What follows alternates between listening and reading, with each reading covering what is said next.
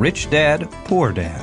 What the rich teach their kids about money that the poor and middle class do not.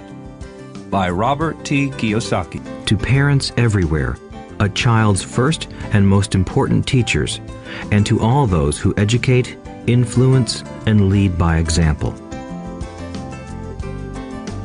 Acknowledgements. How does a person say thank you when there are so many people to thank? Obviously, this book is a thank you to my two fathers, who were powerful role models, and to my mom, who taught me love and kindness. The person most responsible for this book becoming a reality is my wife, Kim, my partner in marriage, business, and in life. She makes my life complete. Introduction. Rich Dad, Poor Dad. Having two dads offered me the choice of contrasting points of view, one of a rich man and one of a poor man. I had two fathers, a rich one and a poor one. One was highly educated and intelligent. He had a PhD and completed 4 years of undergraduate work in less than 2 years. He then went on to Stanford University, the University of Chicago, and Northwestern University to do his advanced studies, all on full financial scholarships. The other father never finished the 8th grade. Both men were successful in their careers, working hard all their lives. Both earned substantial incomes, yet one always struggled financially. The other would become one of the richest men in Hawaii. One died, leaving tens of millions of dollars to his family, charities, and his church. The other left bills to be paid. Both men were strong, charismatic, and influential. Both men offered me advice, but they did not advise the same things. Both men believed strongly in education, but did not recommend the same course of study. If I had had only one dad, I would have had to accept or reject his advice. Having two dads offered me the choice of contrasting points of view, one of a rich man and one of a poor man. Instead of simply accepting or rejecting one or the other, I found myself thinking more, comparing, and then choosing for myself. The problem was that the rich man was not rich yet, and the poor man was not yet poor. Both were just starting out on their careers, and both were struggling with money and families. But they had very different points of view about money. For example, one dad would say, "The love of money is the root of all evil." The other said, "The lack of money is the root of all evil." As a young boy, having two strong fathers, both influencing me, was difficult. I wanted to be a good son and listen, but the two fathers did not say the same things. The contrast in their points of view, particularly about money, was so extreme that I grew curious and intrigued. I began to start thinking for long periods of time about what each was saying. Much of my private time was spent reflecting, asking myself questions such as, "Why does he say that?" and then asking the same question of the other dad's statement. It would have been much easier to simply say, "Yeah, he's right, I agree with that," or to simply reject the point of view by saying, "The old man doesn't know what he's talking about." Instead, having two dads whom I loved forced me to think and ultimately choose a way of thinking for myself. As a process, choosing for myself turned out to be much more valuable in the long run than simply accepting or rejecting a single point of view. One of the reasons the rich get richer, the poor get poorer, and the middle class struggles in debt is that the subject of money is taught at home, not in school. Most of us learn about money from our parents, so what can poor parents tell their child about money? They simply say, "Stay in school and study hard." The child may graduate with excellent grades, but with a poor person's financial programming and mindset. Sadly, money is not taught in schools. Schools focus on scholastic and professional skills, but not on financial skills. This explains how smart bankers, doctors, and accountants who earned excellent grades may struggle financially all of their lives. Our staggering national debt is due in large part to highly educated politicians and government officials making financial decisions with little or no training in the subject of money. Today, I often wonder what will soon happen when we have millions of people who need financial and medical assistance. They will be dependent upon their families or the government for financial support.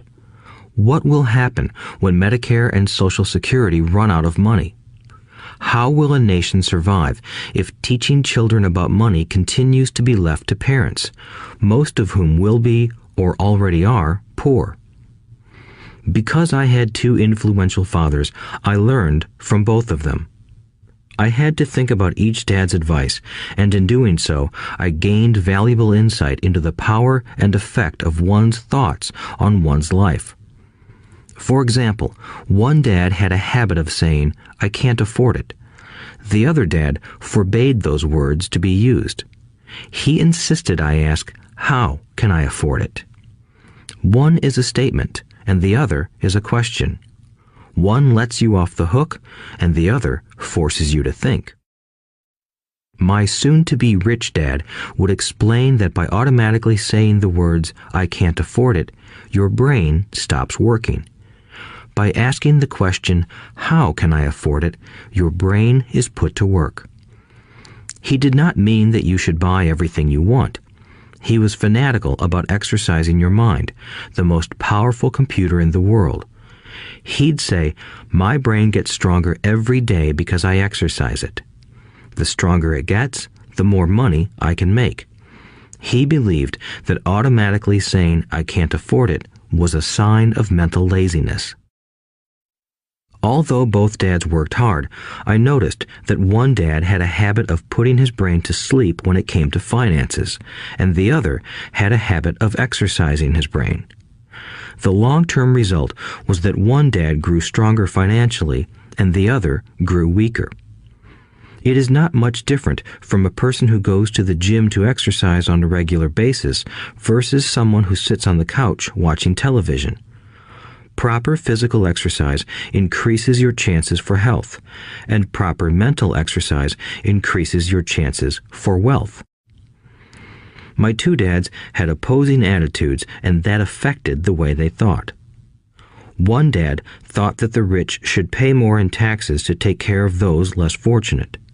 The other said, taxes punish those who produce and reward those who don't produce. One dad recommended, study hard so you can find a good company to work for. The other recommended, study hard so you can find a good company to buy. One dad said, the reason I'm not rich is because I have you kids. The other said, the reason I must be rich is because I have you kids. One encouraged talking about money and business at the dinner table, while the other forbade the subject of money to be discussed over a meal. One said, when it comes to money, play it safe. Don't take risks. The other said, learn to manage risk. One believed, our home is our largest investment and our greatest asset. The other believed, my house is a liability, and if your house is your largest investment, you're in trouble. Both dads paid their bills on time, yet one paid his bills first while the other paid his bills last. One dad believed in a company or the government taking care of you and your needs. He was always concerned about pay raises, retirement plans, medical benefits, sick leave, vacation days, and other perks. He was impressed with two of his uncles who joined the military and earned a retirement and entitlement package for life after 20 years of active service. He loved the idea of medical benefits and PX privileges the military provided its retirees. He also loved the tenure system available through the university. The idea of job protection for life and job benefits seemed more important at times than the job. He would often say, I've worked hard for the government and I'm entitled to these benefits. The other believed in total financial self-reliance. He spoke out against the entitlement mentality and how it created weak and financially needy people. He was emphatic about being financially competent. One dad struggled to save a few dollars. The other created investments. One dad taught me how to write an impressive resume so I could find a good job. The other taught me how to write strong business and financial plans so I could create jobs. Being a product of two strong dads allowed me the luxury of observing the effects different thoughts have on one's life. I noticed that people really do shape their lives through their thoughts. For example, my poor dad always said, "I'll never be rich," and that prophecy became reality. My rich dad, on the other hand, always referred to himself as rich. He would say things like, "I'm a rich man and rich people don't do this." Even when he was flat broke after a major financial setback, he continued to refer to himself as a rich man. He would cover himself by saying, "There is a difference between being poor and being broke. Broke is temporary. Poor is eternal." My poor dad would say, "I'm not interested in money," or "money doesn't matter."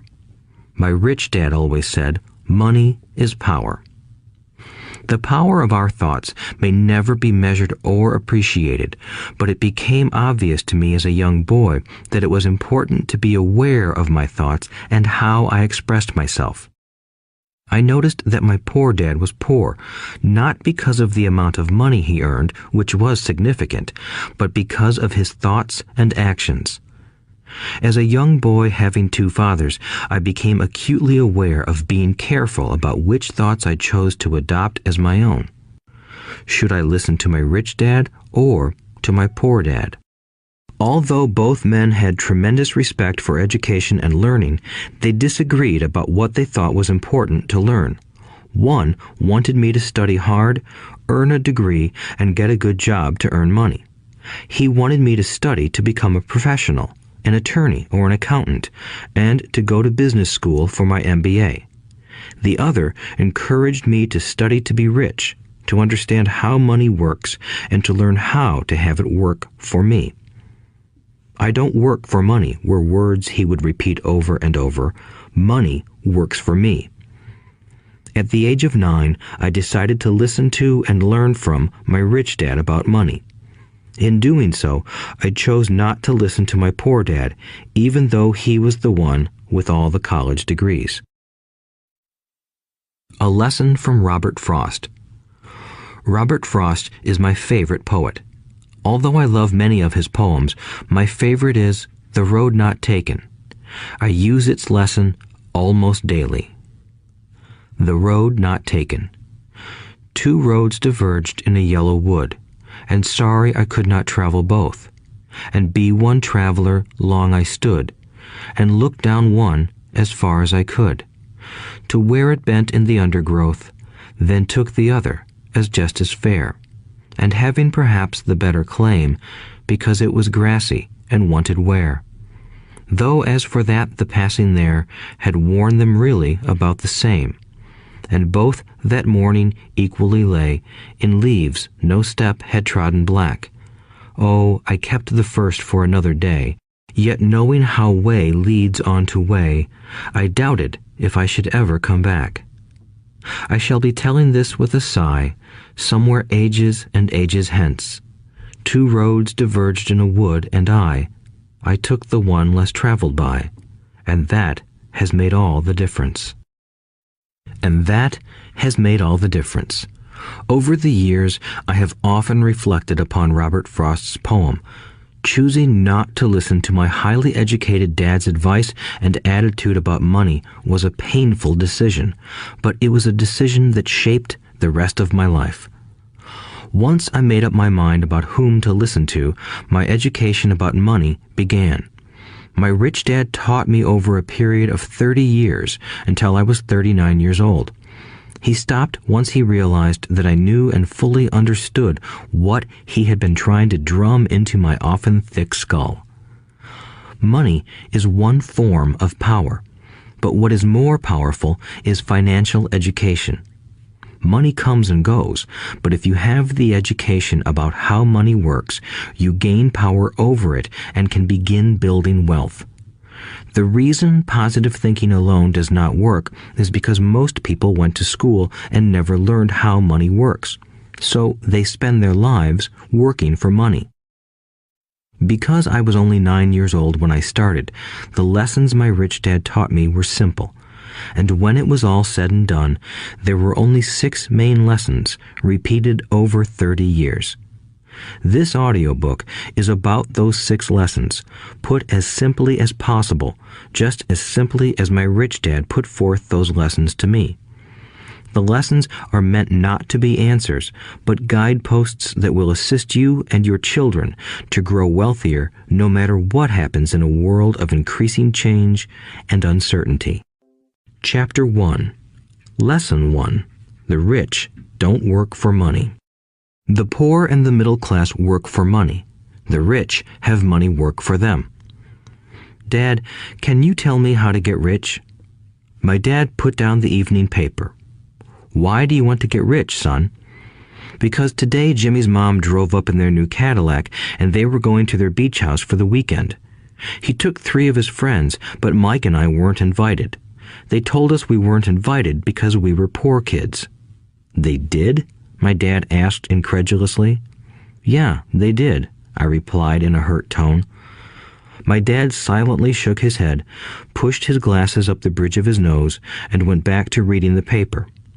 I stood waiting for an answer. The year was 1956. I was 9 years old. By some twist of fate, I attended the same public school where the rich people sent their kids. We were primarily a sugar plantation town. The managers of the plantation and the other affluent people, such as doctors, business owners, and bankers, sent their children to this elementary school. After grade 6, their children were generally sent off to private schools. Because my family lived on one side of the street, I went to this school. Had I lived on the other side of the street, I would have gone to a different school with kids from families more like mine. After grade 6, these kids and I would go on to the public intermediate and high school. There was no private school for them or for me. My dad finally put down the paper. I could tell he was thinking. Well, son, he began slowly, if you want to be rich, you have to learn to make money. How do I make money? I asked. Well, use your head, son, he said, smiling. Even then, I knew that really meant, that's all I'm going to tell you, or, I don't know the answer, so don't embarrass me. A partnership is formed. The next morning, I told my best friend, Mike, what my dad had said. As best as I could tell, Mike and I were the only poor kids in this school. Mike was also in this school by a twist of fate. Someone had drawn a jog in the line for the school district, and we wound up in school with the rich kids. We weren't really poor, but we felt as if we were because all the other boys had new baseball gloves, new bicycles, new everything. Mom and Dad provided us with the basics, like food and shelter and clothes, but that was about it. My dad used to say, if you want something, work for it. We wanted things, but there was not much work available for 9-year-old boys. So what do we do to make money? Mike asked. I don't know, I said, but do you want to be my partner? He agreed, and so on that Saturday morning, Mike became my first business partner. We spent all morning coming up with ideas on how to make money. Occasionally, we talked about all the cool guys at Jimmy's beach house having fun. It hurt a little, but that hurt was good because it inspired us to keep thinking of a way to make money. Finally, that afternoon, a bolt of lightning struck. It was an idea Mike got from a science book he had read. Excitedly, we shook hands, and the partnership now had a business. For the next several weeks, Mike and I ran around our neighborhood, knocking on doors and asking our neighbors if they would save their toothpaste tubes for us. With puzzled looks, most adults consented with a smile. Some asked us what we were doing, to which we replied, "We can't tell you. It's a business secret." My mom grew distressed as the weeks wore on. We had selected a site next to her washing machine as the place we would stockpile our raw materials. In a brown cardboard box that at one time held ketchup bottles, our little pile of used toothpaste tubes began to grow. Finally, my mom put her foot down. The sight of her neighbor's messy, crumpled used toothpaste tubes had gotten to her. "What are you boys doing?" she asked, "and I don't want to hear again that it's a business secret. Do something with this mess or I'm going to throw it out." Mike and I pleaded and begged, explaining that we would soon have enough and then we would begin production. We informed her that we were waiting on a couple of neighbors to finish their toothpaste so we could have their tubes. Mom granted us a 1-week extension. The date to begin production was moved up, and the pressure was on. My first partnership was already being threatened with an eviction notice by my own mom. It became Mike's job to tell the neighbors to quickly use up their toothpaste, saying their dentist wanted them to brush more often anyway. I began to put together the production line. One day, my dad drove up with a friend to see 2 9-year-old boys in the driveway with a production line operating at full speed. There was fine white powder everywhere. On a long table were small milk cartons from school, and our family's hibachi grill was glowing with red-hot coals at maximum heat. Dad walked up cautiously, having to park the car at the base of the driveway since the production line blocked the carport. As he and his friend got closer, they saw a steel pot sitting on top of the coals in which the toothpaste tubes were being melted down. In those days, toothpaste did not come in plastic tubes. The tubes were made of lead, so once the paint was burned off, the tubes were dropped in the small steel pot. They melted until they became liquid, and with my mom's pot holders, we poured the lead through a small hole in the top of the milk cartons.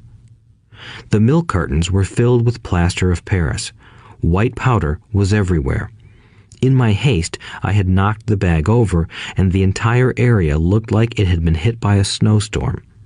The milk cartons were the outer containers for plaster of Paris molds. My dad and his friend watched as we carefully poured the molten lead through a small hole in the top of the plaster of Paris cube. "Careful," my dad said. I nodded without looking up. Finally, once the pouring was through, I put the steel pot down and smiled at my dad. "What are you boys doing?" he asked with a cautious smile. "We're doing what you told me to do. We're going to be rich," I said. "Yup," said Mike, grinning and nodding his head. "We're partners." "And what is in those plaster molds?" my dad asked. "Watch," I said. "This should be a good batch." With a small hammer, I tapped at the seal that divided the cube in half. Cautiously, I pulled up the top half of the plaster mold, and a lead nickel fell out. "Oh my God," my dad said, "you're casting nickels out of lead." "That's right," Mike said. "We're doing as you told us to do. We're making money." My dad's friend turned and burst into laughter. My dad smiled and shook his head. Along with a fire and a box of spent toothpaste tubes, in front of him were 2 little boys covered with white dust, smiling from ear to ear. He asked us to put everything down and sit with him on the front step of our house. With a smile, he gently explained what the word counterfeiting meant. Our dreams were dashed. "You mean this is illegal?" asked Mike in a quivering voice. "Let them go," my dad's friend said. "They might be developing a natural talent." My dad glared at him. "Yes, it is illegal," my dad said gently, "but you boys have shown great creativity and original thought. Keep going. I'm really proud of you." Disappointed, Mike and I sat in silence for about 20 minutes before we began cleaning up our mess. The business was over on opening day. Sweeping the powder up, I looked at Mike and said, "I guess Jimmy and his friends are right. We are poor." My father was just leaving as I said that. "Boys," he said, "you're only poor if you give up. The most important thing is that you did something. Most people only talk and dream of getting rich. You've done something. I'm very proud of the two of you. I will say it again. Keep going. Don't quit." Mike and I stood there in silence. They were nice words, but we still did not know what to do. "So how come you're not rich, Dad?" I asked.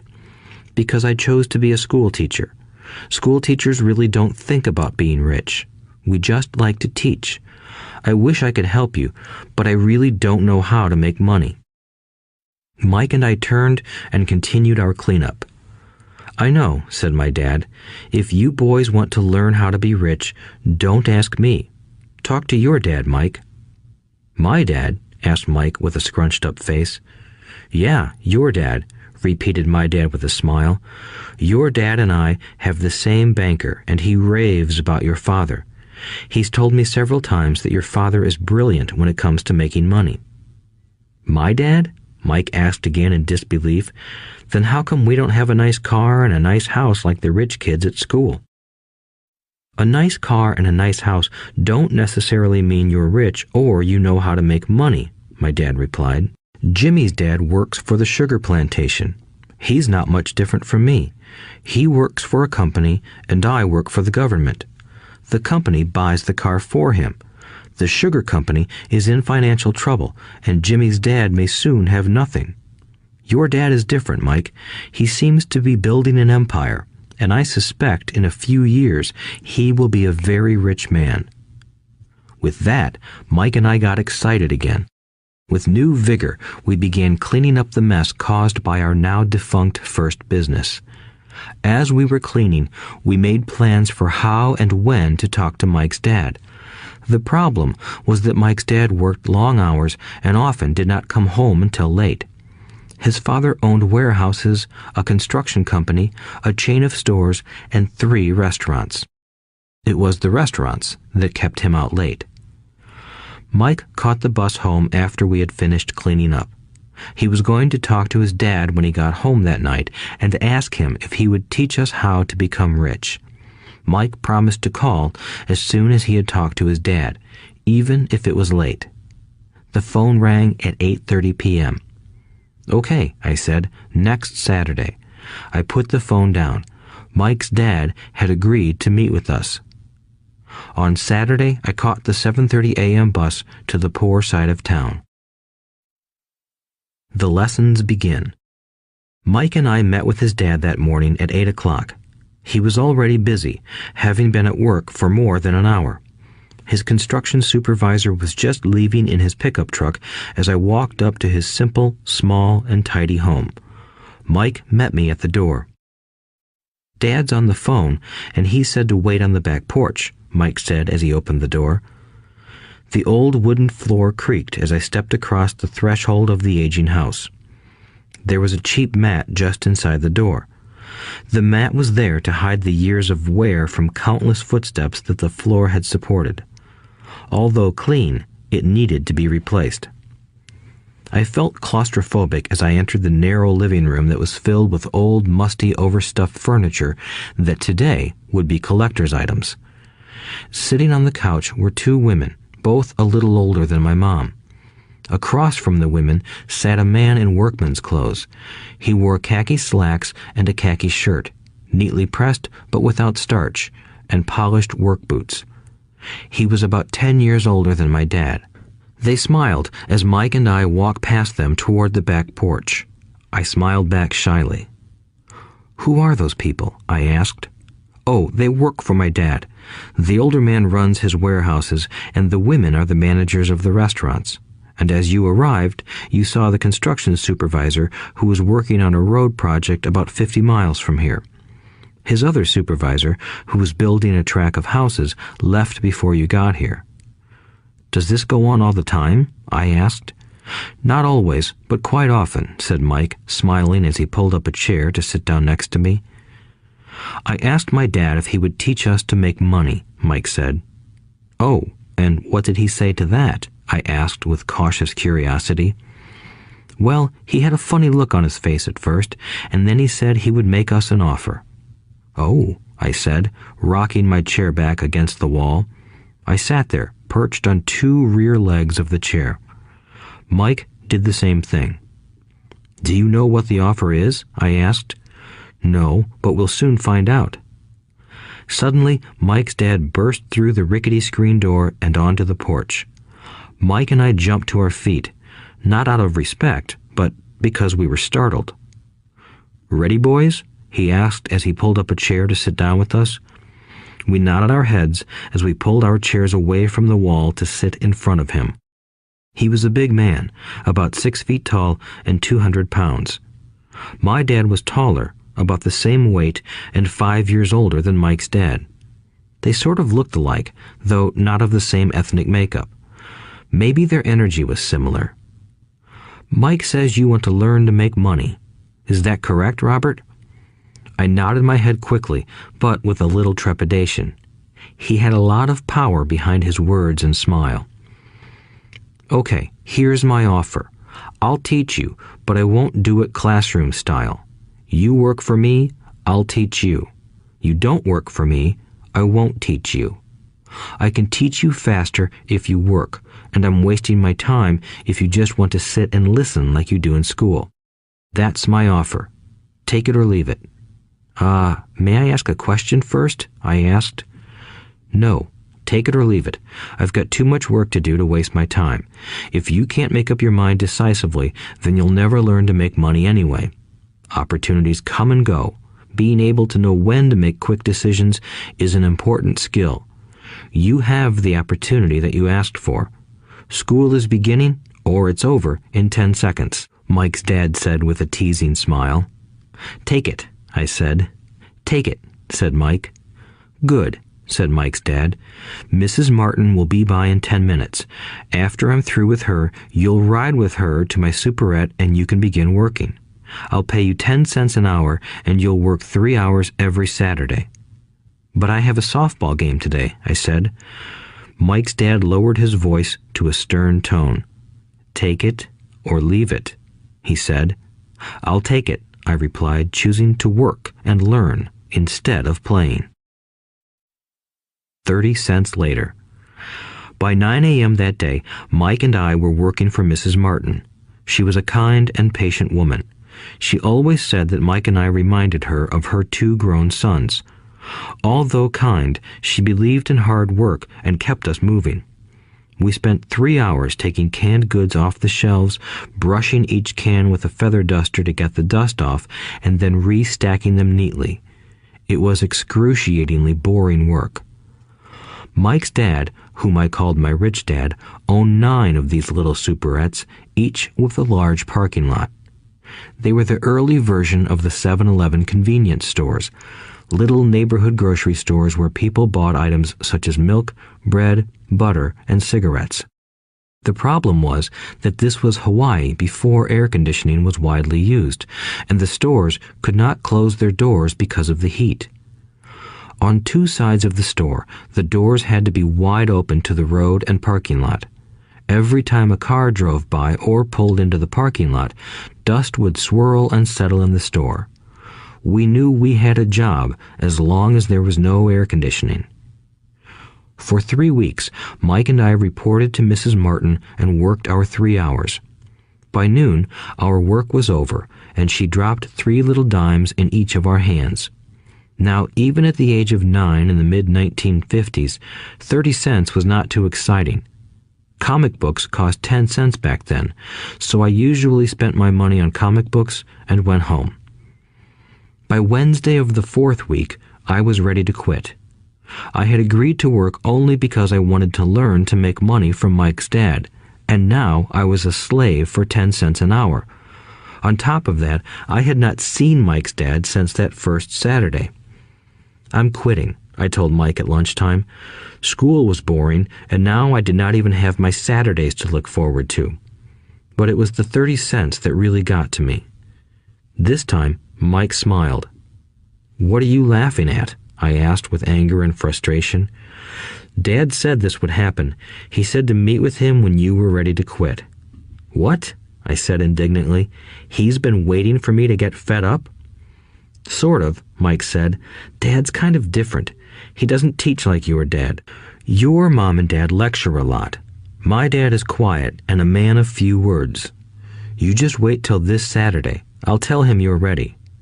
You mean I've been set up? No, not really. But maybe. Dad will explain on Saturday. Waiting in line on Saturday. I was ready to face Mike's dad.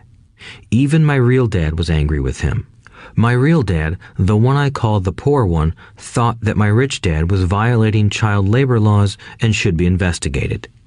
My educated poor dad told me to demand what I deserve, at least 25 cents an hour. My poor dad told me that if I did not get a raise, I was to quit immediately. You don't need that damn job anyway, said my poor dad with indignation. At 8 o'clock Saturday morning, I walked through the door of Mike's house when Mike's dad opened it. Take a seat and wait in line, he said as I entered. He turned and disappeared into his little office next to a bedroom. I looked around the room and didn't see Mike anywhere. Feeling awkward, I cautiously sat down next to the same two women who were there 4 weeks earlier. They smiled and slid down the couch to make room for me. 45 minutes went by, and I was steaming.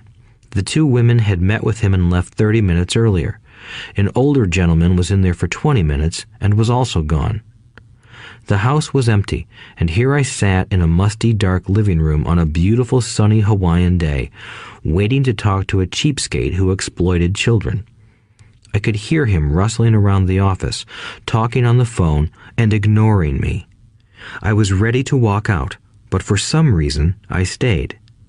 Finally, 15 minutes later, at exactly 9 o'clock, Rich Dad walked out of his office, said nothing, and signaled with his hand for me to enter. I understand you want a raise or you're going to quit, Rich Dad said as he swiveled in his office chair. Well, you're not keeping your end of the bargain, I blurted out, nearly in tears. It was really frightening for me to confront a grown-up. You said that you would teach me if I worked for you. Well, I've worked for you. I've worked hard. I've given up my baseball games to work for you, but you haven't kept your word, and you haven't taught me anything. You are a crook like everyone in town thinks you are. You're greedy. You want all the money and don't take care of your employees. You made me wait and don't show me any respect. I'm only a little boy, but I deserve to be treated better.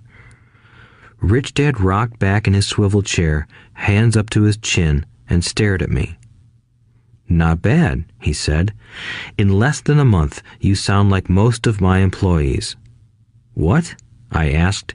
Not understanding what he was saying, I continued with my grievance.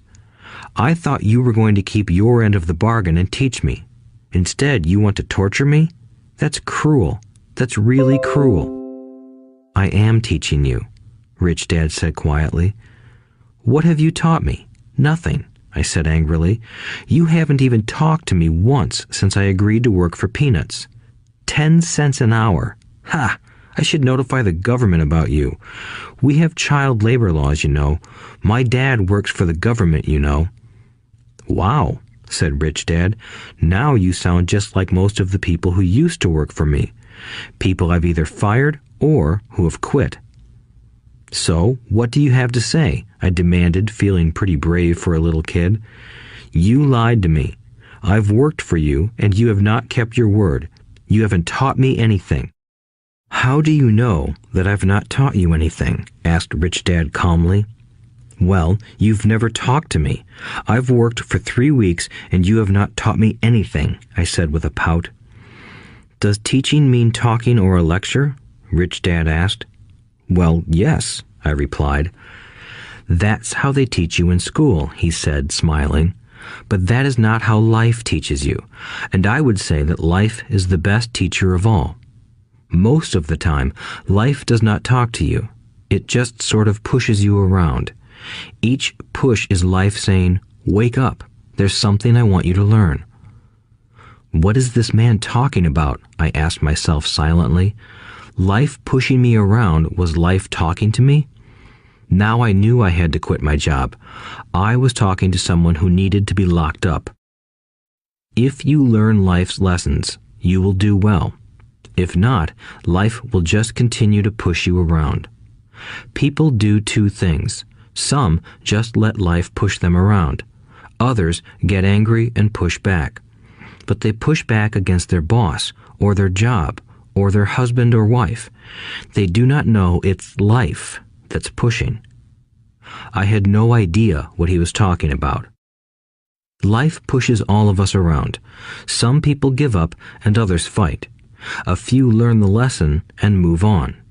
They welcome life pushing them around. To these few people, it means they need and want to learn something. They learn and move on.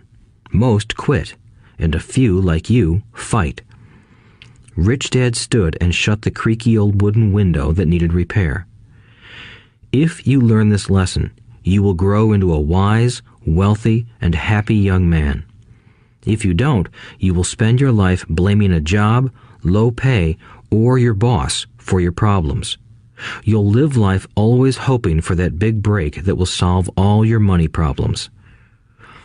Rich Dad looked over at me to see if I was still listening. His eyes met mine. We stared at each other, communicating through our eyes. Finally, I looked away once I had absorbed his message. I knew he was right. I was blaming him, and I did ask to learn. I was fighting. Rich Dad continued, "Or, if you are the kind of person who has no guts, you just give up every time life pushes you. If you are that kind of person, you'll live all your life playing it safe, doing the right things, saving yourself for some event that never happens. Then you die a boring old man. You'll have lots of friends who really like you because you were such a nice, hard-working guy. But the truth is that you let life push you into submission. Deep down, you were terrified of taking risks. You really wanted to win, but the fear of losing was greater than the excitement of winning. Deep inside, you and only you will know you didn't go for it. You chose to play it safe." Our eyes met again.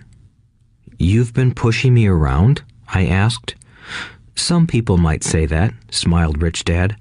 "I would say that I just gave you a taste of life." "What taste of life?" I asked, still angry, but now curious and ready to learn. "You boys are the first people that have ever asked me to teach them how to make money. I have more than 150 employees, and not one of them has asked me what I know about money. They ask me for a job and a paycheck, but never to teach them about money. So most will spend the best years of their lives working for money, not really understanding what it is they are working for." I sat there listening intently. "So when Mike told me you wanted to learn how to make money, I decided to design a course that mirrored real life. I could talk until I was blue in the face, but you wouldn't hear a thing. So I decided to let life push you around a bit so you could hear me. That's why I only paid you 10 cents. "So what is the lesson I learned from working for only 10 cents an hour?" I asked. "That you're cheap and exploit your workers?" Rich Dad rocked back and laughed heartily. Finally, he said, "You'd best change your point of view. Stop blaming me and thinking I'm the problem. If you think I'm the problem, then you have to change me. If you realize that you're the problem, then you can change yourself, learn something, and grow wiser. Most people want everyone else in the world to change but themselves. Let me tell you, it's easier to change yourself than everyone else." "I don't understand," I said. "Don't blame me for your problems," Rich Dad said, growing impatient. "But you only pay me 10 cents.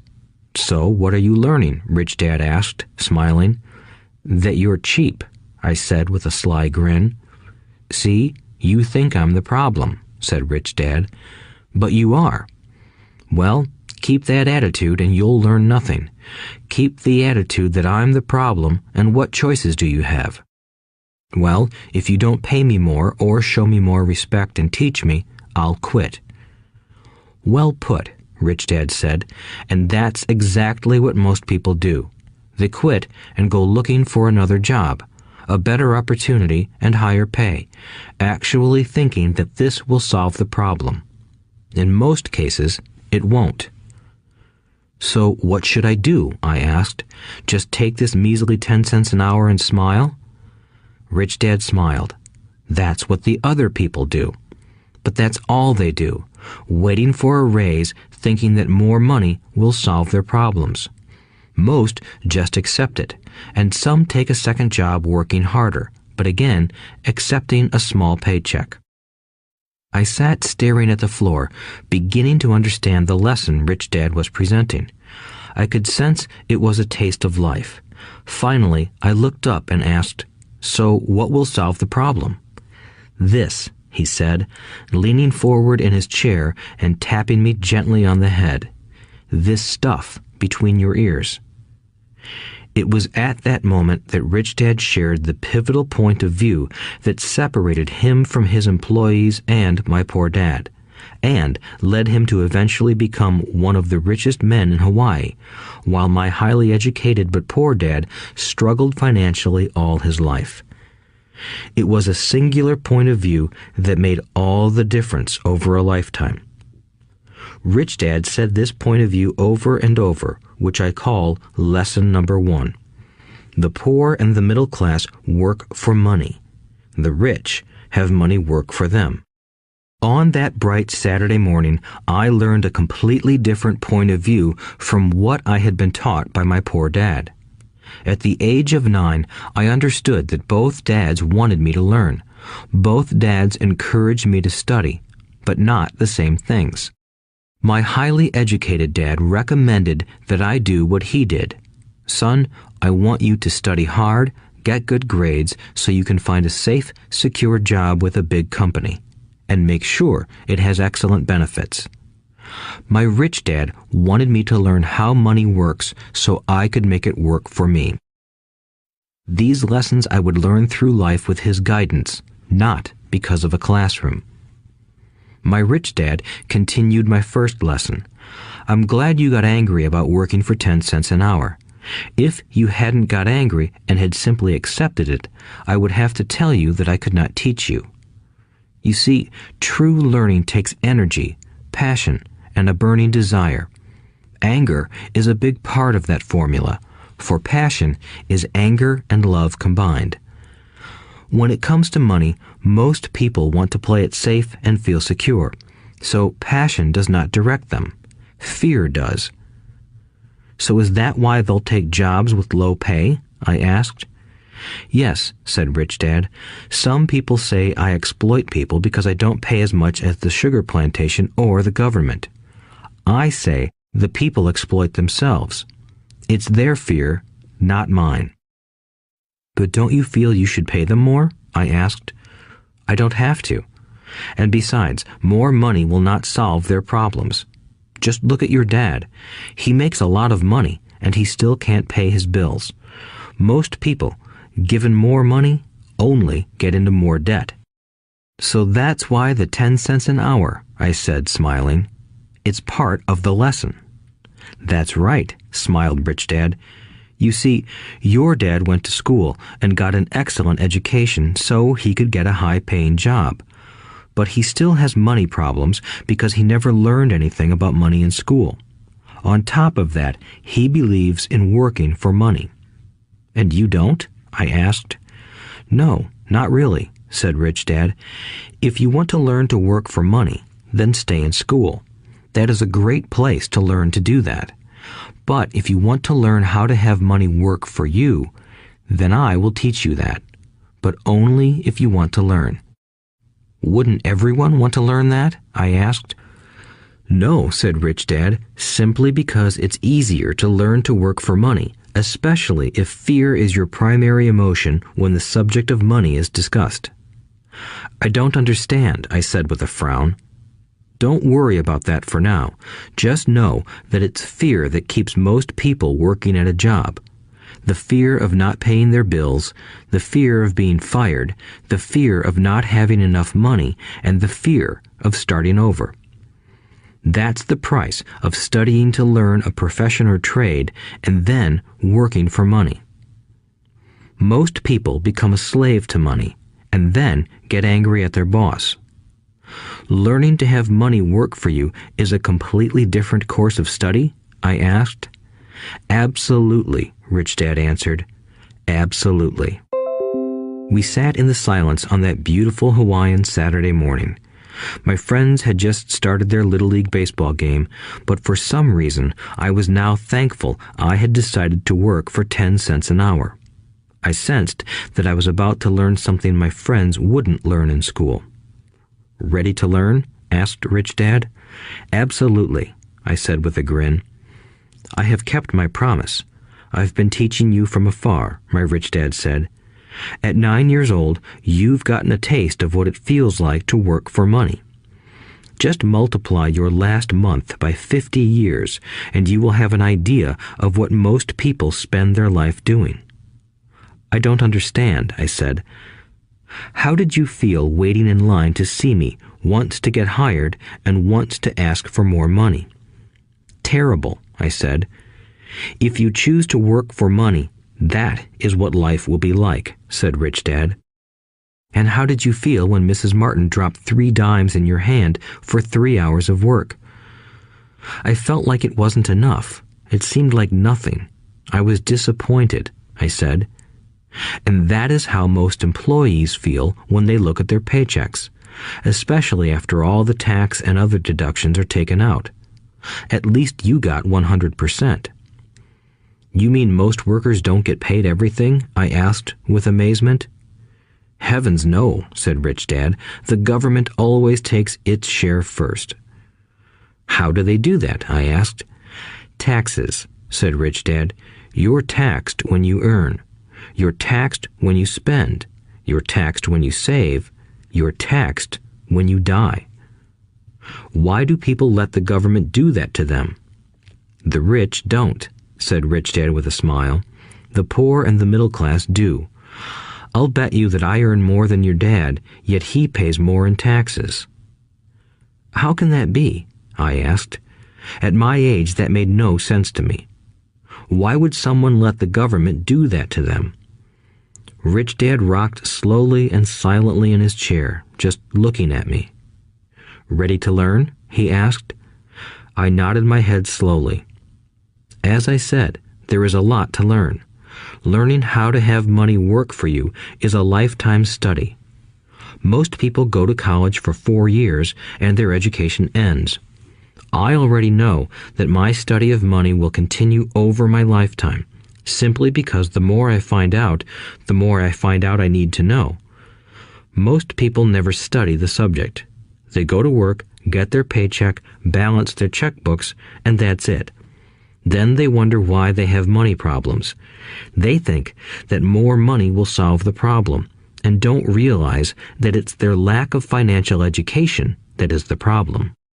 So my dad has tax problems because he doesn't understand money? I asked, confused. Look, said Rich Dad, taxes are just one small section on learning how to have money work for you. Today, I just wanted to find out if you still have the passion to learn about money. Most people don't. They want to go to school, learn a profession, have fun at their work, and earn lots of money. One day they wake up with big money problems, and then they can't stop working. That's the price of only knowing how to work for money instead of studying how to have money work for you. So, do you still have the passion to learn? Asked Rich Dad. I nodded my head. Good, said Rich Dad. Now get back to work. This time, I will pay you nothing. What? I asked in amazement. You heard me. Nothing. You will work the same 3 hours every Saturday, but this time you will not be paid 10 cents per hour. You said you wanted to learn to not work for money, so I'm not going to pay you anything. I couldn't believe what I was hearing. I've already had this conversation with Mike, and he's already working, dusting and stacking canned goods for free. You'd better hurry and get back there. That's not fair, I shouted. You've got to pay something. You said you wanted to learn. If you don't learn this now, you'll grow up to be like the two women and the older man sitting in my living room, working for money and hoping I don't fire them. Or, like your dad, earning lots of money only to be in debt up to his eyeballs, hoping more money will solve the problem. If that's what you want, I'll go back to our original deal of 10 cents an hour. Or you can do what most adults do. Complain that there is not enough pay, quit, and go looking for another job. But what do I do? I asked. Rich Dad tapped me on the head. Use this, he said. If you use it well, you will soon thank me for giving you an opportunity, and you will grow into a rich man. I stood there, still not believing what a raw deal I was handed. I came to ask for a raise, and somehow I was instead working for nothing. Rich Dad tapped me on the head again and said, "Use this. Now, get out of here and get back to work." Lesson number 1. The rich don't work for money. I didn't tell my poor dad I wasn't being paid.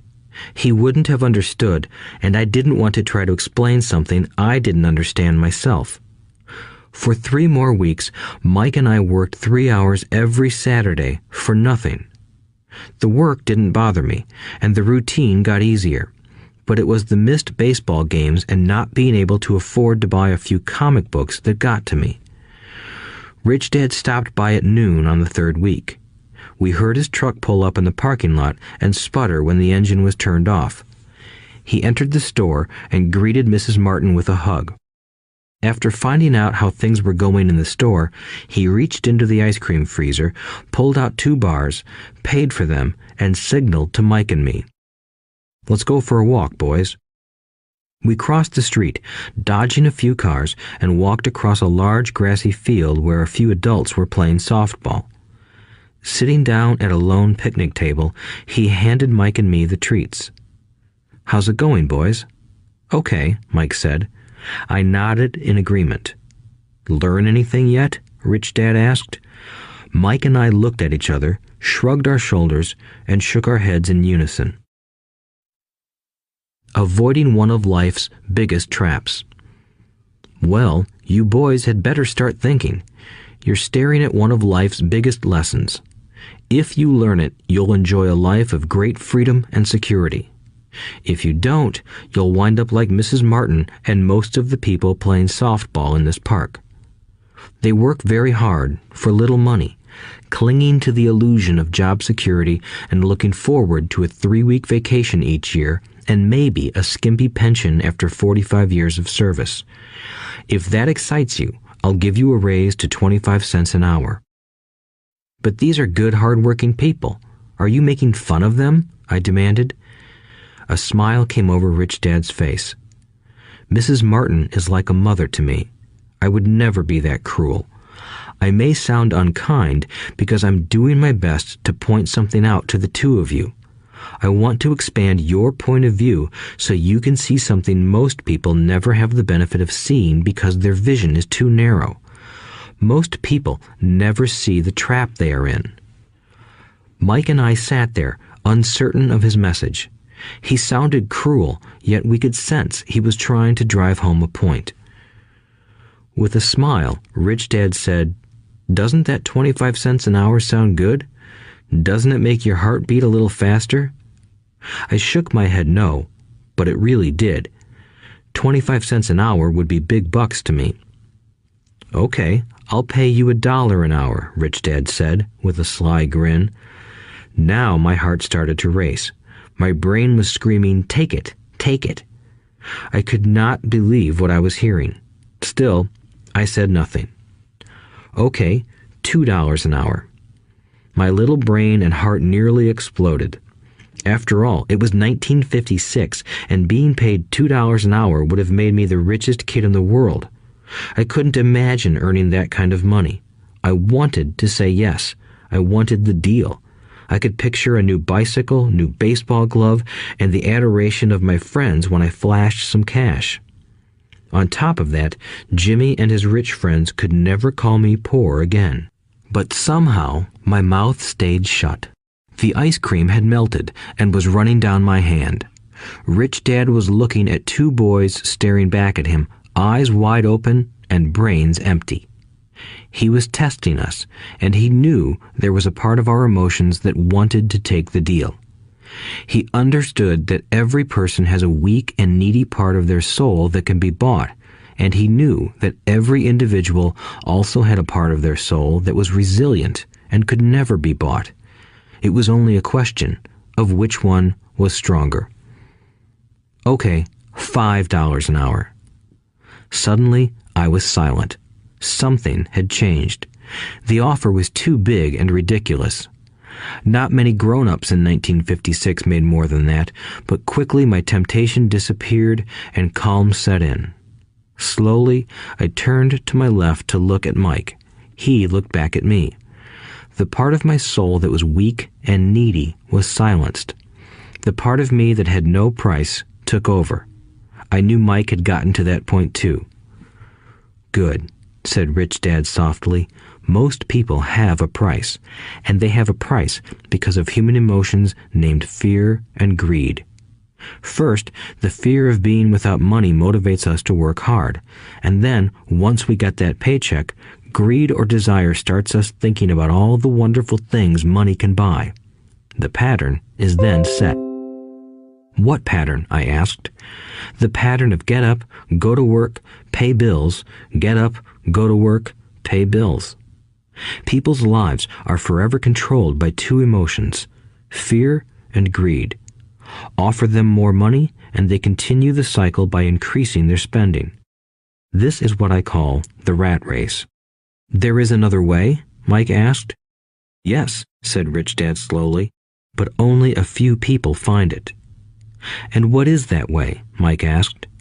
"That's what I hope you boys will learn as you work and study with me. That is why I took away all forms of pay."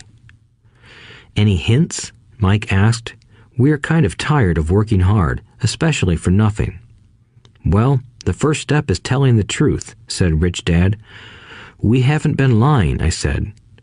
"I did not say you were lying. I said to tell the truth," Rich Dad retorted. "The truth about what?" I asked. "How you're feeling," Rich Dad said. "You don't have to say it to anyone else. Just admit it to yourself." "You mean the people in this park, the people who work for you, Mrs. Martin, they don't do that?" I asked. "I doubt it," said Rich Dad. "Instead, they feel the fear of not having money. They don't confront it logically. They react emotionally instead of using their heads," Rich Dad said.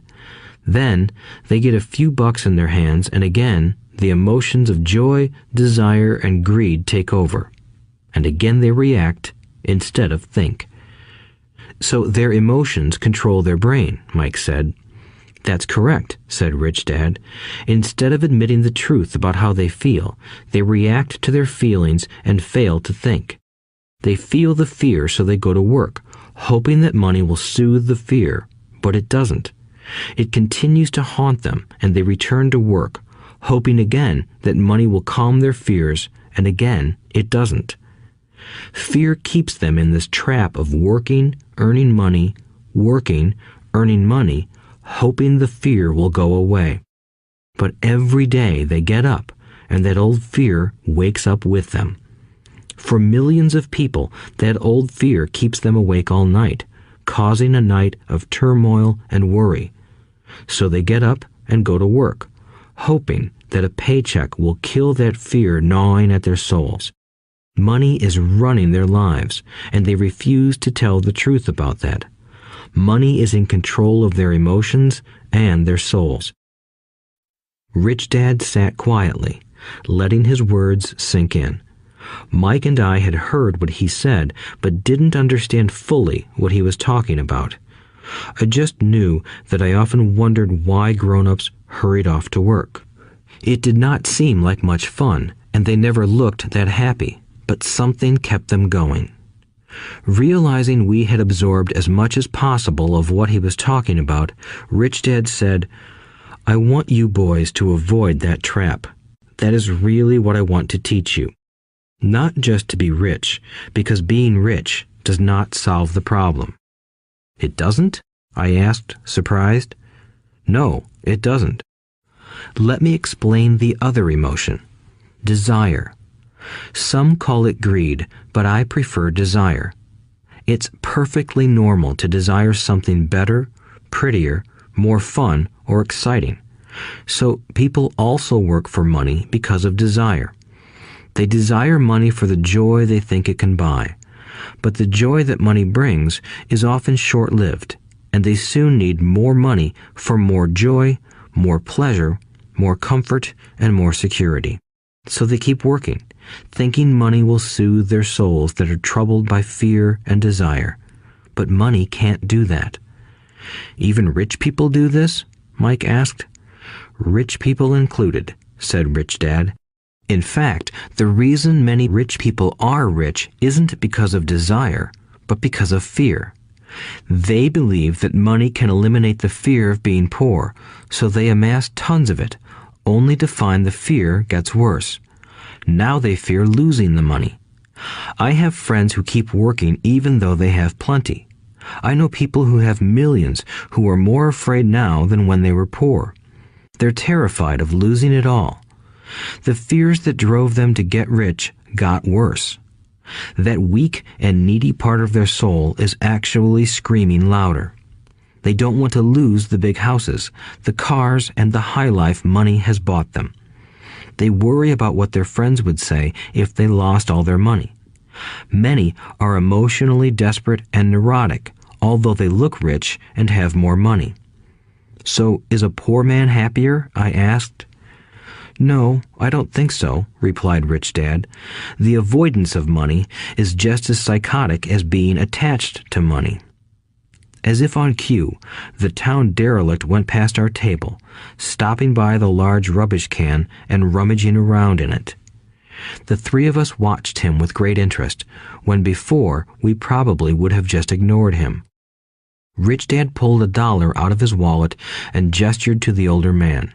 Seeing the money, the derelict came over immediately, took the bill, thanked Rich Dad profusely, and hurried off, ecstatic with his good fortune. He's not much different from most of my employees, said Rich Dad. I've met so many people who say, "Oh, I'm not interested in money," yet they'll work at a job for 8 hours a day. That's a denial of truth. If they weren't interested in money, then why are they working? That kind of thinking is probably more psychotic than a person who hoards money. As I sat there listening to my Rich Dad, my mind flashed back to the countless times my own dad said, "I'm not interested in money."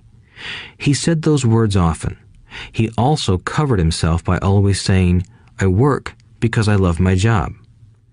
So, what do we do? I asked. Not work for money until all traces of fear and greed are gone? No, that would be a waste of time, said Rich Dad. Emotions are what make us human. The word emotion stands for energy in motion. Be truthful about your emotions and use your mind and emotions in your favor, not against yourself. Whoa, said Mike. Don't worry about what I just said. It will make more sense in years to come. Just be an observer, not a reactor to your emotions. Most people do not know that it's their emotions that are doing the thinking.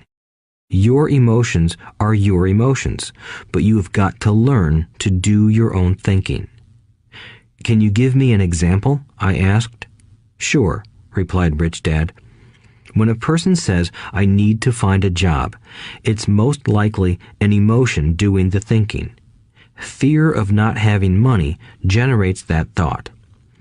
But people do need money if they have bills to pay, I said.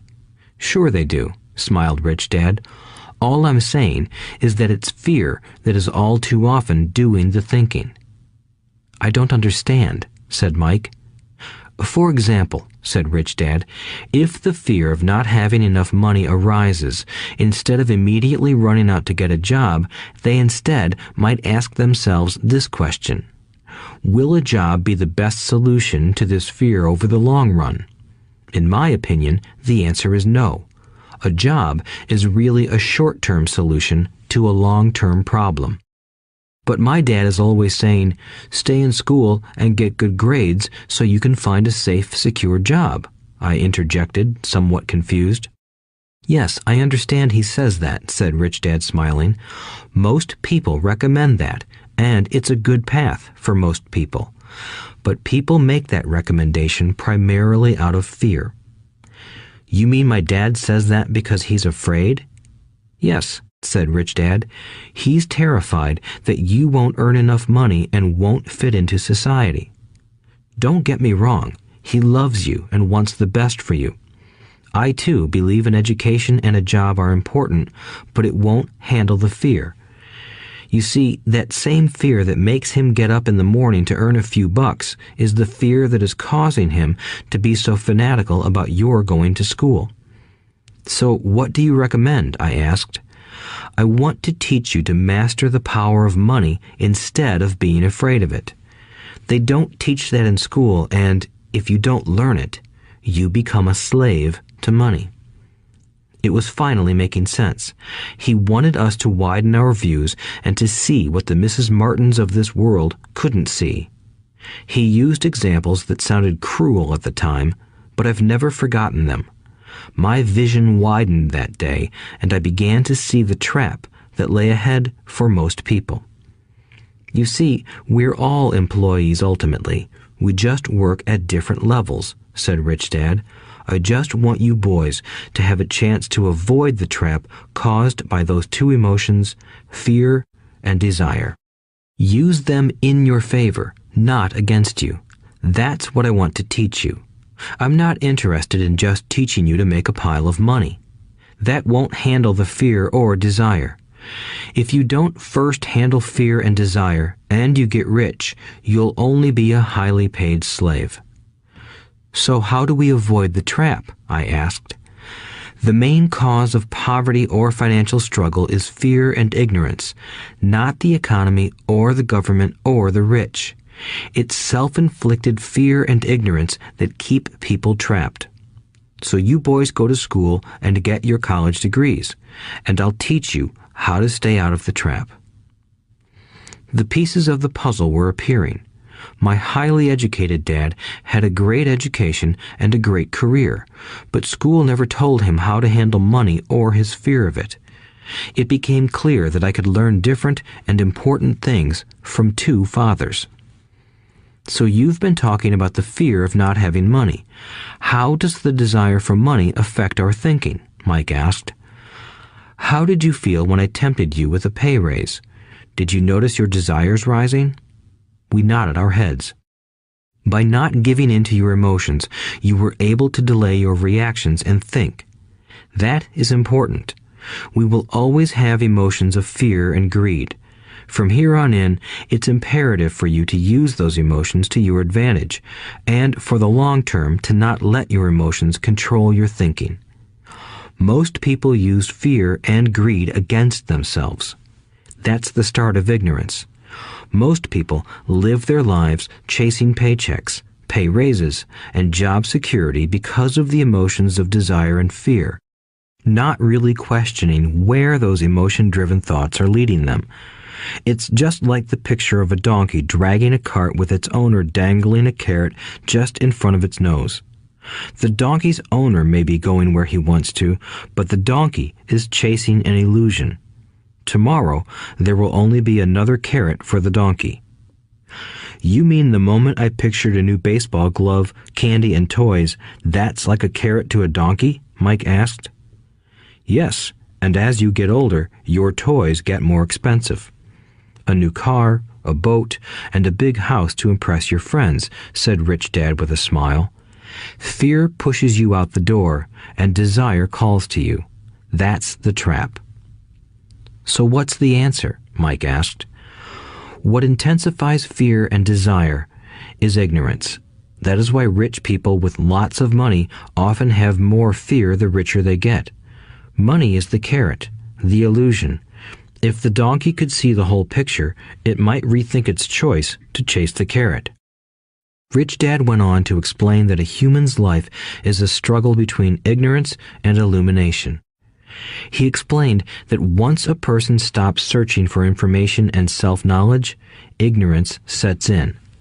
That struggle is a moment-to-moment decision to learn to open or close one's mind. Look, school is very important. You go to school to learn a skill or profession to become a contributing member of society. Every culture needs teachers, doctors, mechanics, artists, cooks, business people, police officers, firefighters, and soldiers. Schools train them so society can thrive and flourish, said Rich Dad. Unfortunately, for many people, school is the end, not the beginning. There was a long silence. Rich Dad was smiling. I didn't comprehend everything he said that day, but as with most great teachers, his words continued to teach for years. I've been a little cruel today, said Rich Dad, but I want you to always remember this talk. I want you to always think of Mrs. Martin, and I want you always to remember that donkey. Never forget that fear and desire can lead you into life's biggest trap if you are not aware of them controlling your thinking. To spend your life living in fear, never exploring your dreams, is cruel. To work hard for money, thinking that it will buy you things that will make you happy, is also cruel. To wake up in the middle of the night terrified about paying bills is a horrible way to live. To live a life dictated by the size of a paycheck is not really living a life. Thinking that a job makes you secure is lying to yourself. That's cruel, and that's the trap I want you to avoid. I've seen how money runs people's lives. Don't let that happen to you. Please, don't let money run your life. A softball rolled under our table. Rich Dad picked it up and threw it back. So what does ignorance have to do with greed and fear? I asked. Because it is ignorance about money that causes so much greed and fear, said Rich Dad. Let me give you some examples. A doctor, wanting more money to better provide for his family, raises his fees. By raising his fees, it makes healthcare more expensive for everyone. It hurts the poor people the most, so they have worse health than those with money. Because the doctors raise their fees, the attorneys raise their fees. Because the attorneys' fees have gone up, school teachers want a raise, which raises our taxes, and on and on and on. Soon, there will be such a horrifying gap between the rich and the poor that chaos will break out and another great civilization will collapse. History proves that great civilizations collapse when the gap between the haves and have-nots is too great. Sadly, America is on that same course because we haven't learned from history. We only memorize historical dates and names, not the lesson. Aren't prices supposed to go up? I asked. In an educated society with a well-run government, prices should actually come down. Of course, that is often only true in theory. Prices go up because of greed and fear caused by ignorance. If schools taught people about money, there would be more money and lower prices. But schools focus only on teaching people to work for money, not how to harness money's power. But don't we have business schools? Mike asked. And haven't you encouraged me to go for my MBA? Yes, said Rich Dad, but all too often business schools train employees to become sophisticated bean counters. Heaven forbid a bean counter takes over a business. All they do is look at the numbers, fire people, and kill the business. I know this because I hire bean counters. All they think about is cutting costs and raising prices, which cause more problems. Bean counting is important. I wish more people knew it, but it, too, is not the whole picture, added Rich Dad angrily. So, is there an answer? Asked Mike. Yes, said Rich Dad. Learn to use your emotions to think, not think with your emotions. When you boys mastered your emotions by agreeing to work for free, I knew there was hope. When you again resisted your emotions when I tempted you with more money, you were again learning to think in spite of being emotionally charged. That's the first step. Why is that step so important? I asked. Well, that's up to you to find out.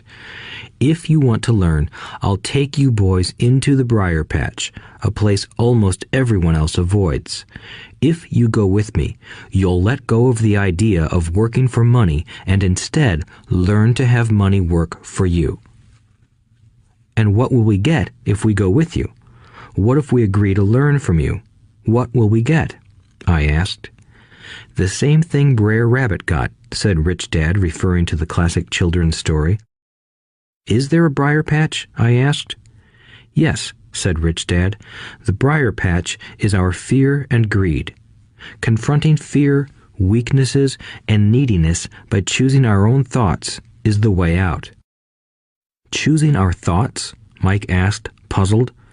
Yes, choosing what we think rather than reacting to our emotions.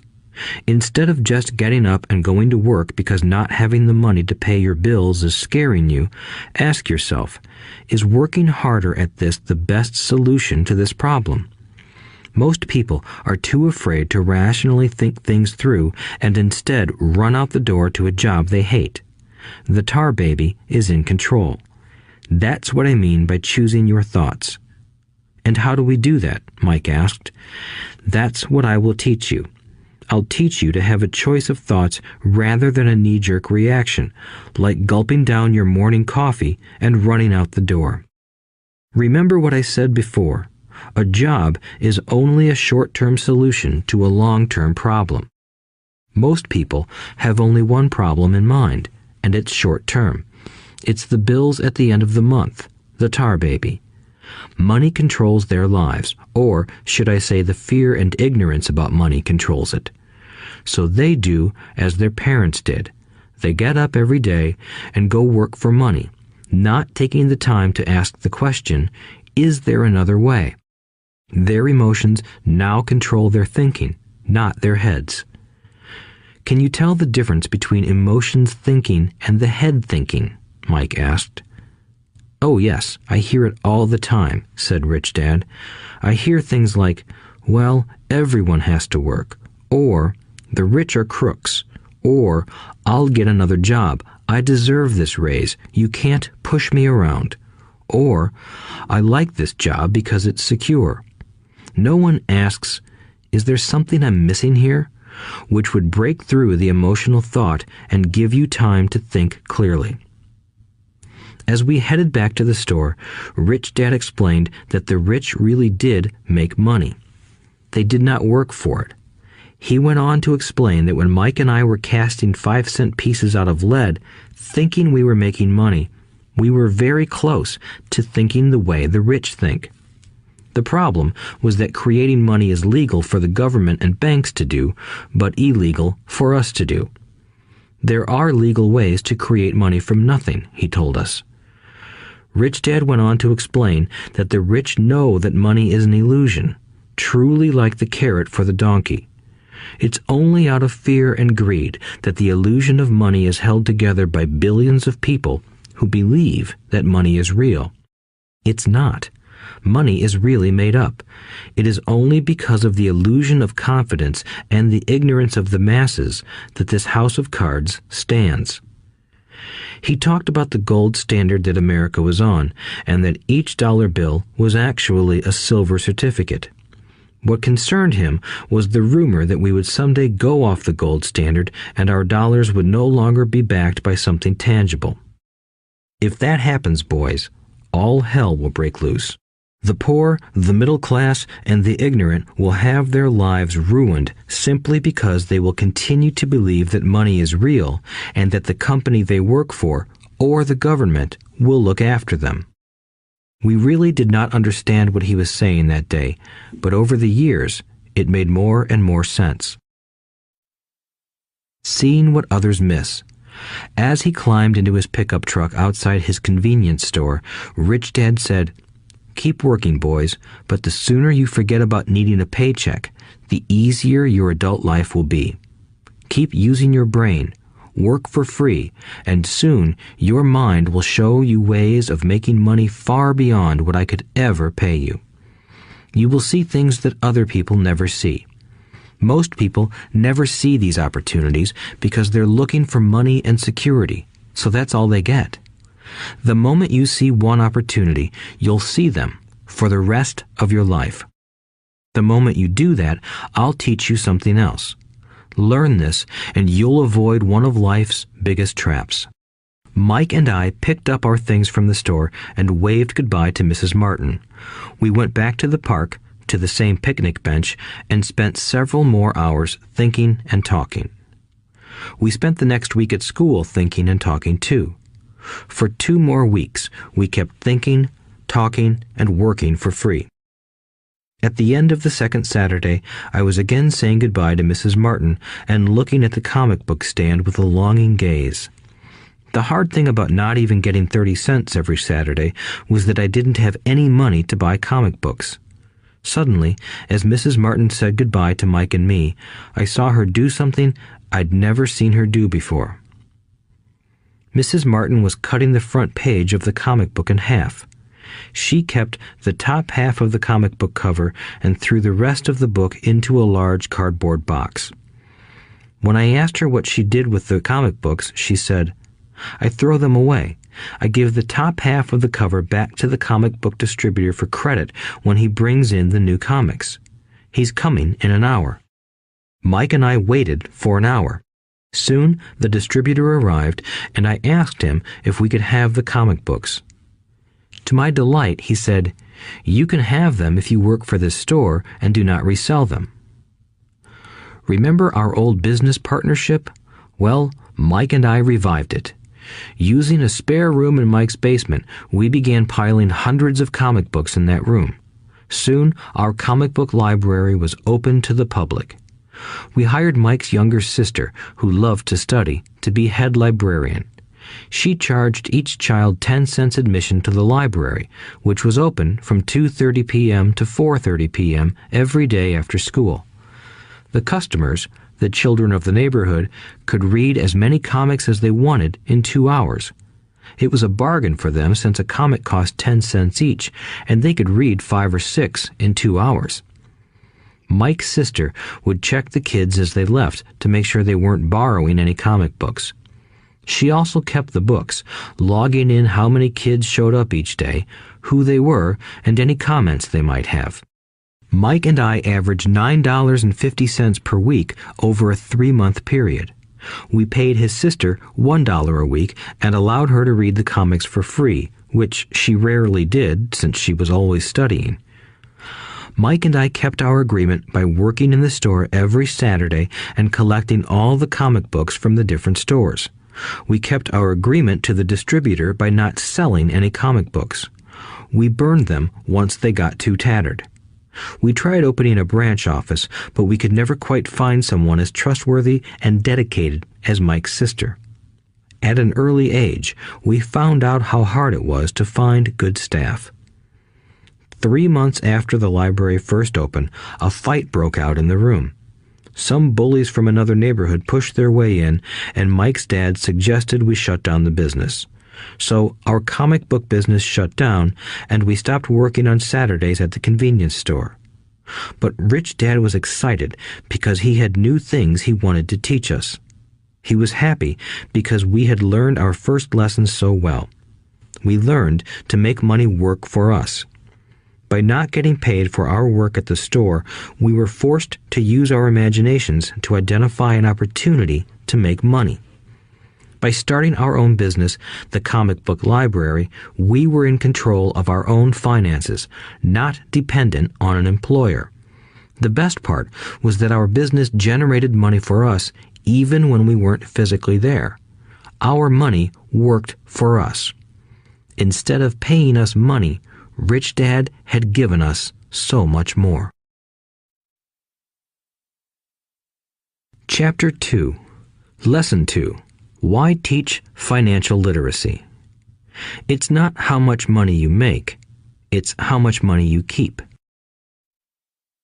In 1990, Mike took over his father's empire and is, in fact, doing a better job than his dad did.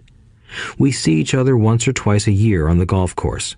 He and his wife are wealthier than you can imagine. Rich Dad's empire is in great hands, and Mike is now grooming his son to take his place, as his dad had groomed us.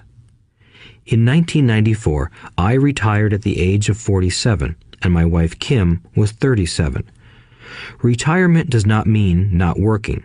For us, it means that, barring unforeseen cataclysmic changes, we can work or not work, and our wealth grows automatically, staying ahead of inflation. Our assets are large enough to grow by themselves. It's like planting a tree. You water it for years, and then one day it doesn't need you anymore. Its roots are implanted deep enough. Then the tree provides shade for your enjoyment. Mike chose to run the empire, and I chose to retire. Whenever I speak to groups of people, they often ask what I would recommend that they do. How do I get started? Is there a book you would recommend? What should I do to prepare my children? What is your secret to success?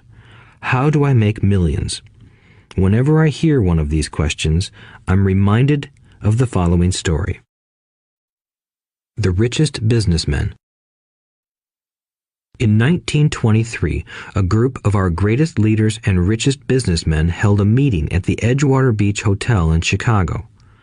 Among them were Charles Schwab, head of the largest independent steel company; Samuel Insull, president of the world's largest utility; Howard Hobson, head of the largest gas company; Ivar Kruger, president of International Match Company, one of the world's largest companies at that time; Leon Fraser, president of the Bank of International Settlements; Richard Whitney, president of the New York Stock Exchange; Arthur Cotton and Jesse Livermore, two of the biggest stock speculators; and Albert Fall, a member of President Harding's cabinet.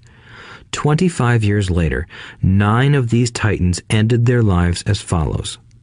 Schwab died penniless after living for 5 years on borrowed money. Insull died broke in a foreign land, and Kruger and Cotton also died broke. Hobson went insane. Whitney and Albert Fall were released from prison, and Fraser and Livermore committed suicide. I doubt if anyone can say what really happened to these men. If you look at the date, 1923, it was just before the 1929 market crash and the Great Depression, which I suspect had a great impact on these men and their lives. The point is this. Today, we live in times of greater and faster change than these men did. I suspect there will be many booms and busts in the coming years that will parallel the ups and downs these men faced. I am concerned that too many people are too focused on money and not on their greatest wealth, their education. If people are prepared to be flexible, keep an open mind, and learn, they will grow richer and richer despite tough changes. If they think money will solve problems, they will have a rough ride. Intelligence solves problems and produces money. Money without financial intelligence is money soon gone. Most people fail to realize that in life, it's not how much money you make, it's how much money you keep. We've all heard stories of lottery winners who are poor, then suddenly rich, and then poor again. They win millions, yet are soon back where they started. Or stories of professional athletes who at the age of 24 are earning millions, but are sleeping under a bridge 10 years later. I remember a story of a young basketball player who a year ago had millions. Today, at just 29, he claims his friends, attorney, and accountant took his money and he was forced to work at a car wash for minimum wage. He was fired from the car wash because he refused to take off his championship ring as he was wiping off the cars. His story made national news, and he is appealing his termination, claiming hardship and discrimination. He claims that the ring is all he has left, and if it was stripped away, he'll crumble. I know so many people who became instant millionaires, and while I am glad some people have become richer and richer, I caution them that in the long run, it's not how much money you make, it's how much you keep and how many generations you keep it.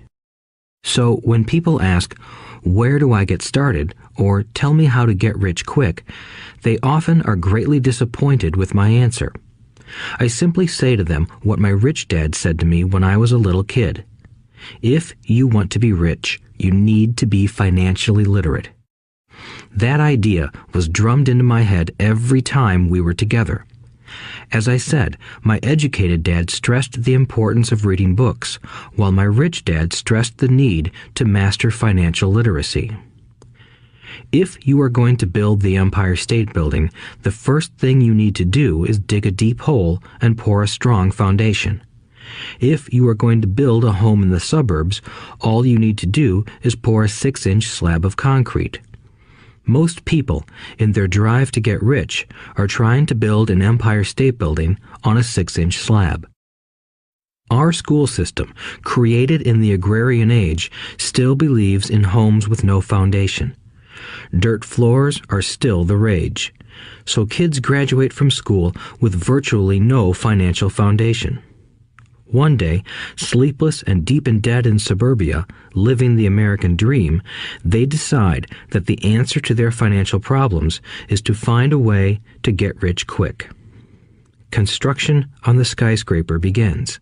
It goes up quickly, and soon, instead of the Empire State Building, we have the Leaning Tower of suburbia.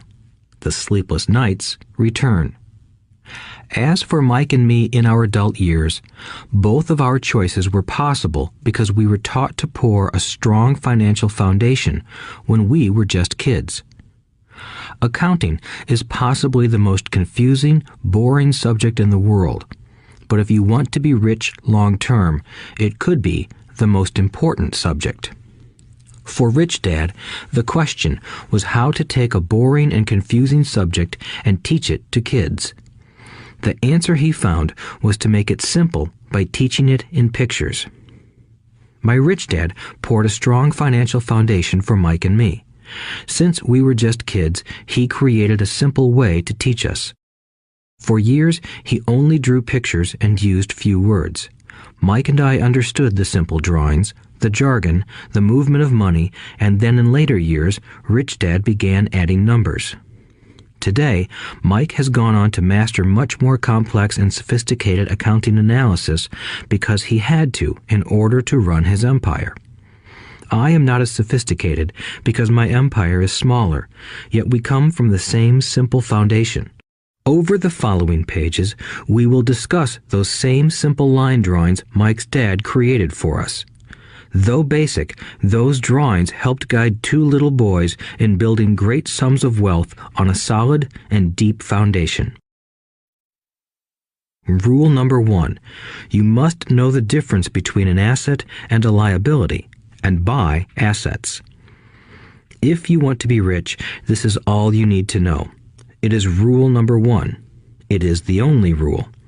This may sound absurdly simple, but most people have no idea how profound this rule is.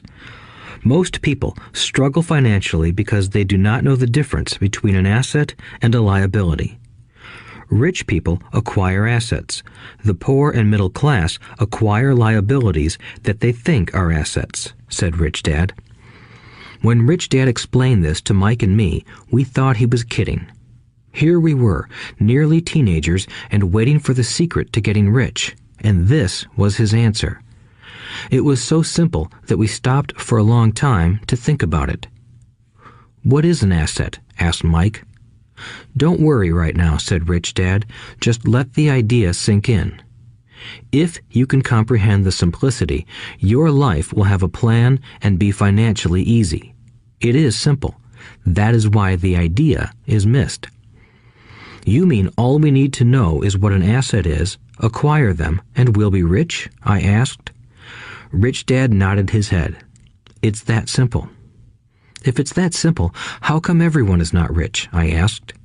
Rich Dad smiled. "Because people do not know the difference between an asset and a liability." I remember asking, how could adults be so misguided? If it is that simple, if it is that important, why would everyone not want to find out? It took Rich Dad only a few minutes to explain what assets and liabilities were. As an adult, I have difficulty explaining it to other adults. The simplicity of the idea escapes them because they have been educated differently. They were taught by other educated professionals, such as bankers, accountants, real estate agents, financial planners, and so forth. The difficulty comes in asking adults to unlearn or become children again. An intelligent adult often feels it is demeaning to pay attention to simplistic definitions. Rich Dad believed in the KISS principle. Keep it simple, stupid, or keep it super simple. So he kept it simple for us, and that made our financial foundation strong. So what causes the confusion? How could something so simple be so screwed up? Why would someone buy an asset that was really a liability? The answer is found in basic education. We focus on the word literacy and not financial literacy. What defines something to be an asset or a liability are not words. In fact, if you really want to be confused, look up the words asset and liability in the dictionary. I know the definition may sound good to a trained accountant, but for the average person, it makes no sense. But we adults are often too proud to admit that something does not make sense. To us young boys, Rich Dad said, "What defines an asset are not words, but numbers. And if you can't read the numbers, you can't tell an asset from a hole in the ground." In accounting, Rich Dad would say, it's not the numbers, but what the numbers are telling you. It's just like words. It's not the words, but the story the words are telling you. If you want to be rich, you've got to read and understand numbers. If I heard that once, I heard it 1,000 times from my rich dad. And I also heard the rich acquire assets and the poor and middle class acquire liabilities. Here is how to tell the difference between an asset and a liability. Most accountants and financial professionals do not agree with the definitions, but these simple drawings were the start of strong financial foundations for two young boys. An asset is something that puts money in my pocket. A liability is something that takes money out of my pocket. This is really all you need to know. If you want to be rich, simply spend your life buying assets. If you want to be poor or middle class, spend your life buying liabilities. Illiteracy, both in words and numbers, is the foundation of financial struggle. If people are having difficulties financially, there is something that they don't understand, either in words or numbers. The rich are rich because they are more literate in different areas than people who struggle financially. So if you want to be rich and maintain your wealth, it's important to be financially literate in words as well as numbers. Numbers alone mean little, just as words out of context mean little. It's the story that counts. In financial reporting, reading numbers is looking for the plot, the story of where the cash is flowing. In 80% of most families, the financial story paints a picture of hard work to get ahead. However, this effort is for naught because they spend their lives buying liabilities instead of assets. Everyone has living expenses, the need for food, shelter, and clothing. It is the cash flow that tells the story of how a person handles their money. The reason I started with the story of the richest men in America is to illustrate the flaw in believing that money will solve all problems. That is why I cringe whenever I hear people ask me how to get rich quicker or where they should start. I often hear, "I'm in debt, so I need to make more money." But more money will often not solve the problem. In fact, it may compound the problem. Money often makes obvious our tragic human flaws, putting a spotlight on what we don't know. That is why, all too often, a person who comes into a sudden windfall of cash, let's say an inheritance, a pay raise, or lottery winnings, soon returns to the same financial mess, if not worse than the mess they were in before. Money only accentuates the cash flow pattern running in your head. If your pattern is to spend everything you get, most likely an increase in cash will just result in an increase in spending. Thus the saying, "A fool and his money is one big party." I have said many times that we go to school to gain scholastic and professional skills, both of which are important. We learn to make money with our professional skills.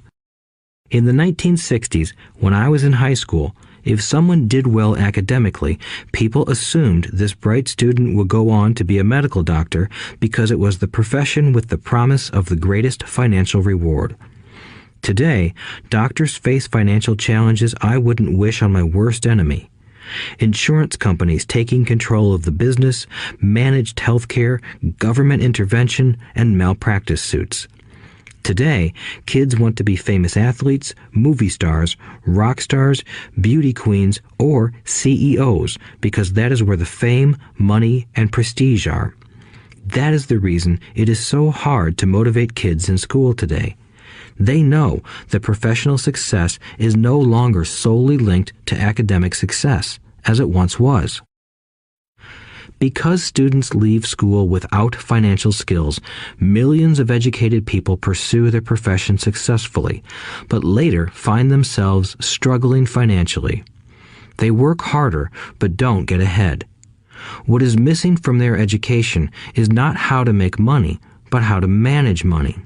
It's called financial aptitude, what you do with the money once you make it, how to keep people from taking it from you, how to keep it longer, and how to make that money work hard for you. Most people don't understand why they struggle financially because they don't understand cash flow. A person can be highly educated, professionally successful, and financially illiterate. These people often work harder than they need to because they learned how to work hard, but not how to have their money work hard for them. The story of how the quest for a financial dream turns into a financial nightmare.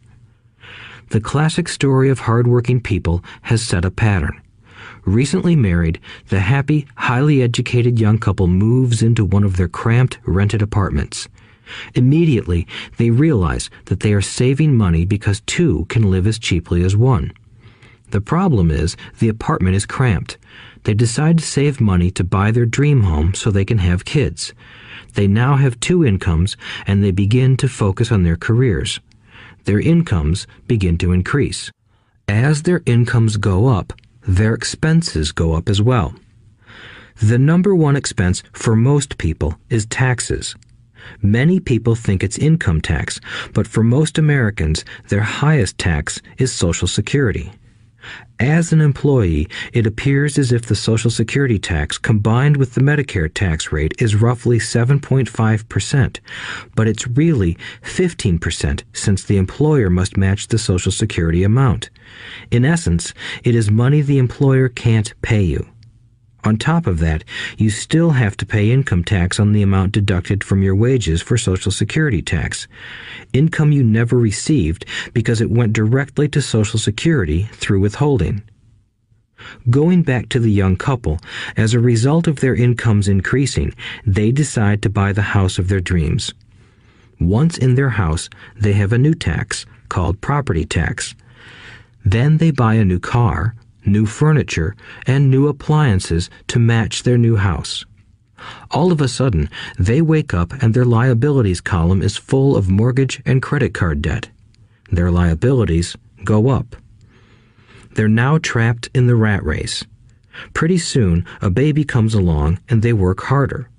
The process repeats itself. Higher incomes cause higher taxes, also called bracket creep. A credit card comes in the mail. They use it. It maxes out. A loan company calls and says their greatest asset, their home, has appreciated in value.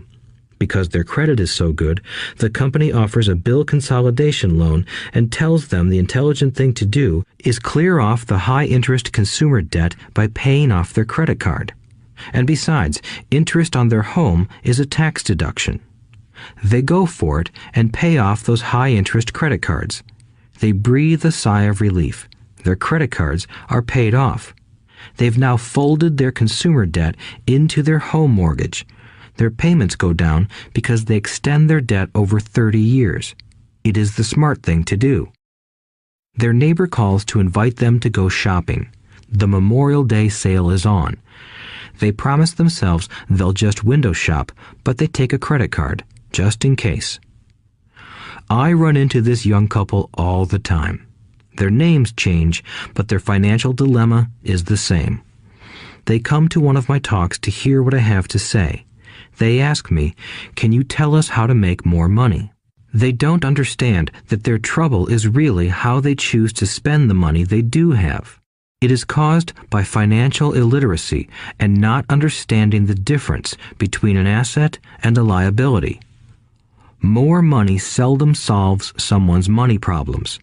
Intelligence solves problems. There is a saying a friend of mine says over and over to people in debt. If you find you have dug yourself into a hole, stop digging. As a child, my dad often told us that the Japanese were aware of 3 powers: the power of the sword, the jewel, and the mirror. The sword symbolizes the power of weapons.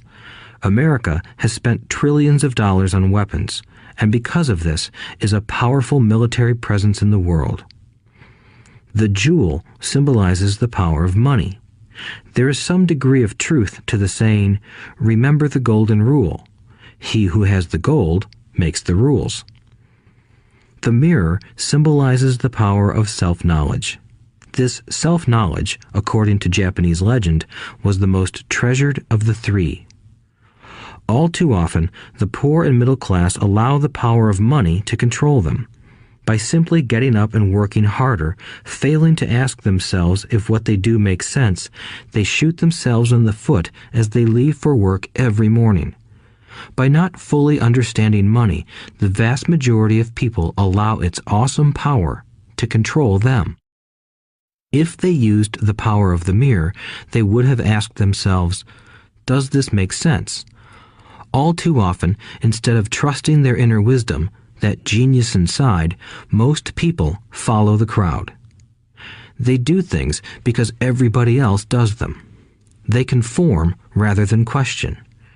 Often, they mindlessly repeat what they have been told. Diversify. Your home is an asset. Your home is your biggest investment. You get a tax break for going into greater debt. Get a safe job. Don't make mistakes. Don't take risks.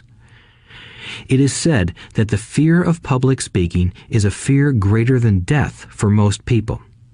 According to psychiatrists, the fear of public speaking is caused by the fear of ostracism, the fear of standing out, the fear of criticism, the fear of ridicule, and the fear of being an outcast. The fear of being different prevents most people from seeking new ways to solve their problems. That is why my educated dad said the Japanese valued the power of the mirror the most, for it is only when we look into it that we find truth. Fear is the main reason that people say, "Play it safe." That goes for anything, be it sports, relationships, careers, or money. It is that same fear, the fear of ostracism, that causes people to conform to, and not question, commonly accepted opinions or popular trends. Your home is an asset. Get a bill consolidation loan and get out of debt. Work harder. It's a promotion. Someday I'll be a vice president. Save money.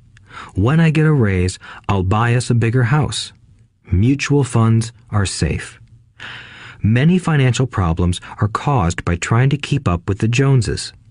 Occasionally, we all need to look in the mirror and be true to our inner wisdom rather than our fears. By the time Mike and I were 16 years old, we began to have problems in school. We were not bad kids. We just began to separate from the crowd. We worked for Mike's dad after school and on weekends. Mike and I often spent hours after work just sitting at a table with his dad while he held meetings with his bankers, attorneys, accountants, brokers, investors, managers, and employees. Here was a man who had left school at 13, who was now directing, instructing, ordering, and asking questions of educated people. They came at his beck and call and cringed when he didn't approve of them. Here was a man who had not gone along with the crowd. He was a man who did his own thinking and detested the words, "We have to do it this way because that's the way everyone else does it."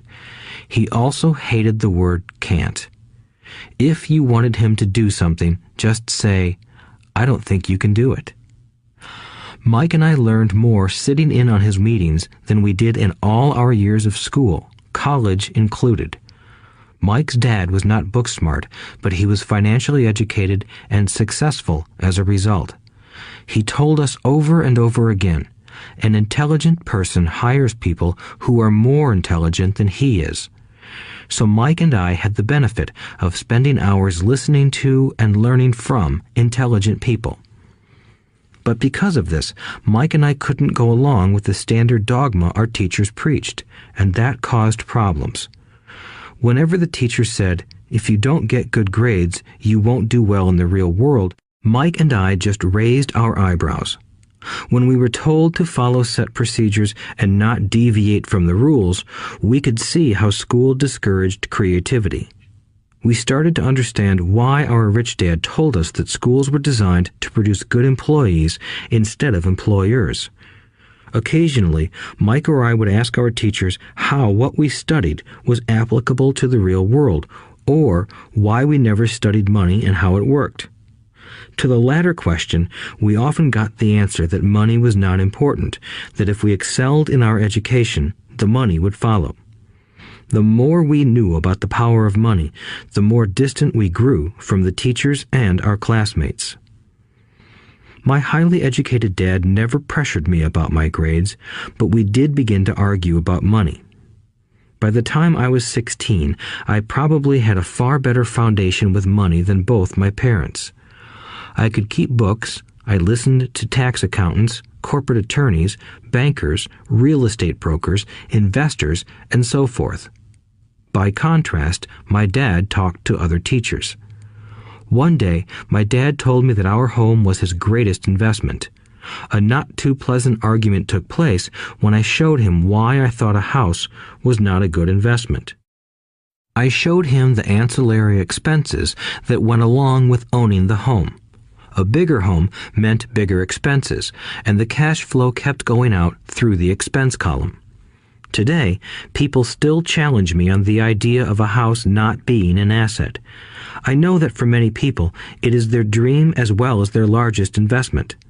And owning your own home is better than nothing. I simply offer an alternative way of looking at this popular dogma.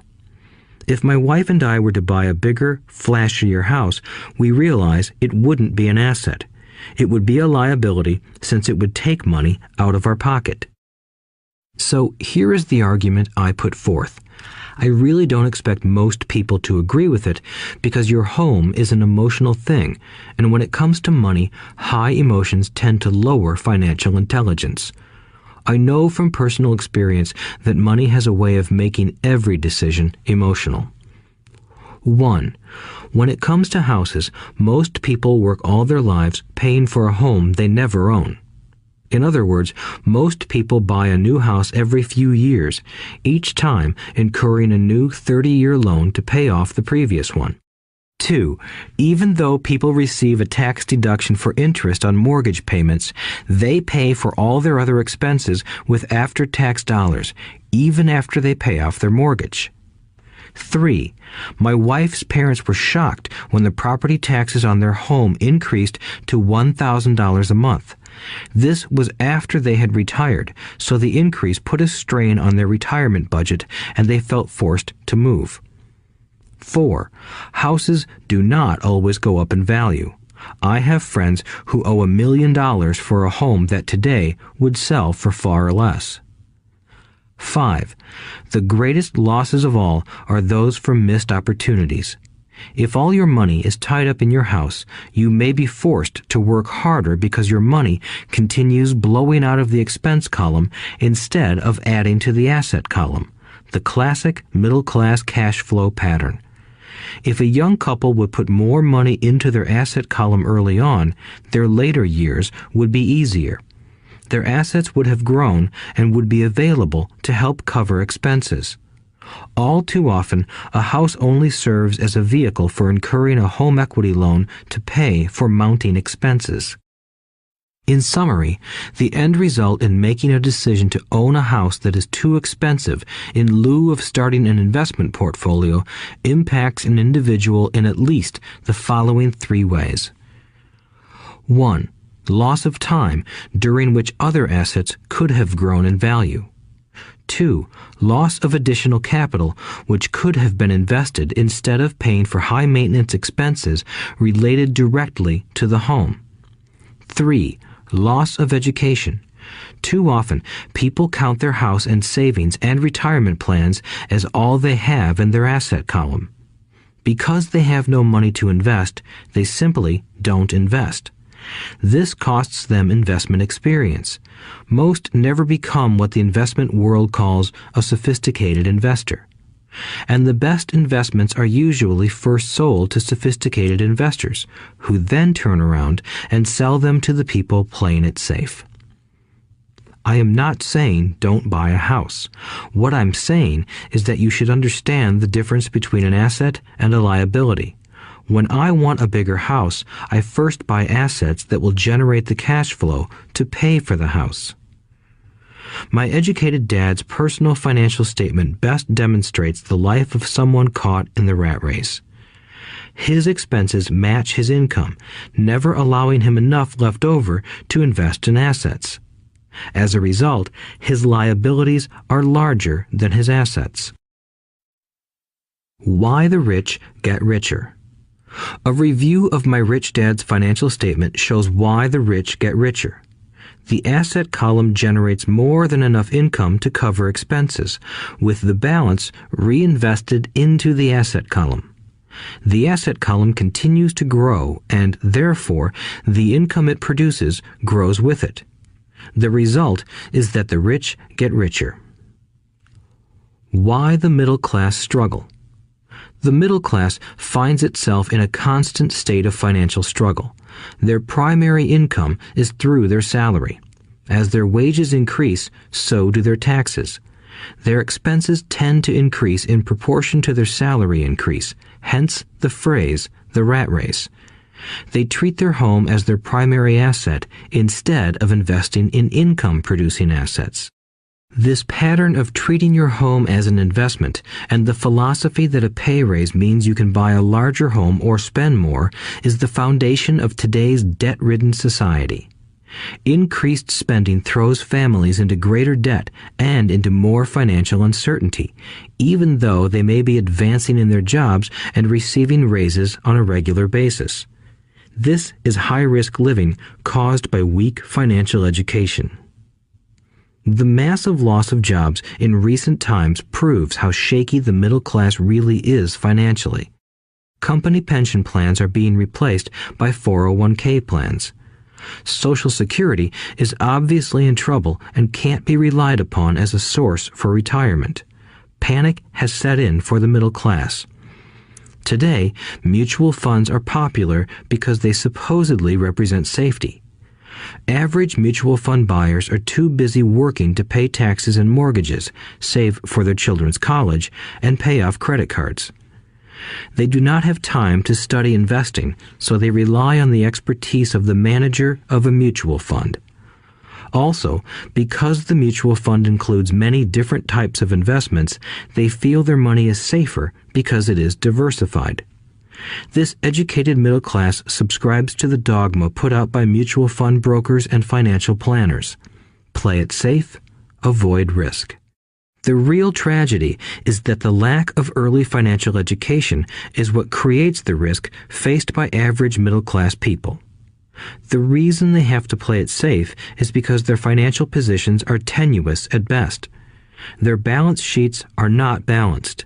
Instead, they are loaded with liabilities and have no real assets that generate income. Typically, their only source of income is their paycheck. Their livelihood becomes entirely dependent on their employer. So when genuine deals of a lifetime come along, these people can't take advantage of them because they are working so hard, are taxed to the max, and are loaded with debt.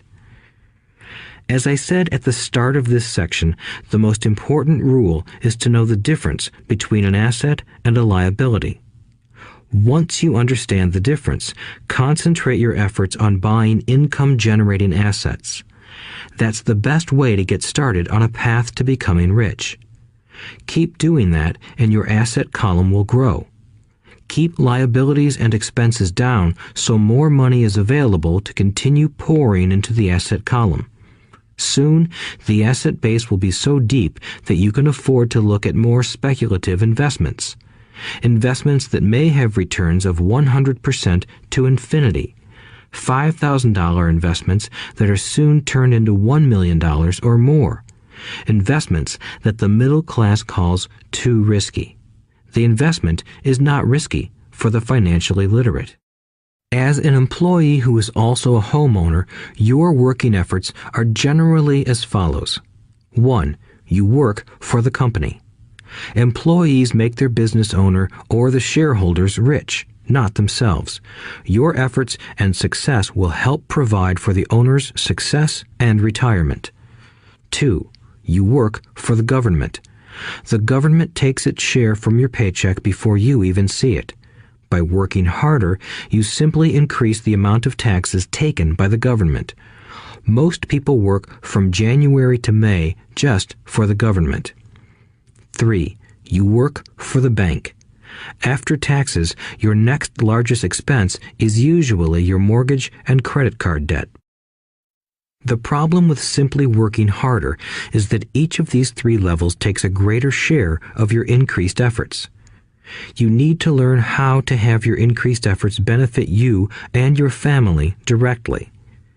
Once you have decided to concentrate on minding your own business, focusing your efforts on acquiring assets instead of a bigger paycheck, how do you set your goals? Most people must keep their job and rely on their wages to fund their acquisition of assets. As their assets grow, how do they measure the extent of their success? When does someone know that they are rich, that they have wealth? As well as having my own definitions for assets and liabilities, I also have my own definition for wealth. Actually, I borrowed it from a man named R. Buckminster Fuller. Some call him a quack, and others call him a genius. Years ago, he got architects buzzing because he applied for a patent for something he called a geodesic dome. But in the application, Fuller also said something about wealth. It was pretty confusing at first, but after reading it, it began to make some sense. Wealth is a person's ability to survive so many number of days forward, or, if I stopped working today, how long could I survive? Unlike net worth, the difference between your assets and liabilities, which is often filled with a person's expensive junk and opinions of what things are worth, this definition creates the possibility for developing a truly accurate measurement. I could now measure and know where I was in terms of my goal to become financially independent. Although net worth often includes non-cash producing assets, like stuff you bought that now sits in your garage, wealth measures how much money your money is making and, therefore, your financial survivability. Wealth is the measure of the cash flow from the asset column compared with the expense column. Let's use an example. Let's say I have cash flow from my asset column of $1,000 a month, and I have monthly expenses of $2,000 a month. What is my wealth? Let's go back to Buckminster Fuller's definition. Using his definition, how many days forward can I survive? Assuming a 30-day month, I have enough cash flow for half a month. When I achieve $2,000 a month cash flow from my assets, then I will be wealthy. So, while I'm not yet rich, I am wealthy. I now have income generated from assets each month that fully cover my monthly expenses. If I want to increase my expenses, I first must increase my cash flow to maintain this level of wealth. Also note that it is at this point that I'm no longer dependent on my wages. I have focused on and been successful in building an asset column that has made me financially independent. If I quit my job today, I would be able to cover my monthly expenses with the cash flow from my assets. My next goal would be to have the excess cash flow from my assets reinvested into the asset column. The more money that goes into my asset column, the more my asset column grows. The more my assets grow, the more my cash flow grows. And as long as I keep my expenses less than the cash flow from these assets, I grow richer with more and more income from sources other than my physical labor. As this reinvestment process continues, I am well on my way to becoming rich. Just remember this simple observation. The rich buy assets. The poor only have expenses. The middle class buy liabilities they think are assets. So how do I start minding my own business? What is the answer? Listen to the founder of McDonald's in the next chapter. Chapter 3. Lesson 3. Mind your own business. The rich focus on their asset columns while everyone else focuses on their income statements. In 1974, Ray Kroc, the founder of McDonald's, was asked to speak to the MBA class at the University of Texas at Austin. A friend of mine was a student in that MBA class. After a powerful and inspiring talk, the class adjourned and the students asked Ray if he would join them at their favorite hangout to have a few beers. Ray graciously accepted. "What business am I in?" Ray asked once the group had all their beers in hand. Everyone laughed, my friend said. Most of the MBA students thought Ray was just fooling around. No one answered, so Ray asked again. "What business do you think I'm in?" The students laughed again, and finally one brave soul yelled out, "Ray, who in the world doesn't know that you're in the hamburger business?" Ray chuckled. "That's what I thought you would say." He paused and then quickly added, "Ladies and gentlemen, I'm not in the hamburger business. My business is real estate." As my friend tells the story, Ray spent a good amount of time explaining his viewpoint.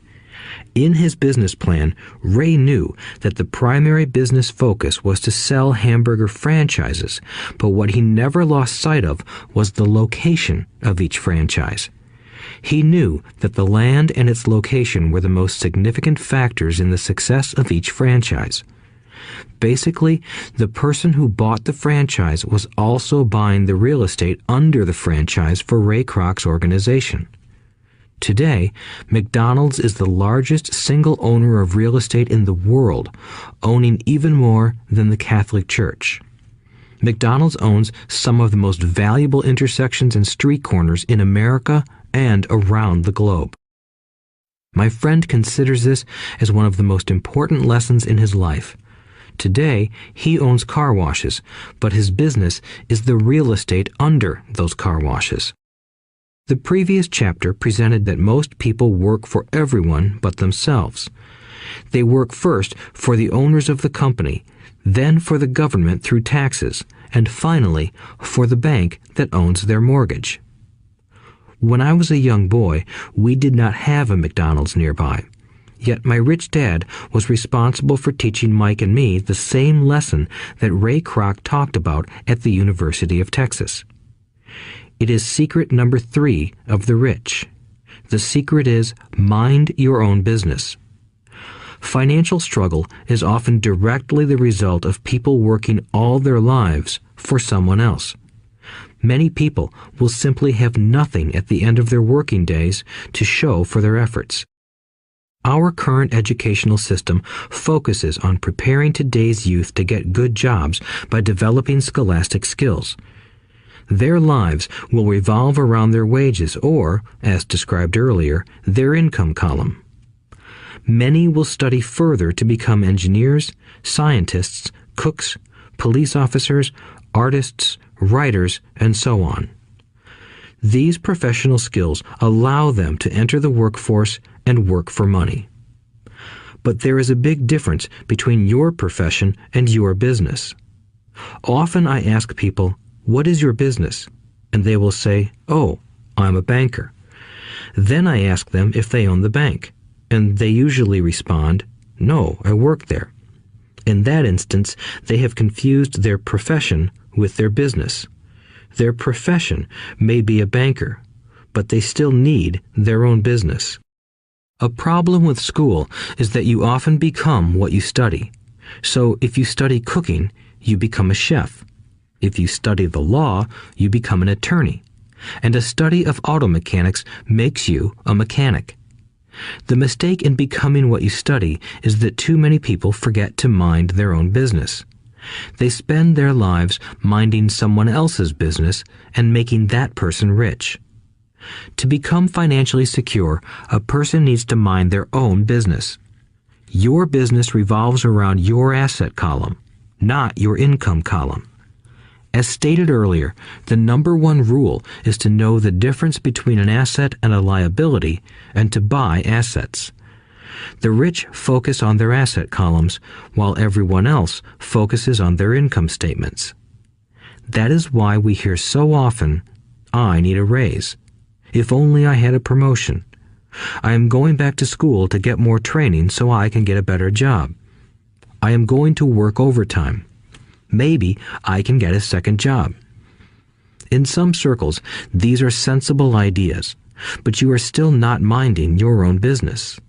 These ideas all still focus on the income column and will only help a person become more financially secure if the additional money is used to purchase income-generating assets.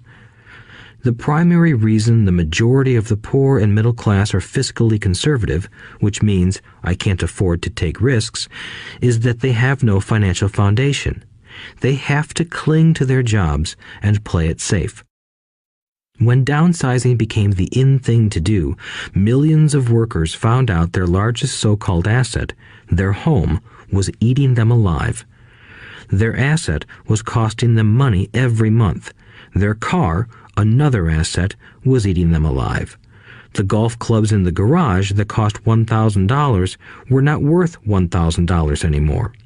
Without job security, they had nothing to fall back on. What they thought were assets could not help them survive in a time of financial crisis.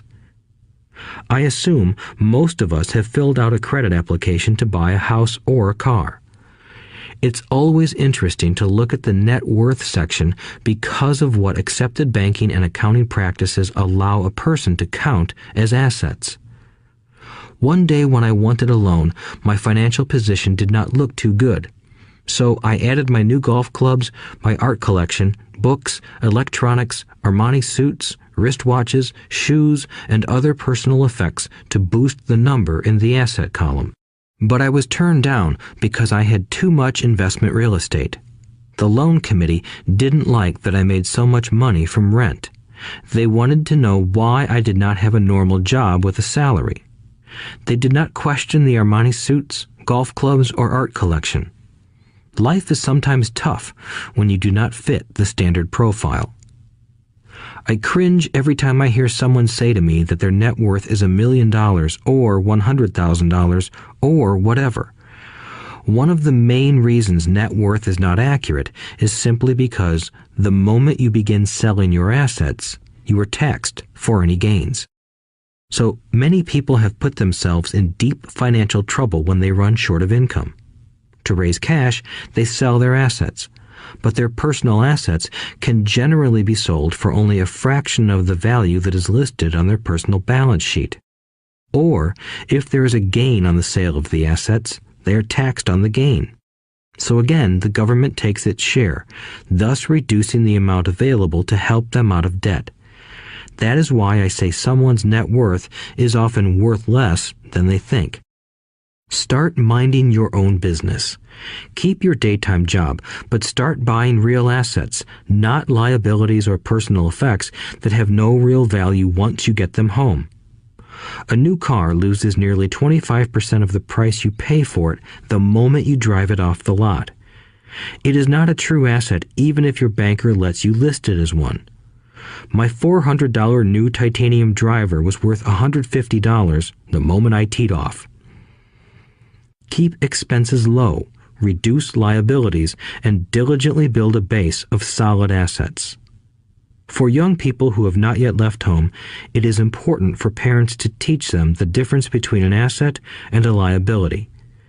Get them to start building a solid asset column before they leave home, get married, buy a house, have kids, and get stuck in a risky financial position, clinging to a job and buying everything on credit. I see so many young couples who get married and trap themselves into a lifestyle that will not let them get out of debt for most of their working years. For many people, just as the last child leaves home, the parents realize they have not adequately prepared for retirement and they begin to scramble to put some money away. Then their own parents become ill and they find themselves with new responsibilities. So, what kind of assets am I suggesting that you or your children acquire? In my world, real assets fall into the following categories. Businesses that do not require my presence. I own them, but they are managed or run by other people. If I have to work there, it's not a business. It becomes my job. Stocks, bonds, income-generating real estate, notes, IOUs, royalties from intellectual property such as music, scripts, and patents. Anything else that has value, produces income, or appreciates, and has a ready market. As a young boy, my educated dad encouraged me to find a safe job, but my rich dad encouraged me to begin acquiring assets that I loved. If you don't love it, you won't take care of it.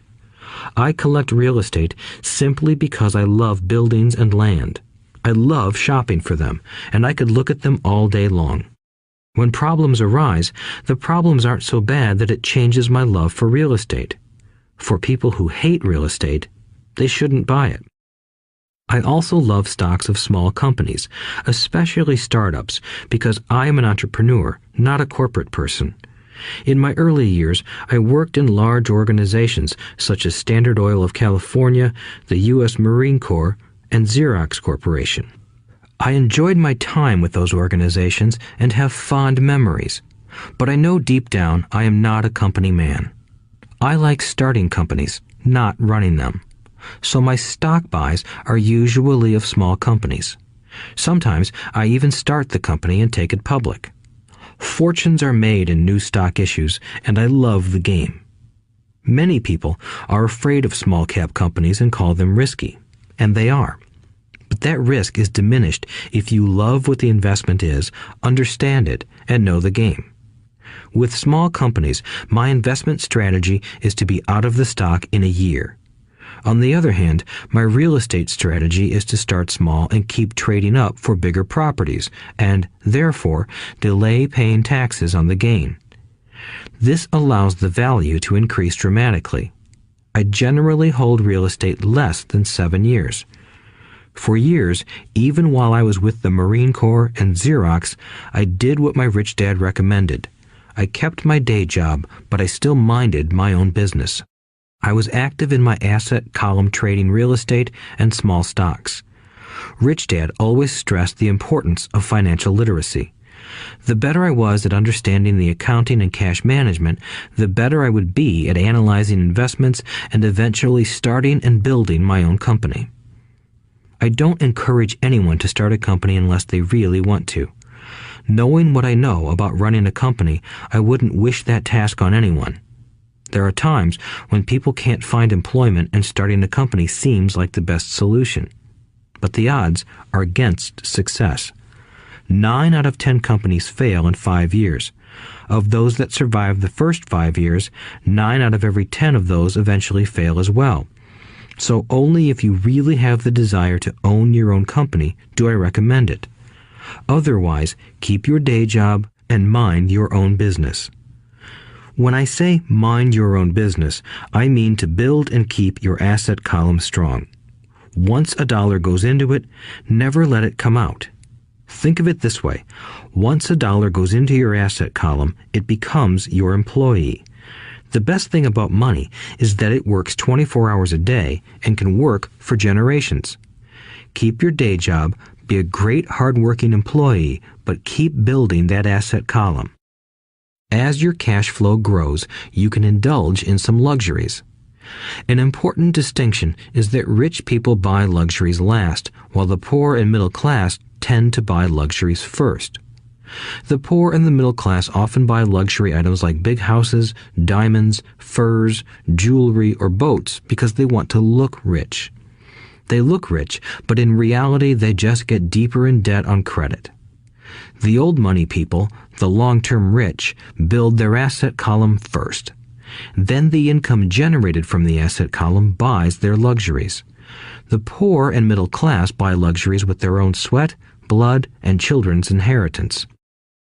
A true luxury is a reward for investing in and developing a real asset. For example, when my wife Kim and I had extra money coming from our apartment houses, she went out and bought her Mercedes. It didn't take any extra work or risk on her part because the apartment house bought the car. She did, however, have to wait 4 years while the real estate investment portfolio grew and began generating enough extra cash flow to pay for the car. But the luxury, the Mercedes, was a true reward because she proved she knew how to grow her asset column. That car now means a lot more to her than simply another pretty car. It means she used her financial intelligence to afford it. Instead, most people impulsively go out and buy a new car or some other luxury on credit. They may feel bored and just want a new toy. Buying a luxury on credit often causes a person to eventually resent that luxury because the debt becomes a financial burden. After you've taken the time and invested in and built your own business, you are now ready to learn the biggest secret of the rich, the secret that puts the rich way ahead of the pack. Chapter 4. Lesson 4. The History of Taxes and the Power of Corporations. My rich dad just played the game smart, and he did it through corporations, the biggest secret of the rich. I remember in school being told the story of Robin Hood and his merry men. My teacher thought it was a wonderful story of a romantic hero who robbed from the rich and gave to the poor. My rich dad did not see Robin Hood as a hero. He called Robin Hood a crook. Robin Hood may be long gone, but his followers live on. I often still hear people say, "Why don't the rich pay for it?" Or, "The rich should pay more in taxes and give it to the poor." It is this Robin Hood fantasy, or taking from the rich to give to the poor, that has caused the most pain for the poor and the middle class.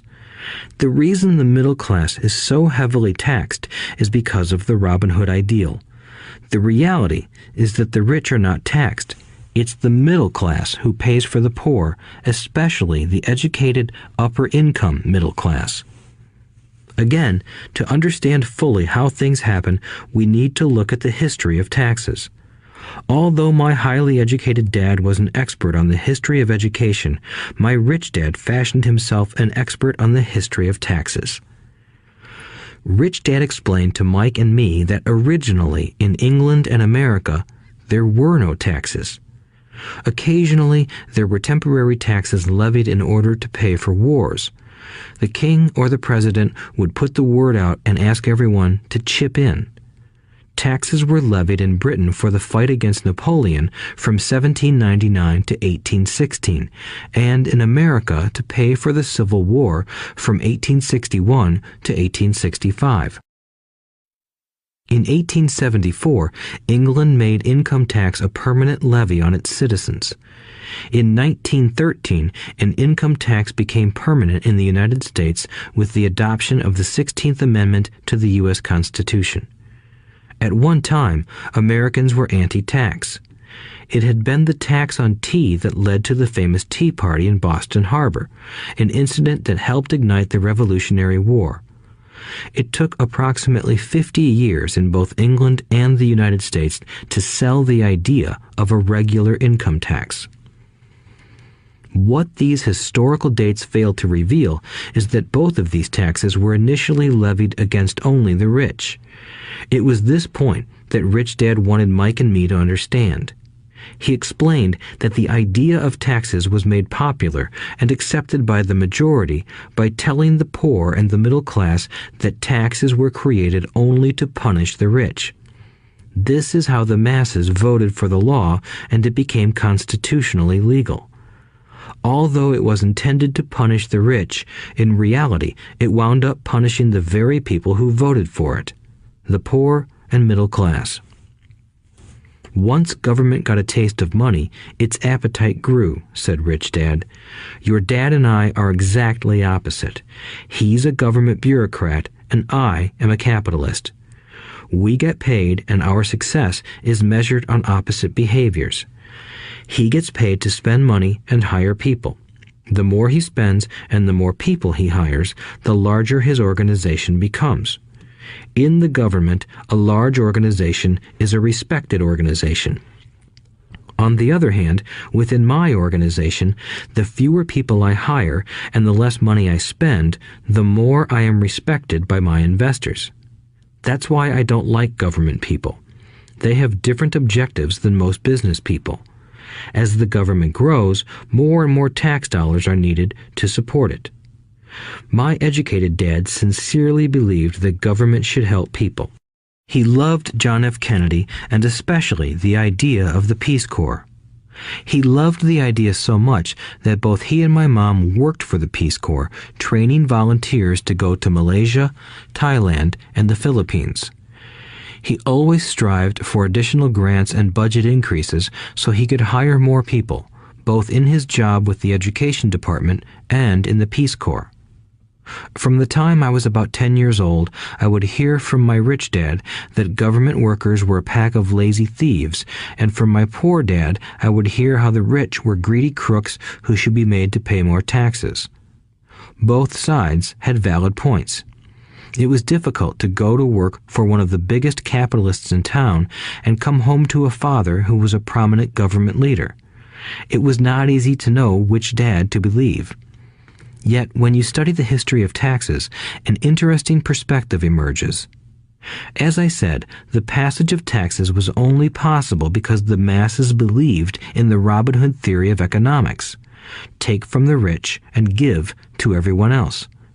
The problem was that the government's appetite for money was so great that taxes soon needed to be levied on the middle class, and from there it kept trickling down. However, the rich saw an opportunity because they don't play by the same set of rules. The rich knew about corporations, which became popular in the days of sailing ships.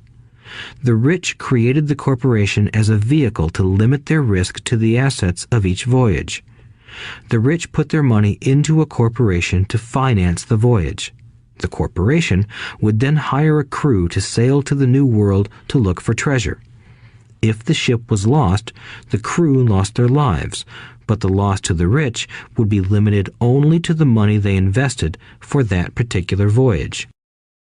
It is the knowledge of the legal corporate structure that really gives the rich a vast advantage over the poor and middle class.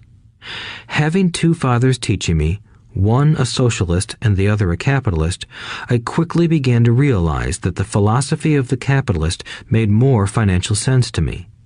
It seemed to me that the socialists ultimately penalized themselves due to their lack of financial education. No matter what the take from the rich crowd came up with, the rich always found a way to outsmart them. That is how taxes were eventually levied on the middle class. The rich outsmarted the intellectuals solely because they understood the power of money, a subject not taught in schools. How did the rich outsmart the intellectuals? Once the take from the rich tax was passed, cash started flowing into government coffers. Initially, people were happy. Money was handed out to government workers and the rich. It went to government workers in the form of jobs and pensions, and it went to the rich via their factories receiving government contracts.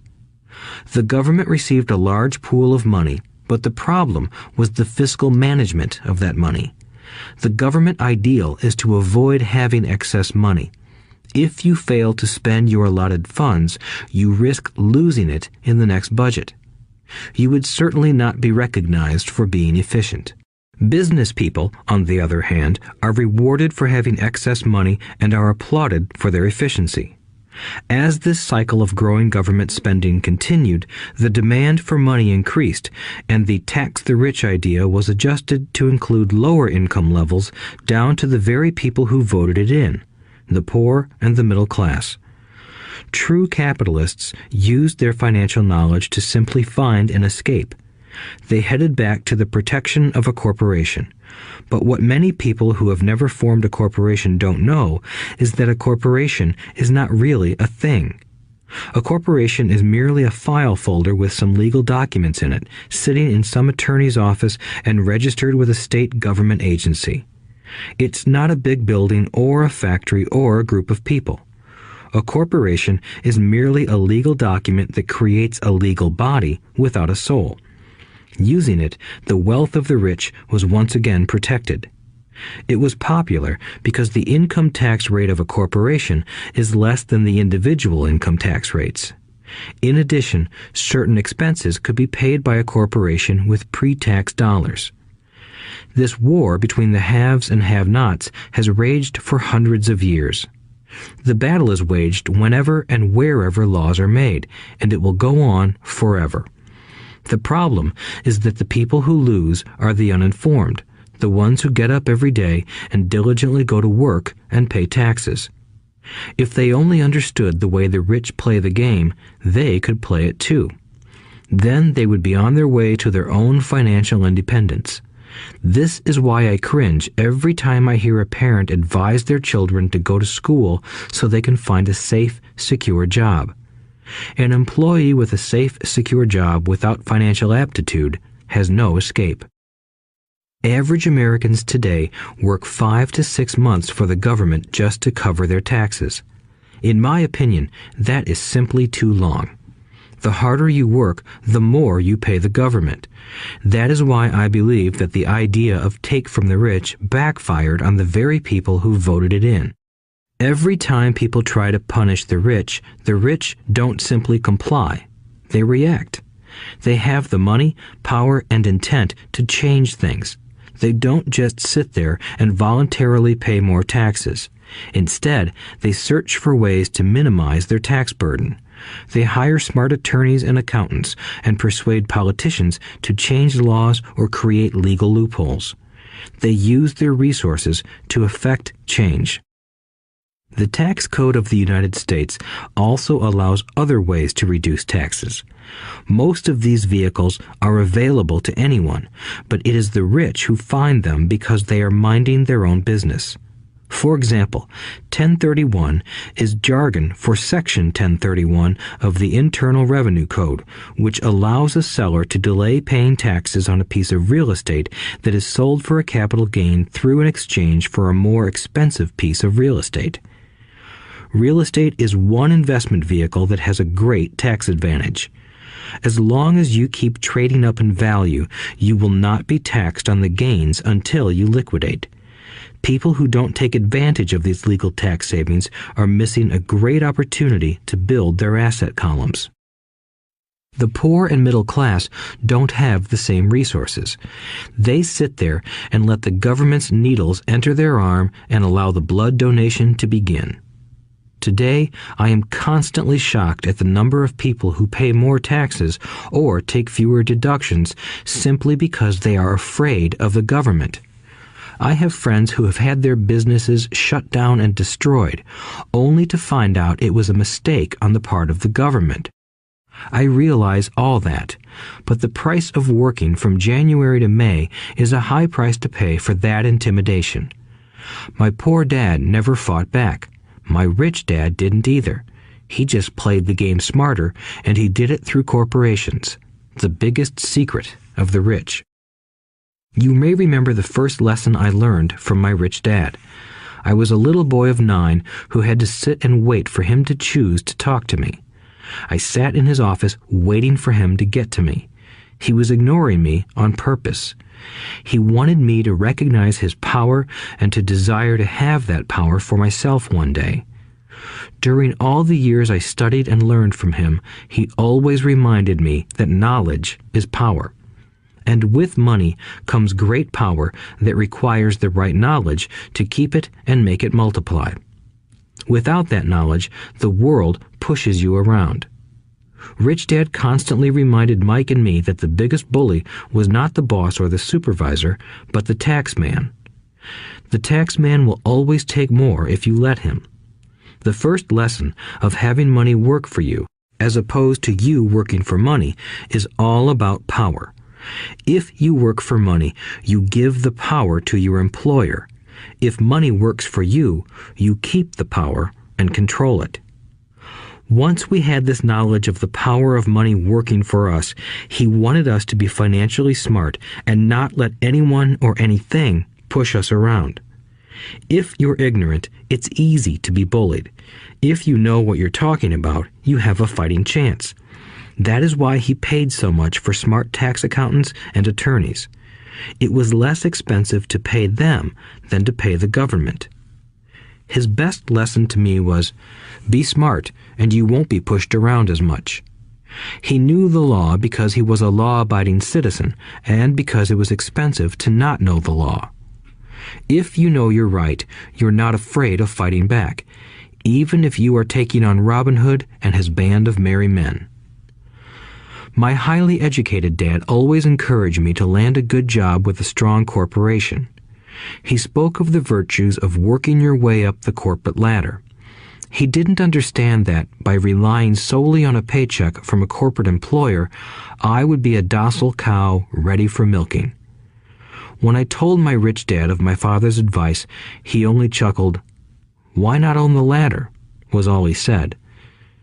As a young boy, I did not understand what Rich Dad meant by owning my own corporation. It was an idea that seemed impossible and intimidating. Although I was excited by the idea, my inexperience wouldn't let me envision the possibility that grown-ups would someday work for a company I would own. The point is that, if not for my rich dad, I would have probably followed my educated dad's advice. It was merely the occasional reminder of my rich dad that kept the idea of owning my own corporation alive and kept me on a different path. By the time I was 15 or 16, I knew I wasn't going to continue down the path my educated dad recommended. I didn't know how I was going to do it, but I was determined not to head in the direction most of my classmates were heading. That decision changed my life. It was not until my mid-20s that my rich dad's advice began to make more sense to me. I was just out of the Marine Corps and working for Xerox. I was making a lot of money, but every time I looked at my paycheck, I was disappointed. The deductions were so large, and the more I worked, the greater they became. As I became more successful, my bosses talked about promotions and raises. It was flattering, but I could hear my rich dad asking in my ear, "Who are you working for? Who are you making rich?" In 1974, while still an employee for Xerox, I formed my first corporation and began minding my own business. There were already a few assets in my asset column, but now I was determined to focus on making it bigger. Those paychecks, with all the deductions, made all the years of my rich dad's advice make total sense. I could see the future if I followed my educated dad's advice. Many employers feel that advising their workers to mind their own business is bad for business. But for me, focusing on my own business and developing assets made me a better employee because I now had a purpose. I came in early and worked diligently, amassing as much money as possible so I could invest in real estate. Hawaii was just set to boom, and there were fortunes to be made. The more I realized that we were in the beginning stages of a boom, the more Xerox machines I sold. The more I sold, the more money I made, and, of course, the more deductions came out of my paycheck. It was inspiring. I wanted out of the employee trap so badly that I worked even harder so I could invest more. By 1978, I was consistently one of the top 5 salespeople at the company. I badly wanted out of the rat race. In less than 3 years, I was making more in my real estate holding corporation than I was making at Xerox, and the money I was making in my asset column in my own corporation was money working for me, not me pounding on doors selling copiers. My rich dad's advice made much more sense. Soon, the cash flow from my properties were so strong that my company bought me my first Porsche. My fellow Xerox salespeople thought I was spending my commissions. I wasn't. I was investing my commissions in assets. My money was working hard to make more money. Each dollar in my asset column was a great employee, working hard to make more employees and buy the boss a new Porsche with before-tax dollars. I began to work harder for Xerox. The plan was working, and my Porsche was the proof. By using the lessons I learned from my rich dad, I was able to get out of the proverbial rat race at an early age. It was made possible because of the strong financial knowledge I had acquired through Rich Dad's lessons. Without this financial knowledge, which I call financial intelligence or financial IQ, my road to financial independence would have been much more difficult. I now teach others in the hope that I may share my knowledge with them. I remind people that financial IQ is made up of knowledge from 4 broad areas of expertise. 1. Accounting. Accounting is financial literacy or the ability to read numbers. This is a vital skill if you want to build an empire. The more money you are responsible for, the more accuracy is required, or the house comes tumbling down. This is the left brain side, or the details.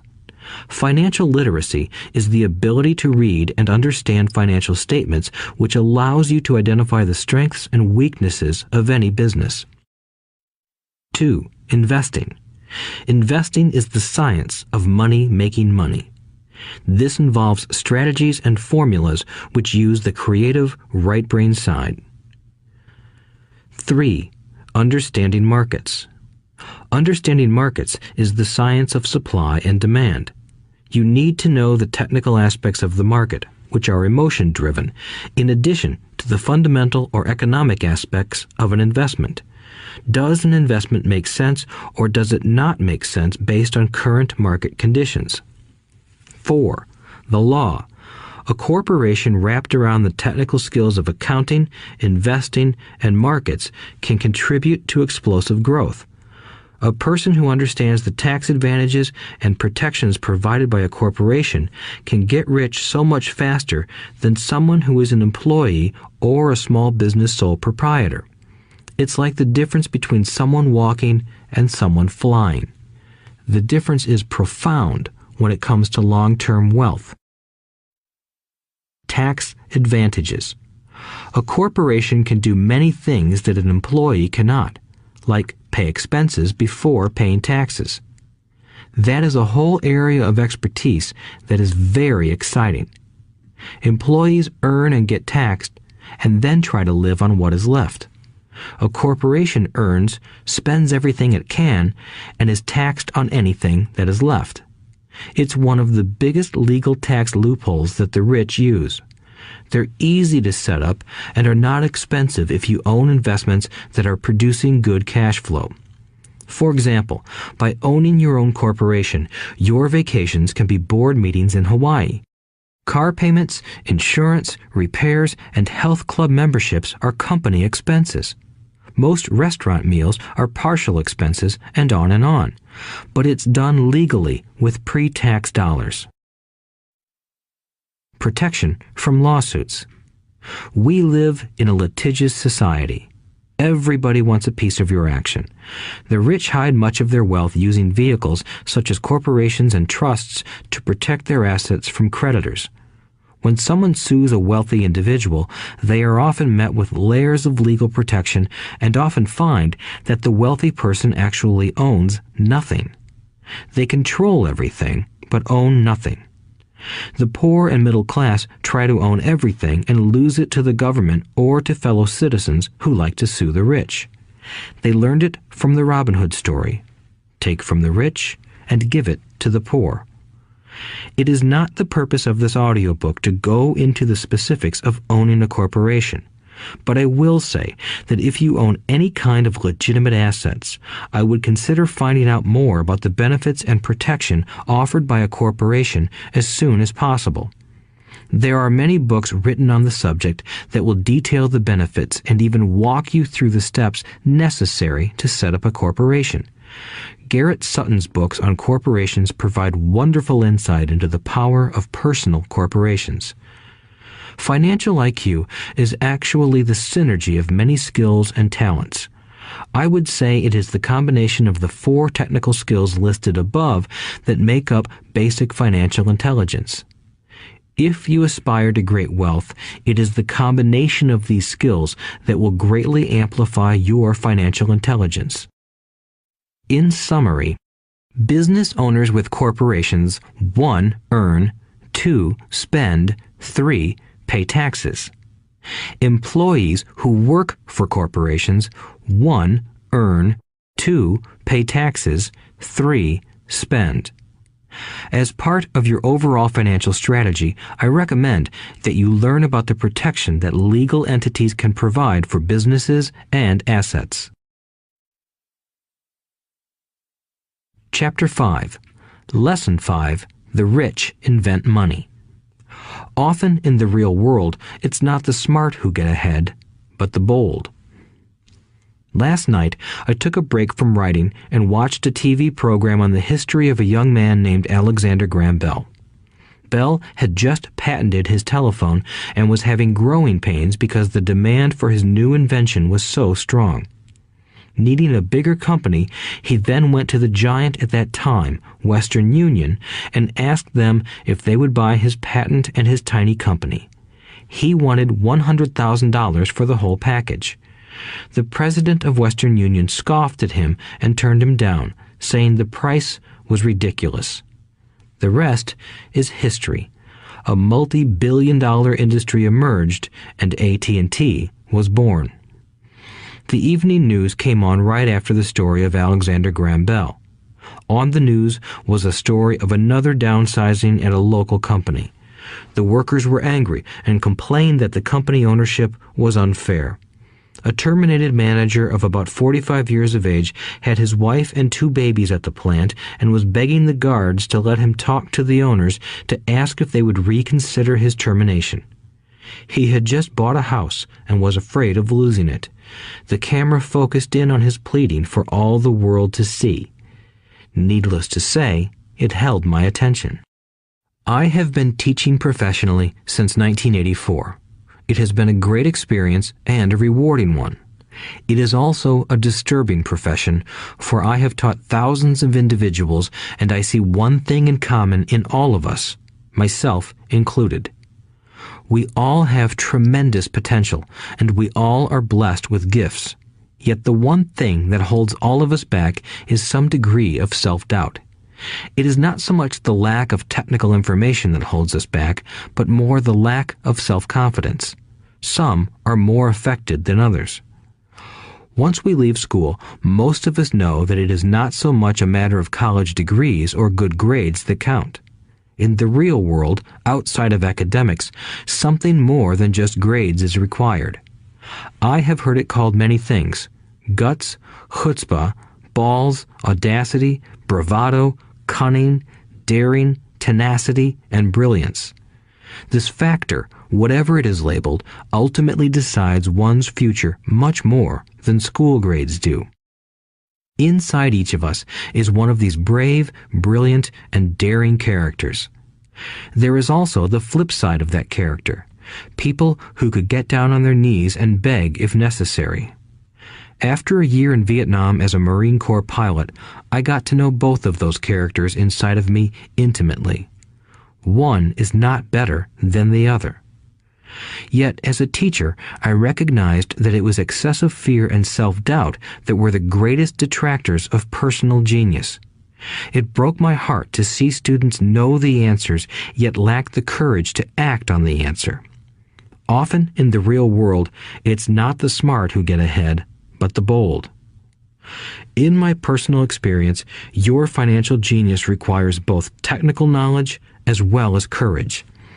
If fear is too strong, the genius is suppressed. In my classes, I strongly urge students to learn to take risks, to be bold, and to let their genius convert that fear into power and brilliance. It works for some and just terrifies others. I have come to realize that for most people, when it comes to the subject of money, they would rather play it safe. I have had to field questions such as, why take risks? Why should I bother developing my financial IQ? Why should I become financially literate? And I answer, just to have more options. There are huge changes up ahead. In the coming years, there will be more people just like the young inventor Alexander Graham Bell. There will be 100 people like Bill Gates and hugely successful companies like Microsoft created every year all over the world. And there will also be many more bankruptcies, layoffs, and downsizings. So why bother developing your financial IQ? No one can answer that but you. Yet I can tell you why I myself do it. I do it because it is the most exciting time to be alive. I'd rather be welcoming change than dreading change. I'd rather be excited about making millions than worrying about not getting a raise. This period we are in now is a most exciting time, unprecedented in our world's history. Generations from now, people will look back at this period of time and remark at what an exciting era it must have been. It was the death of the old and birth of the new. It was full of turmoil, and it was exciting. So why bother developing your financial IQ? Because if you do, you will prosper greatly. And if you don't, this period of time will be a frightening one. It will be a time of watching some people move boldly forward while others cling to worn-out life preservers.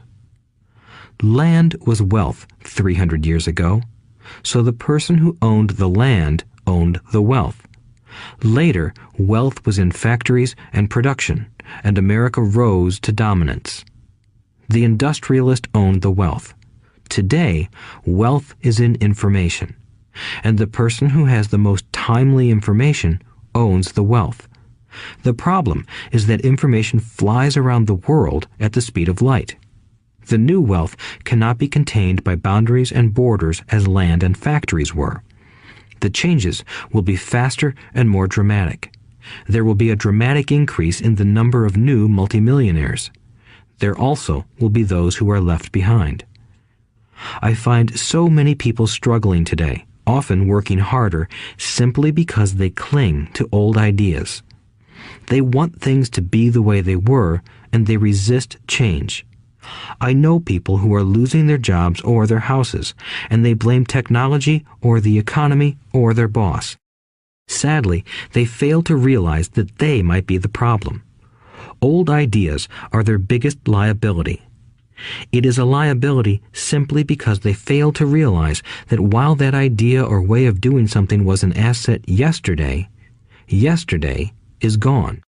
One afternoon, I was teaching how to invest using a board game I had invented, Cashflow, as a teaching tool. A friend had brought someone along to attend the class. This friend of a friend was recently divorced, had been badly burned in the divorce settlement, and was now searching for some answers. Her friend thought the class might help.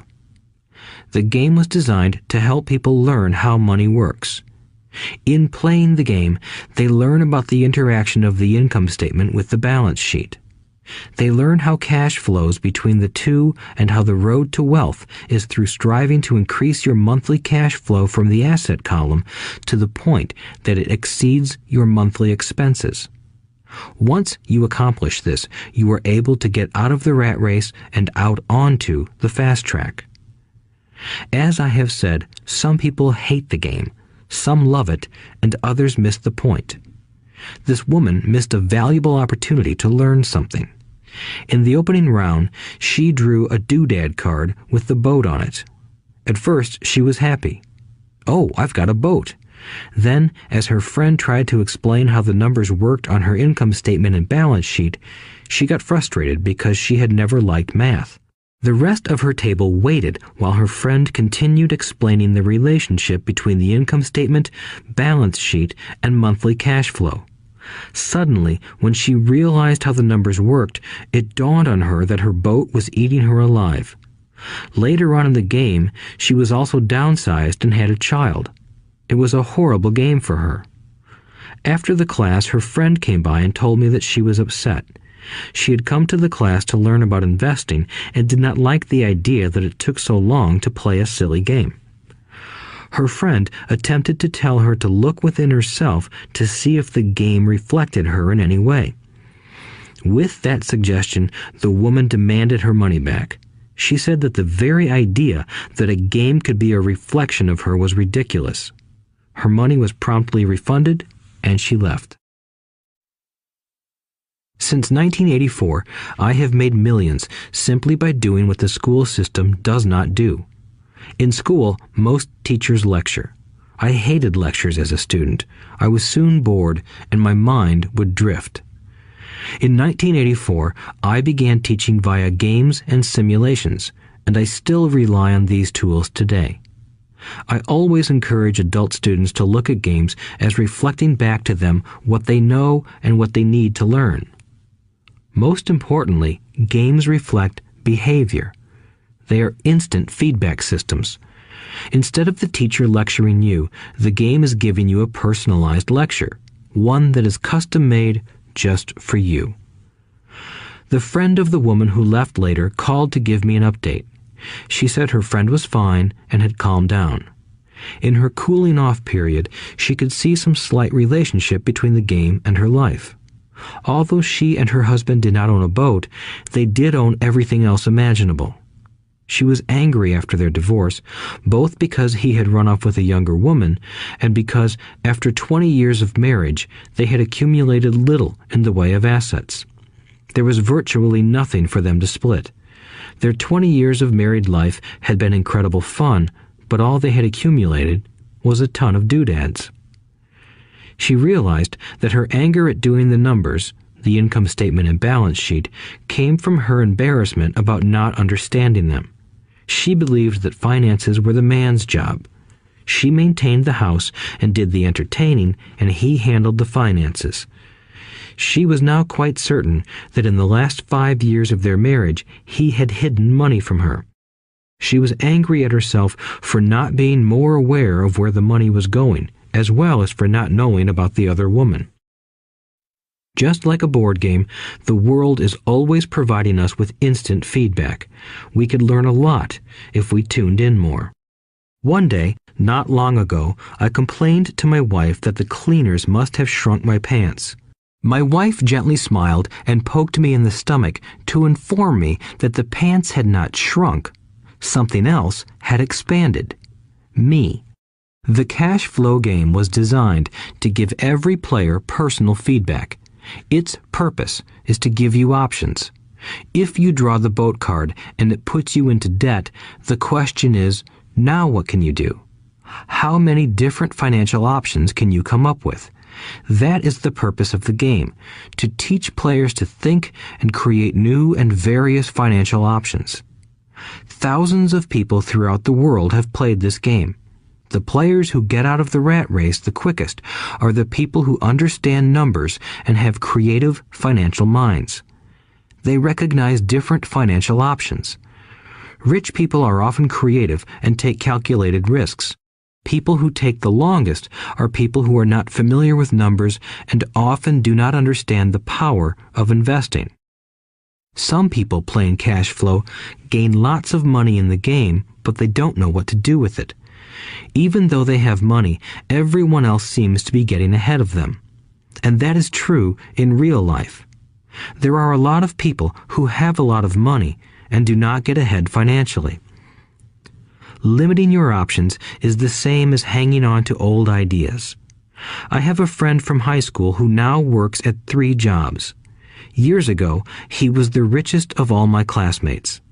When the local sugar plantation closed, the company he worked for went down with the plantation. In his mind, he had but one option, and that was the old option: work hard. The problem was that he couldn't find an equivalent job that recognized his seniority from the old company. As a result, he is overqualified for the jobs he currently has. so his salary is lower. He now works 3 jobs to earn enough to survive.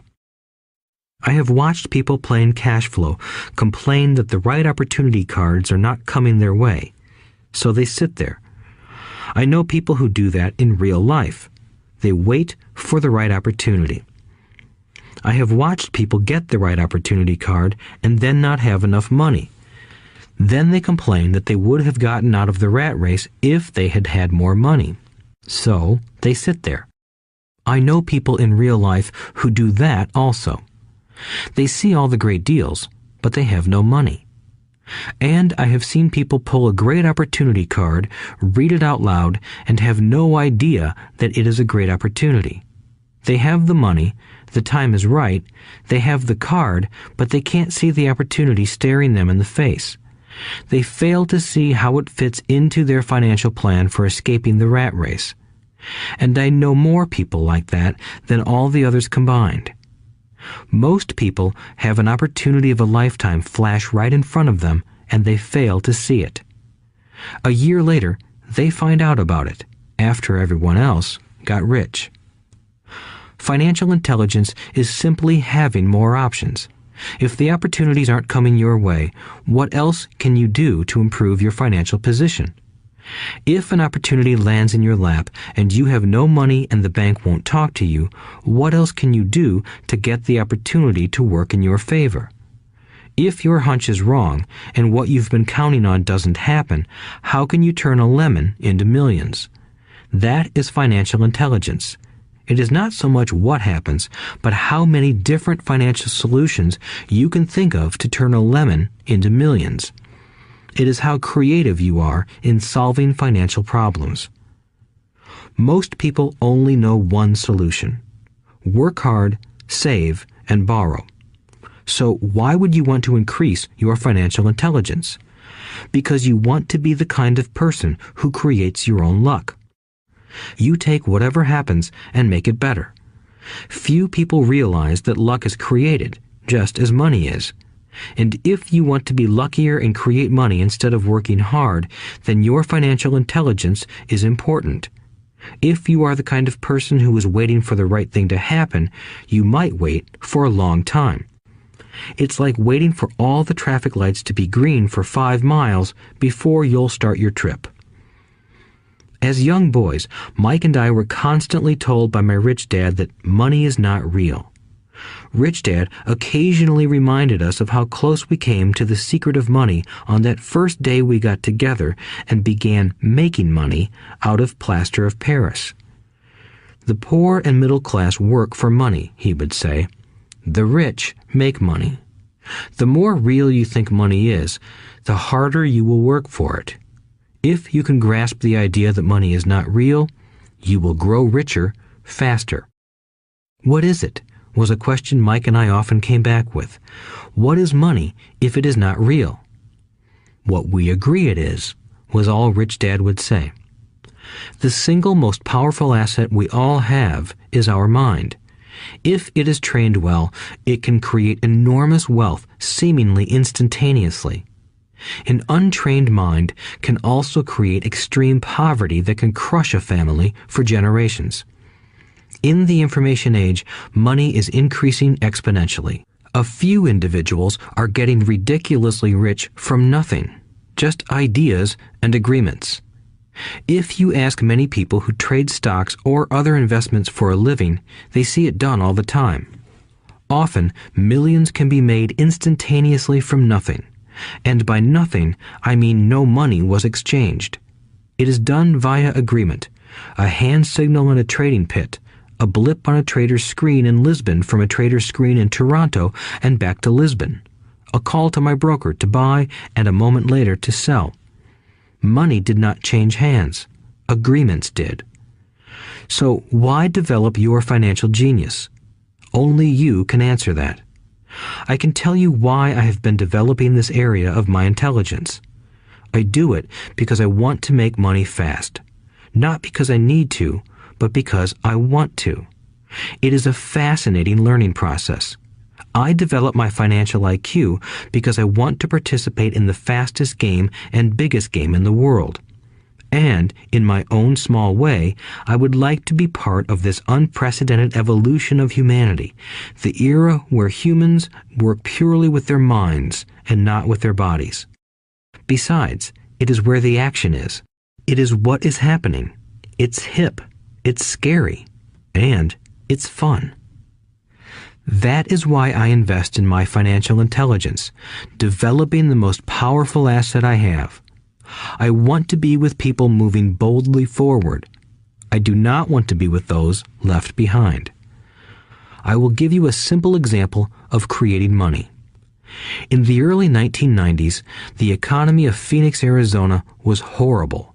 I was watching a TV show when a financial planner came on and began forecasting doom and gloom. His advice was to save money. Put $100 away every month, he said. In 40 years, you will be a multimillionaire. Well, putting money away every month is a sound idea. It is one option, the option most people subscribe to. The problem is this. It blinds the person to what is really going on. It causes them to miss major opportunities for much more significant growth of their money. The world is passing them by. As I said, the economy was terrible at that time. For investors, this is the perfect market condition. A chunk of my money was in the stock market and in apartment houses. I was short of cash. Because people were giving properties away, I was buying. I was not saving money. I was investing.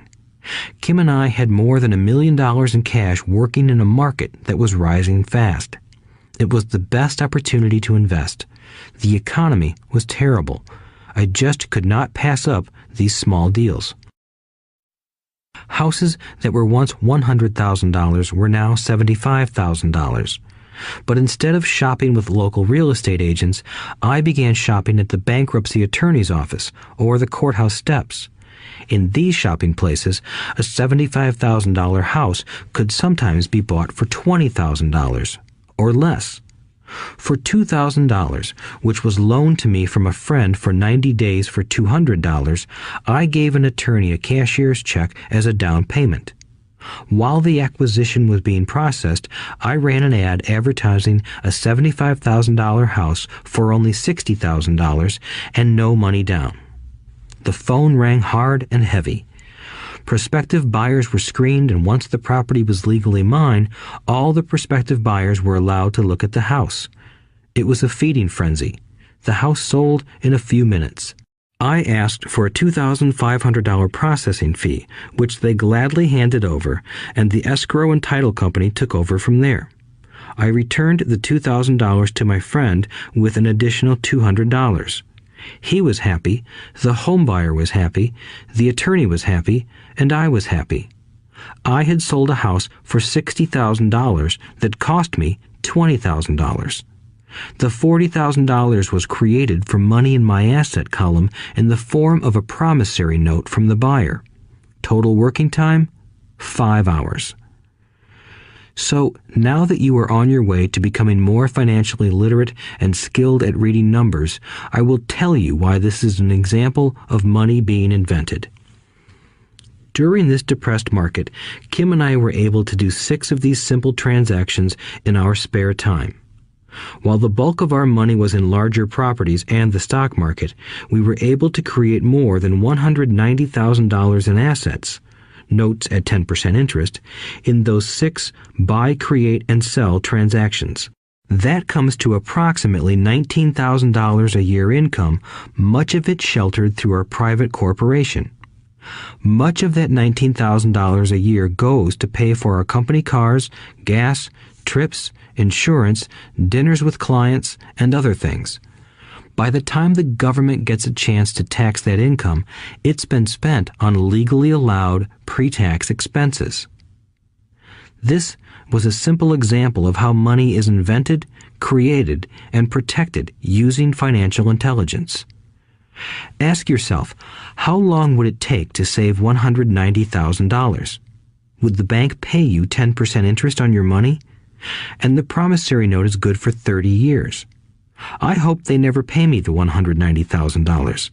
I have to pay a tax if they pay me the principal, and besides, $19,000 paid over 30 years is a little over $500,000 in income.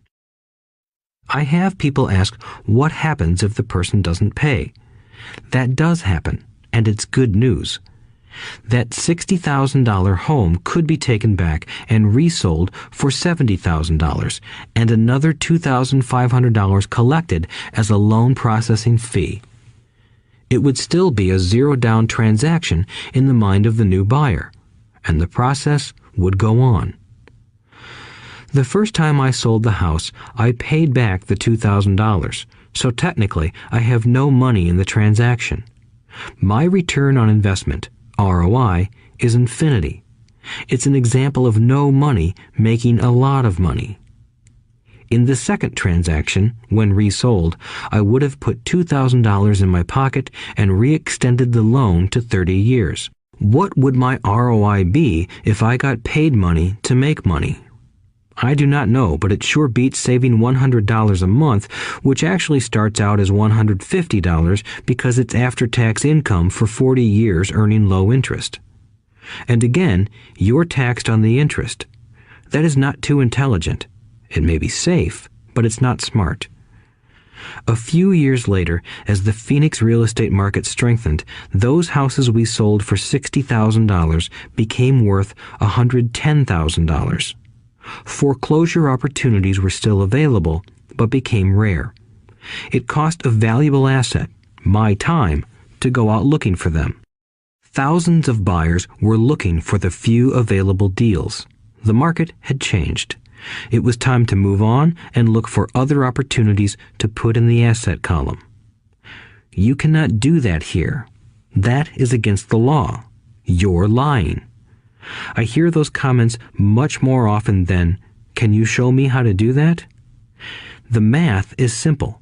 You do not need algebra or calculus, and the escrow company handles the legal transaction and the servicing of the payments. I have no roofs to fix or toilets to unplug because the owners do that. It's their house.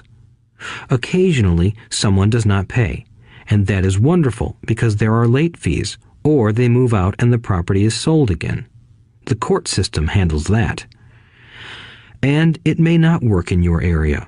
The market conditions may be different, but the example illustrates how a simple financial process can create hundreds of thousands of dollars with little money and low risk. It is an example of money being only an agreement. Anyone with a high school education can do it. Yet most people won't. Most people listen to the standard advice of work hard and save money. For about 30 hours of work, approximately $190,000 was created in the asset column, and no taxes were paid. Which one sounds harder to you? 1. Work hard, pay 50% in taxes, save what is left, your savings, then earn 5%, which is also taxed. Or 2. Take the time to develop your financial intelligence, harness the power of your brain and the asset column. If you use option number 1, be sure to factor in how much time it takes you to save $190,000. Time is one of your greatest assets. Now, you may understand why I silently shake my head when I hear parents say, "My child is doing well in school and receiving a good education." It may be good, but is it adequate? I know the above investment strategy is a small one. It is used to illustrate how small can grow into big. Again, my success reflects the importance of a strong financial foundation, which starts with a strong financial education. I have said it before, but it's worth repeating. Financial intelligence is made up of these 4 main technical skills. 1. Accounting. Accounting is financial literacy, or the ability to read numbers. This is a vital skill if you want to build businesses or investments. 2. Investing.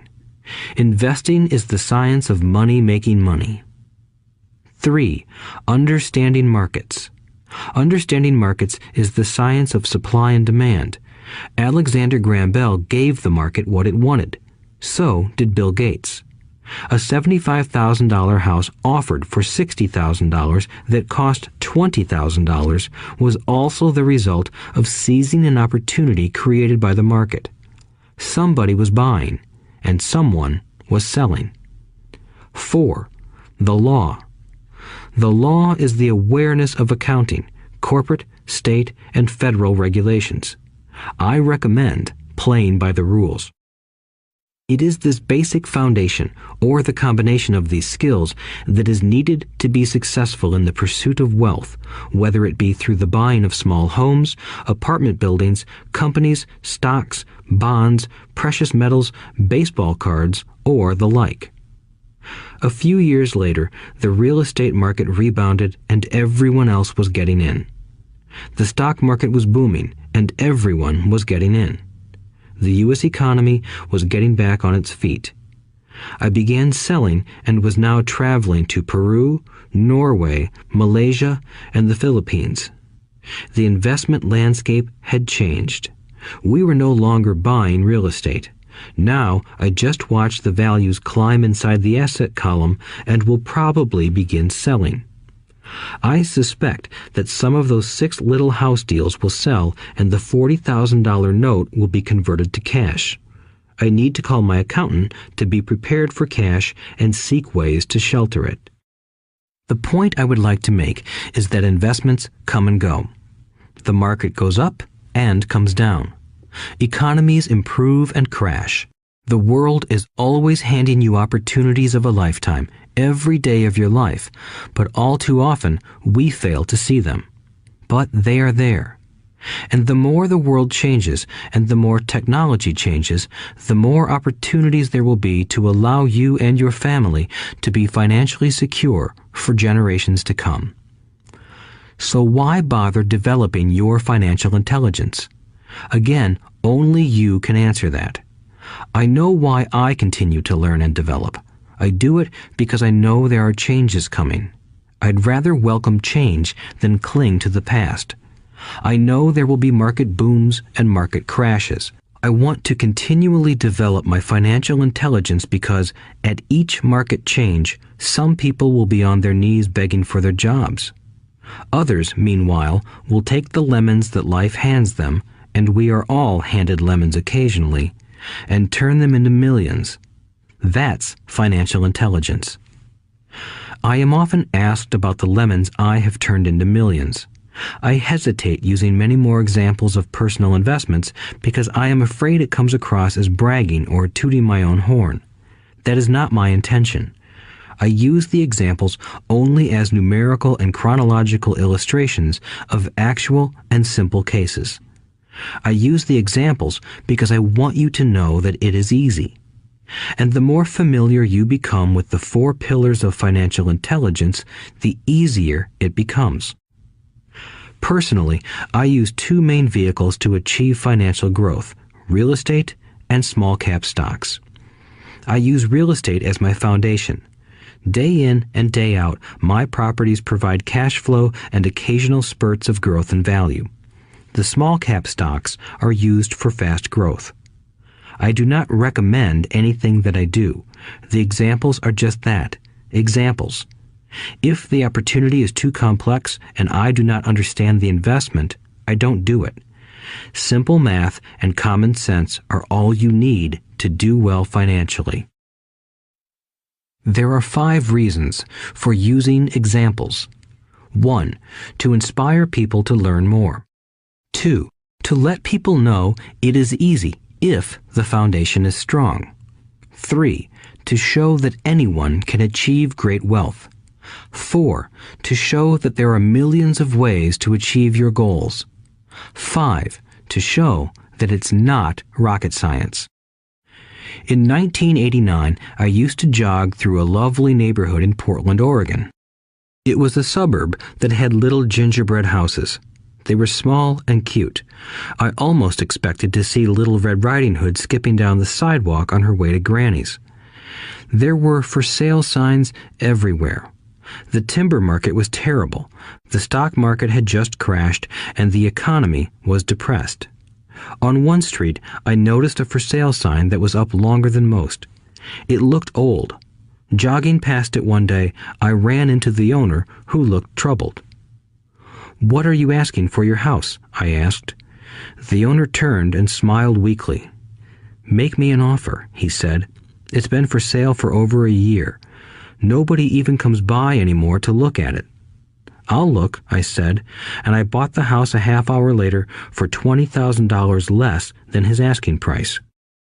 It was a cute little 2-bedroom home with gingerbread trim on all the windows. It was light blue with gray accents and had been built in 1930. Inside, there was a beautiful rock fireplace, as well as 2 tiny bedrooms. It was a perfect rental house. I gave the owner $5,000 down for a $45,000 house that was really worth $65,000, except that no one wanted to buy it. The owner moved out in a week, happy to be free, and my first tenant moved in, a local college professor. After the mortgage, expenses, and management fees were paid, I put a little less than $40 in my pocket at the end of each month. Hardly exciting. A year later, the depressed Oregon real estate market had begun to pick up. California investors, flush with money from their still booming real estate market, were moving north and buying up Oregon and Washington. I sold that little house for $95,000 to a young couple from California who thought it was a bargain. My capital gains of approximately $40,000 were placed into a 1031 tax-deferred exchange, and I went shopping for a place to put my money. In about a month, I found a 12-unit apartment house right next to the Intel plant in Beaverton, Oregon. The owners lived in Germany, had no idea what the place was worth, and again, just wanted to get out of it. I offered $275,000 for a $450,000 building. They agreed to $300,000. I bought it and held it for 2 years. Utilizing the same 1031 exchange process, we sold the building for $495,000 and bought a 30-unit apartment building in Phoenix, Arizona. We had moved to Phoenix by then to get out of the rain and needed to sell anyway. Like the former Oregon market, the real estate market in Phoenix was depressed. The price of the 30-unit apartment building in Phoenix was $875,000, with $225,000 down. The cash flow from the 30 units was a little over $5,000 a month. The Arizona market began moving up, and a few years later, a Colorado investor offered us $1.2 million for the property. The point of this example is how a small amount can grow into a large amount. Again, it is a matter of understanding financial statements, investment strategies, a sense of the market, and the laws. If people are not versed in these subjects, then obviously they must follow standard dogma, which is to play it safe, diversify, and only invest in secure investments. The problem with secure investments is that they are often sanitized, that is, made so safe that the gains are less. Most large brokerage houses will not touch speculative transactions in order to protect themselves and their clients, and that is a wise policy. The really hot deals are not offered to people who are novices. Often, the best deals that make the rich even richer are reserved for those who understand the game. It is technically illegal to offer speculative deals to someone who is considered not sophisticated, but of course, it happens. The more sophisticated I get, the more opportunities come my way. Another case for developing your financial intelligence over a lifetime is simply that more opportunities are presented to you. And the greater your financial intelligence, the easier it is to tell whether a deal is good. It's your intelligence that can spot a bad deal or make a bad deal good. The more I learn, and there is a lot to learn, the more money I make simply because I gain experience and wisdom as the years go on. I have friends who are playing it safe, working hard at their profession and failing to gain financial wisdom, which does take time to develop. My overall philosophy is to plant seeds inside my asset column. That is my formula. I start small and plant seeds. Some grow, some don't. Inside our real estate corporation, we have property worth several $million. It is our own right, or real estate investment trust. The point I'm making is that most of those millions started out as little $5,000 to $10,000 investments. All of those down payments were fortunate to catch a fast-rising market and increase tax-free. We traded in and out several times over a number of years. We also own a stock portfolio, surrounded by a corporation that Kim and I call our personal mutual fund. We have friends who deal specifically with investors like us who have extra money each month to invest. We buy high-risk, speculative private companies that are just about to go public on a stock exchange in the United States or Canada. An example of how fast gains can be made are 100,000 shares purchased for 25 cents each before the company goes public.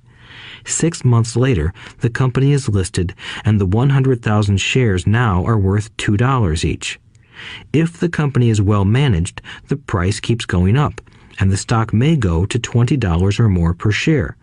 There are years when our $25,000 has gone to $1 million in less than a year.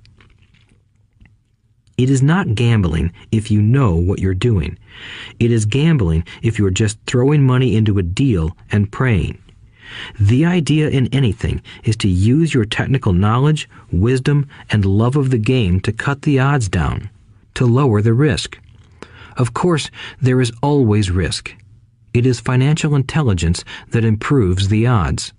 Thus, what is risky for one person is less risky to someone else.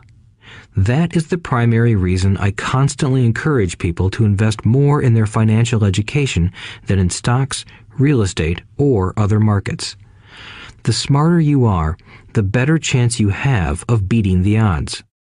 The stock plays I personally invested in were extremely high risk for most people and absolutely not recommended. I have been playing that game since 1979 and have paid more than my share in dues.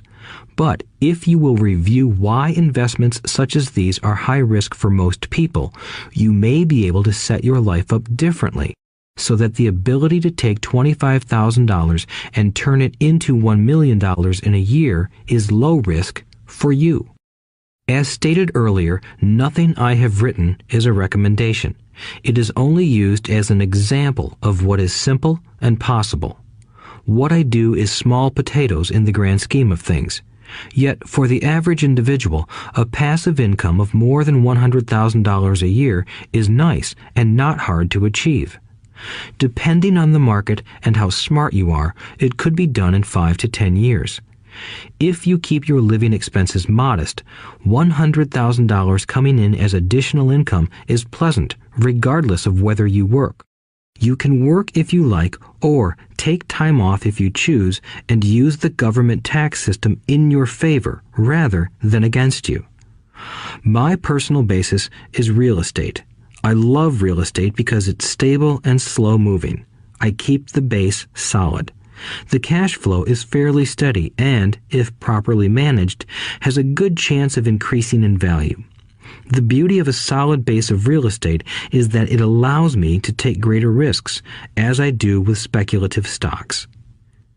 If I make great profits in the stock market, I pay my capital gains tax on the gain and then reinvest what's left in real estate, again further securing my asset foundation. A last word on real estate.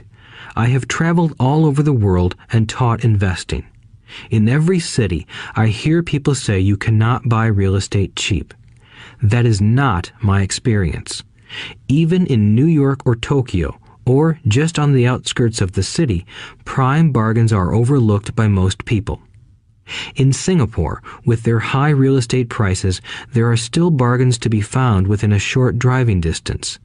So whenever I hear someone say, "You can't do that here," pointing at me, I remind them that maybe the real statement is, "I don't know how to do that here. Yet." Great opportunities are not seen with your eyes. They are seen with your mind. Most people never get wealthy simply because they are not trained financially to recognize opportunities right in front of them. I am often asked, how do I start? In the final chapter of this audiobook, I offer 10 steps that I followed on the road to my financial freedom. But always remember to have fun. When you learn the rules and the vocabulary of investing and begin to build your asset column, I think you'll find that it's as fun a game as you've ever played. Sometimes you win, and sometimes you learn. But have fun. Most people never win because they're more afraid of losing. That is why I found school so silly. In school, we learn that mistakes are bad, and we are punished for making them. Yet if you look at the way humans are designed to learn, we learn by making mistakes. We learn to walk by falling down. If we never fell down, we would never walk. The same is true for learning to ride a bike. I still have scars on my knees, but today I can ride a bike without thinking. The same is true for getting rich. Unfortunately, the main reason most people are not rich is because they are terrified of losing. Winners are not afraid of losing, but losers are. Failure is part of the process of success. People who avoid failure also avoid success. I look at money much like my game of tennis. I play hard, make mistakes, correct, make more mistakes, correct, and I get better. If I lose the game, I reach across the net, shake my opponent's hand, smile, and say, "See you next Saturday." There are two kinds of investors. One, the first and most common type is a person who buys a packaged investment. They call a retail outlet, such as a real estate company, a stockbroker, or a financial planner, and they buy something. It could be a mutual fund, a right, a stock, or bond.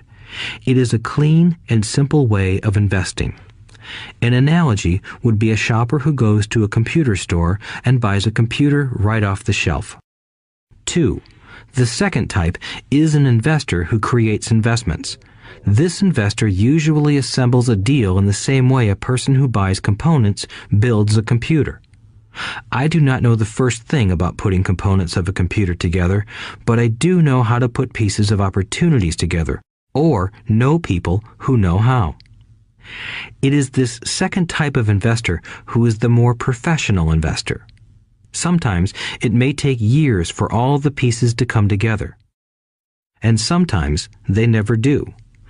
It is this second type of investor that my rich dad encouraged me to be. It is important to learn how to put the pieces together, because that is where the huge wins reside, and sometimes some huge losses if the tide goes against you. If you want to be the second type of investor, you need to develop 3 main skills. These skills are in addition to those required to become financially intelligent. 1. Find an opportunity that everyone else missed. You see with your mind what others miss with their eyes. For example, a friend bought this run-down old house. It was spooky to look at. Everyone wondered why he bought it. What he saw that we did not was that the house came with 4 extra empty lots. He discovered that after going to the title company.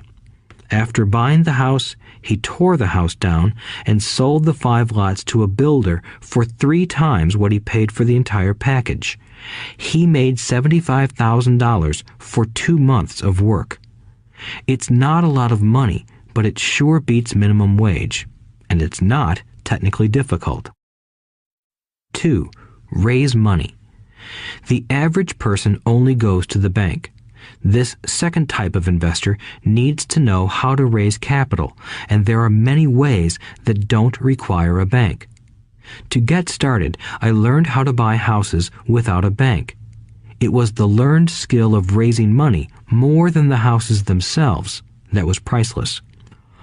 All too often, I hear people say, "The bank won't lend me money," or "I don't have the money to buy it."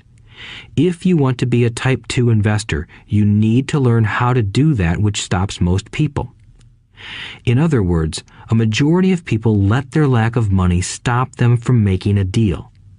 If you can avoid that obstacle, you will be millions ahead of those who don't learn those skills. There have been many times I have bought a house, a stock, or an apartment building without a penny in the bank. I once bought an apartment house for $1.2 million. I did what is called tying it up with a written contract between seller and buyer. I then raised the $100,000 deposit, which bought me 90 days to raise the rest of the money. Why did I do it? Simply because I knew it was worth $2 million. I never raised the money. Instead, the person who put up the $100,000 gave me $50,000 for finding the deal, took over my position, and I walked away. Total working time? 3 days. Again, it's what you know more than what you buy. Investing is not buying. It's more a case of knowing. 3. Organize smart people. Intelligent people are those who work with or hire a person who is more intelligent than they are.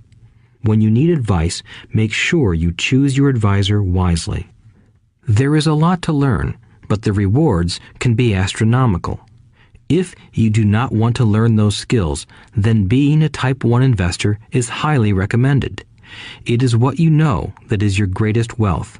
It is what you do not know that is your greatest risk. There is always risk, so learn to manage risk instead of avoiding it. Chapter 6. Lesson 6. Work to learn, don't work for money. Job security meant everything to my educated dad. Learning meant everything to my rich dad. A few years ago, I granted an interview with a newspaper in Singapore. The young female reporter was on time, and the interview got underway immediately. We sat in the lobby of a luxurious hotel, sipping coffee and discussing the purpose of my visit to Singapore. I was to share the platform with Zig Ziglar. He was speaking on motivation, and I was speaking on the secrets of the rich. Someday, I would like to be a best-selling author like you, she said. I had seen some of the articles she had written for the paper, and I was impressed. She had a tough, clear style of writing. Her articles held a reader's interest. You have a great style, I said in reply. What holds you back from achieving your dream? My work does not seem to go anywhere, she said quietly. Everyone says that my novels are excellent, but nothing happens. So I keep my job with the paper. At least it pays the bills. Do you have any suggestions? Yes, I do, I said brightly. A friend of mine here in Singapore runs a school that trains people to sell. He runs sales training courses for many of the top corporations here in Singapore, and I think attending one of his courses would greatly enhance your career. She stiffened. Are you saying I should go to school to learn to sell? I nodded. You aren't serious, are you? Again, I nodded. What is wrong with that? I was now backpedaling. She was offended by something, and now I was wishing I had not said anything. In my attempt to be helpful, I found myself defending my suggestion. I have a master's degree in English literature. Why would I go to school to learn to be a salesperson? I am a professional. I went to school to be trained in a profession so I would not have to be a salesperson. I hate salespeople. All they want is money. So tell me why I should study sales. She was packing her briefcase. The interview was over. On the coffee table sat a copy of an earlier best-selling book I wrote. I picked it up as well as the notes she had jotted down on her legal pad. Do you see this? I said, pointing to her notes. She looked down at her notes. What? She said, confused. Again, I pointed deliberately to her notes. On her pad she had written, Robert Kiyosaki, best-selling author. It says best-selling author, not best writing author, I said quietly. Her eyes widened. I am a terrible writer, I said. You are a great writer. I went to sales school. You have a master's degree. Put them together, and you get a best-selling author and a best-writing author. Anger flared from her eyes. I'll never stoop so low as to learn how to sell. People like you have no business writing.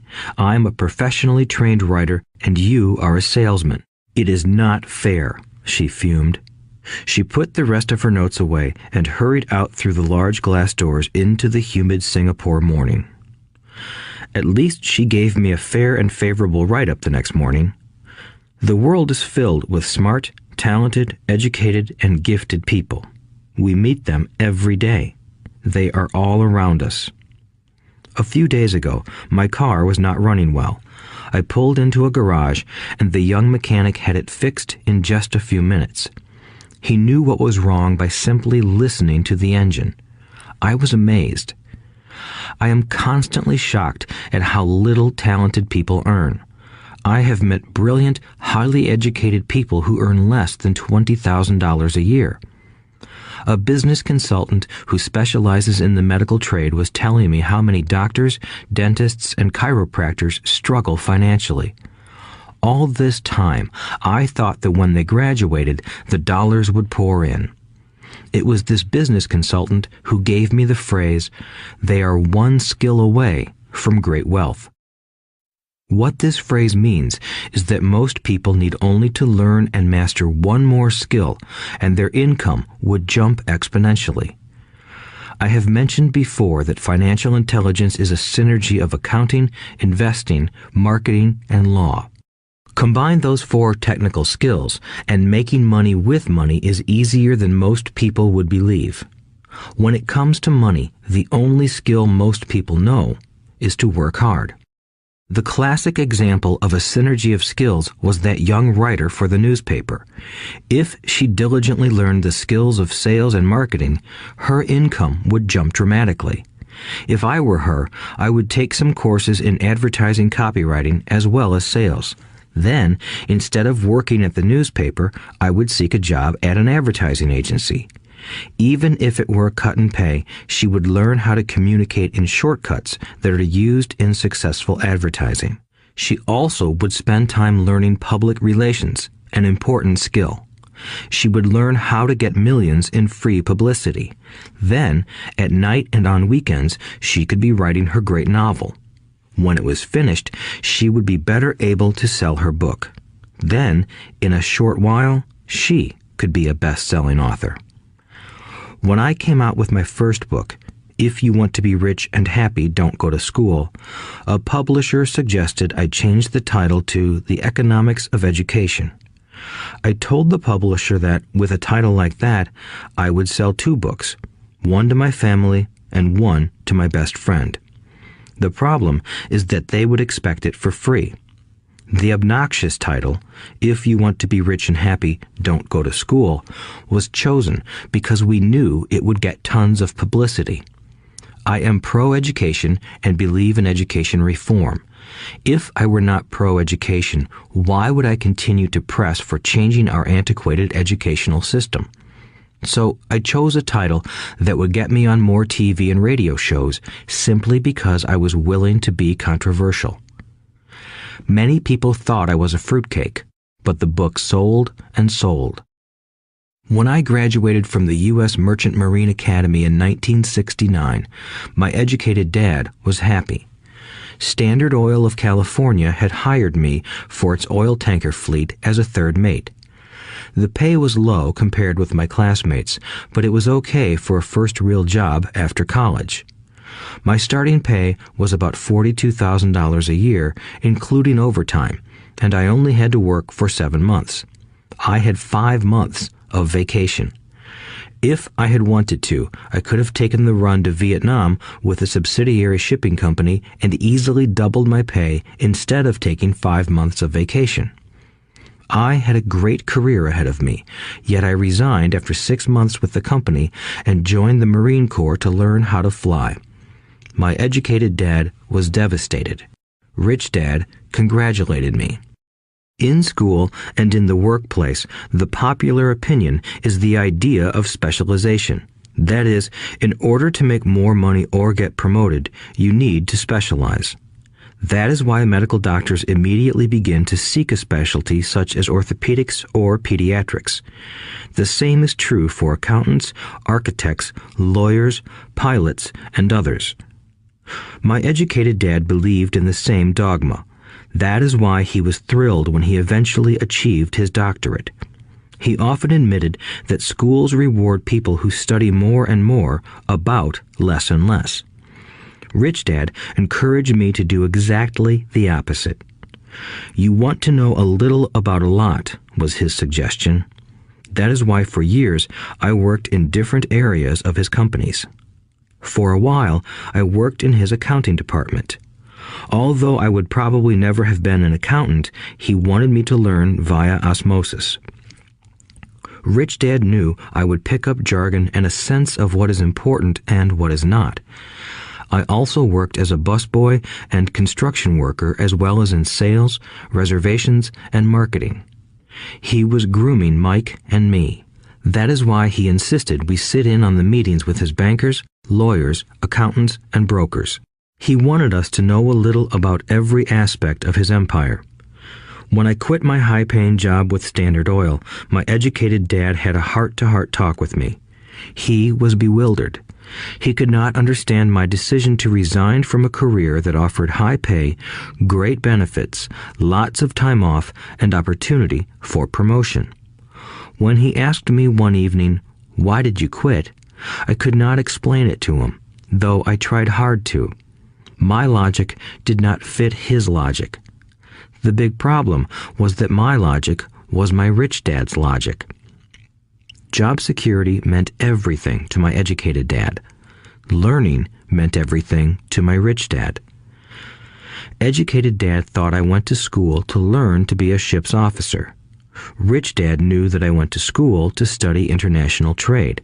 So as a student, I made cargo runs, navigating large freighters, oil tankers, and passenger ships to the Far East and the South Pacific. Rich Dad emphasized that I should stay in the Pacific instead of taking ships to Europe because he knew that the emerging nations were in Asia, not Europe. While most of my classmates, including Mike, were partying at their fraternity houses, I was studying trade, people, business styles, and cultures in Japan, Taiwan, Thailand, Singapore, Hong Kong, Vietnam, Korea, Tahiti, Samoa, and the Philippines. I was partying also, but it was not in any frat house. I grew up rapidly. Educated Dad just could not understand why I decided to quit and join the Marine Corps. I told him I wanted to learn to fly, but really I wanted to learn to lead troops. Rich Dad explained to me that the hardest part of running a company is managing people. He had spent 3 years in the Army. My educated dad was draft exempt.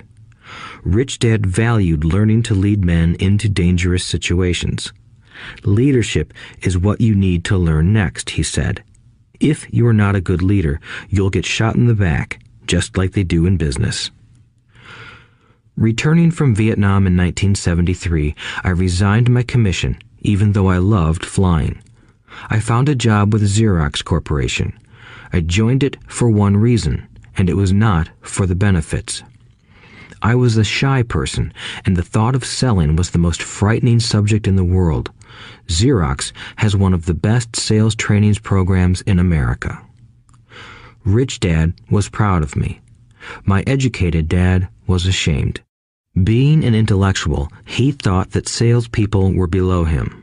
I worked with Xerox for 4 years until I overcame my fear of knocking on doors and being rejected. Once I could consistently be in the top 5 in sales, I again resigned and moved on, leaving behind another great career with an excellent company. In 1977, I formed my first company. Rich Dad had groomed Mike and me to take over companies, so I now had to learn to form them and put them together. My first product, the nylon and Velcro wallet, was manufactured in the Far East and shipped to a warehouse in New York, near where I had gone to school. My formal education was complete, and it was time to test my wings.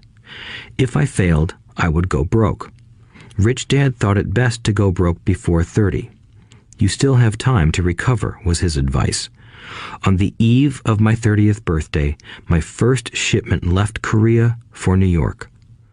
Today, I still do business internationally, and as my rich dad encouraged me to do, I keep seeking the emerging nations. Today, my investment company invests in South American countries and Asian countries, as well as in Norway and Russia. There is an old cliche that goes, "Job is an acronym for just over broke." Unfortunately, I would say that applies to millions of people. Because school does not think financial intelligence is an intelligence, most workers live within their means. They work and they pay bills. There is another horrible management theory that goes, workers work hard enough to not be fired, and owners pay just enough so that workers won't quit. And if you look at the pay scales of most companies, again, I would say there is a degree of truth to that statement. The net result is that most workers never get ahead. They do what they've been taught to do, get a secure job. Most workers focus on working for pay and benefits that reward them in the short term, but are often disastrous in the long run. Instead, I recommend to young people to seek work for what they will learn more than what they will earn. Look down the road at what skills they want to acquire before choosing a specific profession and before getting trapped in the rat race. Once people are trapped in the lifelong process of bill paying, they become like those little hamsters running around in those metal wheels. Their little furry legs are spinning furiously. The wheel is turning furiously, but come tomorrow morning, they'll still be in the same cage. Great job. In the movie Jerry Maguire, starring Tom Cruise, there are many great one-liners. Probably the most memorable is, "Show me the money." But there is one line I thought most truthful. It comes from the scene where Tom Cruise is leaving the firm. He has just been fired, and he is asking the entire company, "Who wants to come with me?" And the whole place is silent and frozen. Only one woman speaks up and says, "I'd like to, but I'm due for a promotion in 3 months." That statement is probably the most truthful statement in the whole movie. It is the type of statement that people use to keep themselves busy, working away to pay bills. I know my educated dad looked forward to his pay raise every year, and every year he was disappointed. So he would go back to school to earn more qualifications so he could get another raise. Then, once again, there would be another disappointment. The question I often ask people is, where is this daily activity taking you? Just like the little hamster, I wonder if people look at where their hard work is taking them. What does the future hold? In his book, The Retirement Myth, Craig S. Carpel writes, "I visited the headquarters of a major national pension consulting firm and met with a managing director who specializes in designing lush retirement plans for top management. When I asked her what people who don't have corner offices will be able to expect in the way of pension income, she said with a confident smile, 'The silver bullet.'" "What," I asked, "is the silver bullet?" She shrugged and said, "If baby boomers discover they don't have enough money to live on when they're older, they can always blow their brains out." Carpel goes on to explain the difference between the old defined benefit retirement plans and the new 401k plans that are riskier. It is not a pretty picture for most people working today, and that is just for retirement. Add medical fees and long-term nursing home care, and the picture is frightening. Already, many hospitals in countries with socialized medicine need to make tough decisions such as who will live and who will die. They make those decisions purely on how much money they have and how old the patients are. If the patient is old, they often will give the medical care to someone younger. The older, poor patient gets put to the back of the line. Just as the rich can afford better education, the rich will be able to keep themselves alive, while those who have little wealth will die. So I wonder, are workers looking into the future or just until their next paycheck, never questioning where they are headed? When I speak to adults who want to earn more money, I always recommend the same thing. I suggest taking a long view of their life. Instead of simply working for the money and security, which I admit are important, I suggest they take a second job that will teach them a second skill. Often I recommend joining a network marketing company, also called multi-level marketing, if they want to learn sales skills. Some of these companies have excellent training programs that help people get over their fear of failure and rejection, which are the main reasons people are unsuccessful. Education is more valuable than money in the long run. When I offer this suggestion, I often hear in response, "Oh, that is too much hassle," or "I only want to do what I am interested in." If they say it's too much of a hassle, I ask, so you would rather work all your life giving 50% of what you earn to the government? If they tell me, I only do what I am interested in, I say, I'm not interested in going to the gym, but I go because I want to feel better and live longer. Unfortunately, there is some truth to the old statement, you can't teach an old dog new tricks. Unless a person is used to changing, it's hard to change.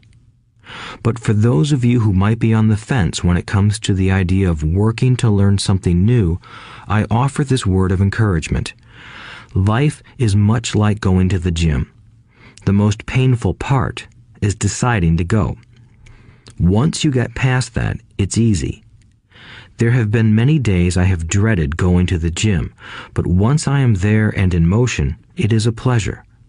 After the workout is over, I am always glad I talked myself into going. If you are unwilling to work to learn something new and instead insist on becoming highly specialized within your field, make sure the company you work for is unionized. Labor unions are designed to protect specialists. My educated dad, after falling from grace with the governor, became the head of the teachers' union in Hawaii. He told me that it was the hardest job he ever held. My rich dad, on the other hand, spent his life doing his best to keep his companies from becoming unionized. He was successful. Although the unions came close, Rich Dad was always able to fight them off. Personally, I take no sides because I can see the need for and the benefits of both sides. If you do as school recommends, become highly specialized, then seek union protection. For example, had I continued with my flying career, I would have sought a company that had a strong pilots union. Why? Because my life would be dedicated to learning a skill that was valuable in only one industry. If I were pushed out of that industry, my life's skills would not be as valuable to another industry. A displaced senior pilot with 100,000 hours of heavy airline transport time, earning $150,000 a year, would have a hard time finding an equivalent high-paying job teaching in school. Skills do not necessarily transfer from industry to industry. Skills the pilots are paid for in the airline industry are not as important in, say, the school system. The same is true even for doctors today. With all the changes in medicine, many medical specialists are needing to conform to medical organizations such as HMOs. School teachers definitely need to be union members. Today in America, the teachers' union is the largest and the richest labor union of all. The NEA, the National Education Association, has tremendous political clout. Teachers need the protection of their union because their skills are also of limited value to an industry outside of education. So the rule of thumb is highly specialized, then unionize. It's the smart thing to do. When I ask the classes I teach, how many of you can cook a better hamburger than McDonald's, almost all the students raise their hands.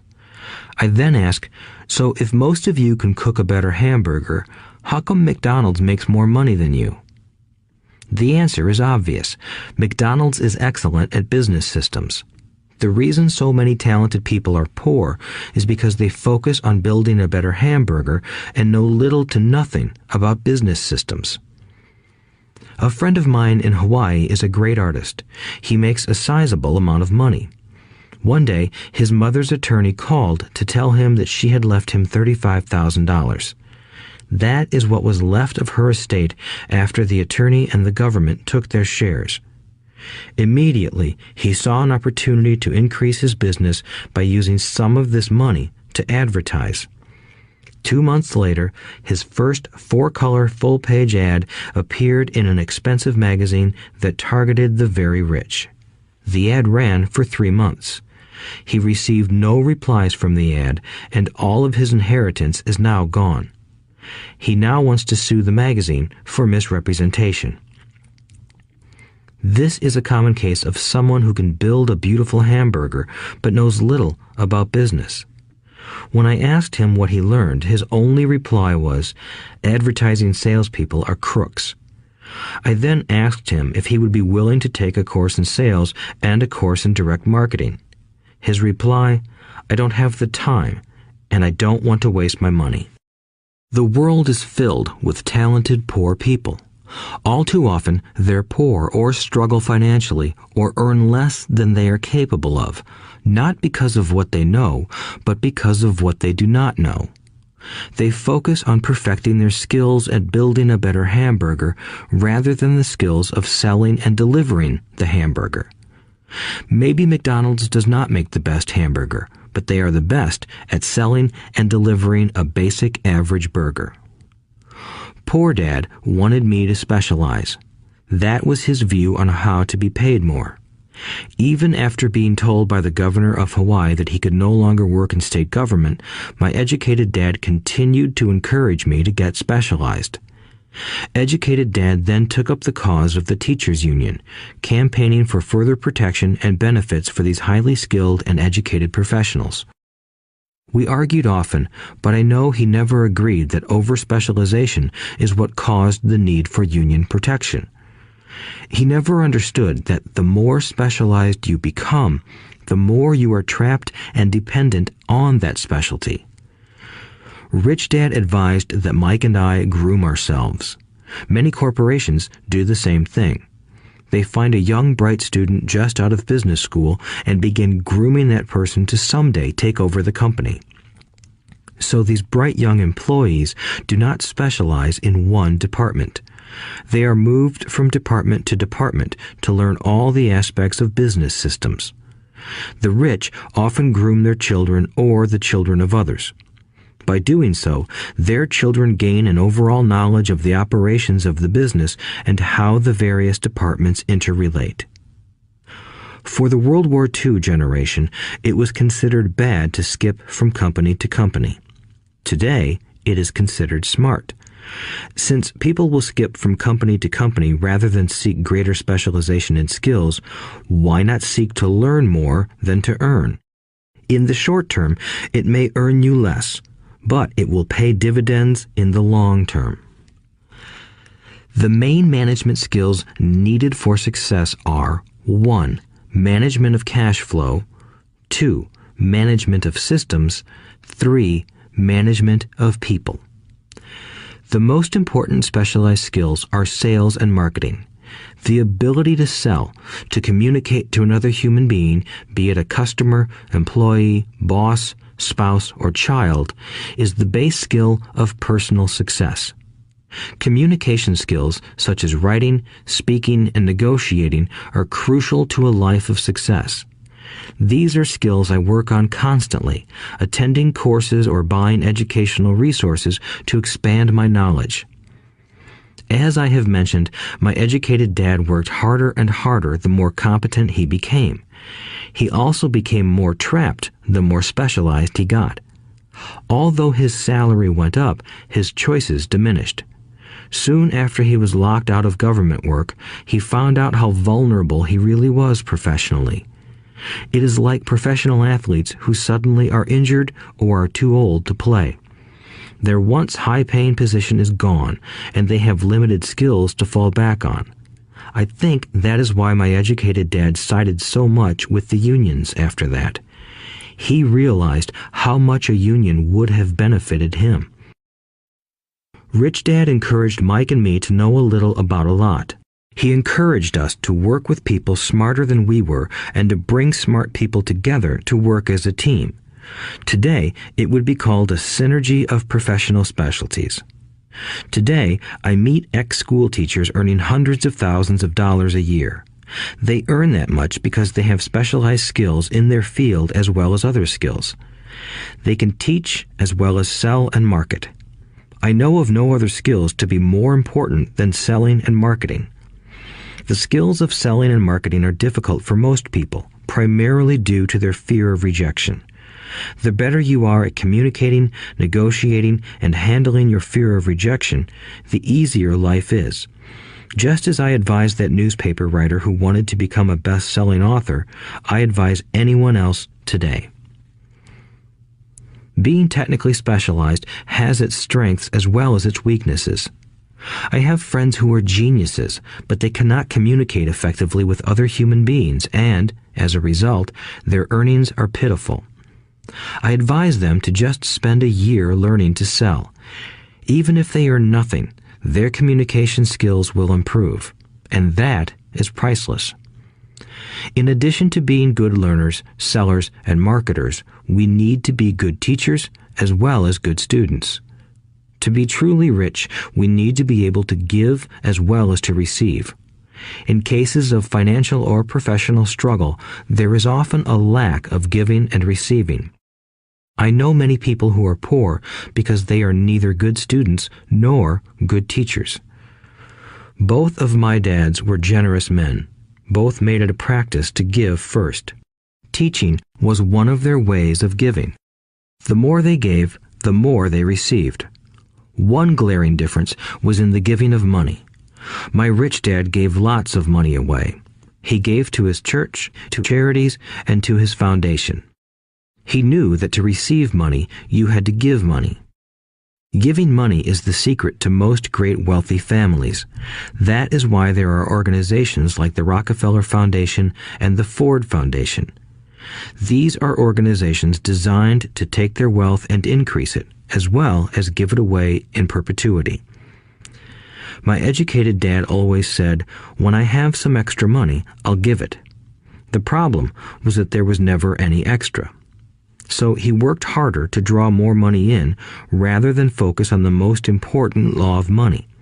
Give and you shall receive. Instead, he believed in receive and then you give.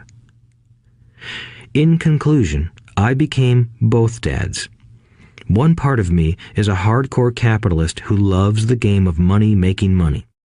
The other part is a socially responsible teacher who is deeply concerned with this ever-widening gap between the haves and have-nots. I personally hold the archaic educational system primarily responsible for this growing gap. Chapter 7. Overcoming Obstacles. The primary difference between a rich person and a poor person is how they manage fear. Once people have studied and become financially literate, they may still face roadblocks to becoming financially independent. There are 5 main reasons why financially literate people may still not develop abundant asset columns that could produce a large cash flow. The 5 reasons are: 1. Fear. 2. Cynicism. 3. Laziness. 4. Bad habits. 5. Arrogance. Overcoming fear. I have never met anyone who really likes losing money. And in all my years, I have never met a rich person who has never lost money. But I have met a lot of poor people who have never lost a dime. Investing, that is. The fear of losing money is real. Everyone has it, even the rich. But it's not having fear that is the problem. It's how you handle fear. It's how you handle losing. It's how you handle failure that makes the difference in one's life. The primary difference between a rich person and a poor person is how they manage that fear. It's okay to be fearful. It's okay to be a coward when it comes to money. You can still be rich. We're all heroes at something and cowards at something else. My friend's wife is an emergency room nurse. When she sees blood, she flies into action. When I mention investing, she runs away. When I see blood, I don't run. I pass out. My rich dad understood phobias about money. Some people are terrified of snakes. Some people are terrified about losing money. Both are phobias, he would say. So his solution to the phobia of losing money was this little rhyme. If you hate risk and worry, start early. If you start young, it's easier to be rich. I won't go into it here, but there is a staggering difference between a person who starts investing at age 20 versus age 30. The purchase of Manhattan Island is said to be one of the greatest bargains of all time. New York was purchased for $24 in trinkets and beads. Yet if that $24 had been invested at 8% annually, that $24 would have been worth more than $28 trillion by 1995. Manhattan could be repurchased with money left over to buy much of Los Angeles. But what if you don't have much time left or would like to retire early? How do you handle the fear of losing money? My poor dad did nothing. He simply avoided the issue, refusing to discuss the subject. My rich dad, on the other hand, recommended that I think like a Texan. I like Texas and Texans, he used to say. In Texas, everything is bigger. When Texans win, they win big. And when they lose, it's spectacular. They like losing? I asked. That's not what I'm saying. Nobody likes losing. Show me a happy loser, and I'll show you a loser, said Rich Dad. It's a Texan's attitude toward risk, reward, and failure I'm talking about. It's how they handle life. They live it big. Not like most of the people around here, living like roaches when it comes to money, terrified that someone will shine a light on them and whimpering when the grocery clerk shortchanges them a quarter. Rich Dad went on, "What I like best is the Texas attitude. They're proud when they win, and they brag when they lose. Texans have a saying, if you're going to go broke, go big. You don't want to admit you went broke over a duplex." He constantly told Mike and me that the greatest reason for lack of financial success was because most people played it too safe. People are so afraid of losing that they lose, were his words. Fran Tarkenton, a one-time great NFL quarterback, says it still another way. Winning means being unafraid to lose. In my own life, I've noticed that winning usually follows losing. Before I finally learned to ride a bike, I first fell down many times. I've never met a golfer who has never lost a golf ball. I've never met people who have fallen in love who have never had their heart broken.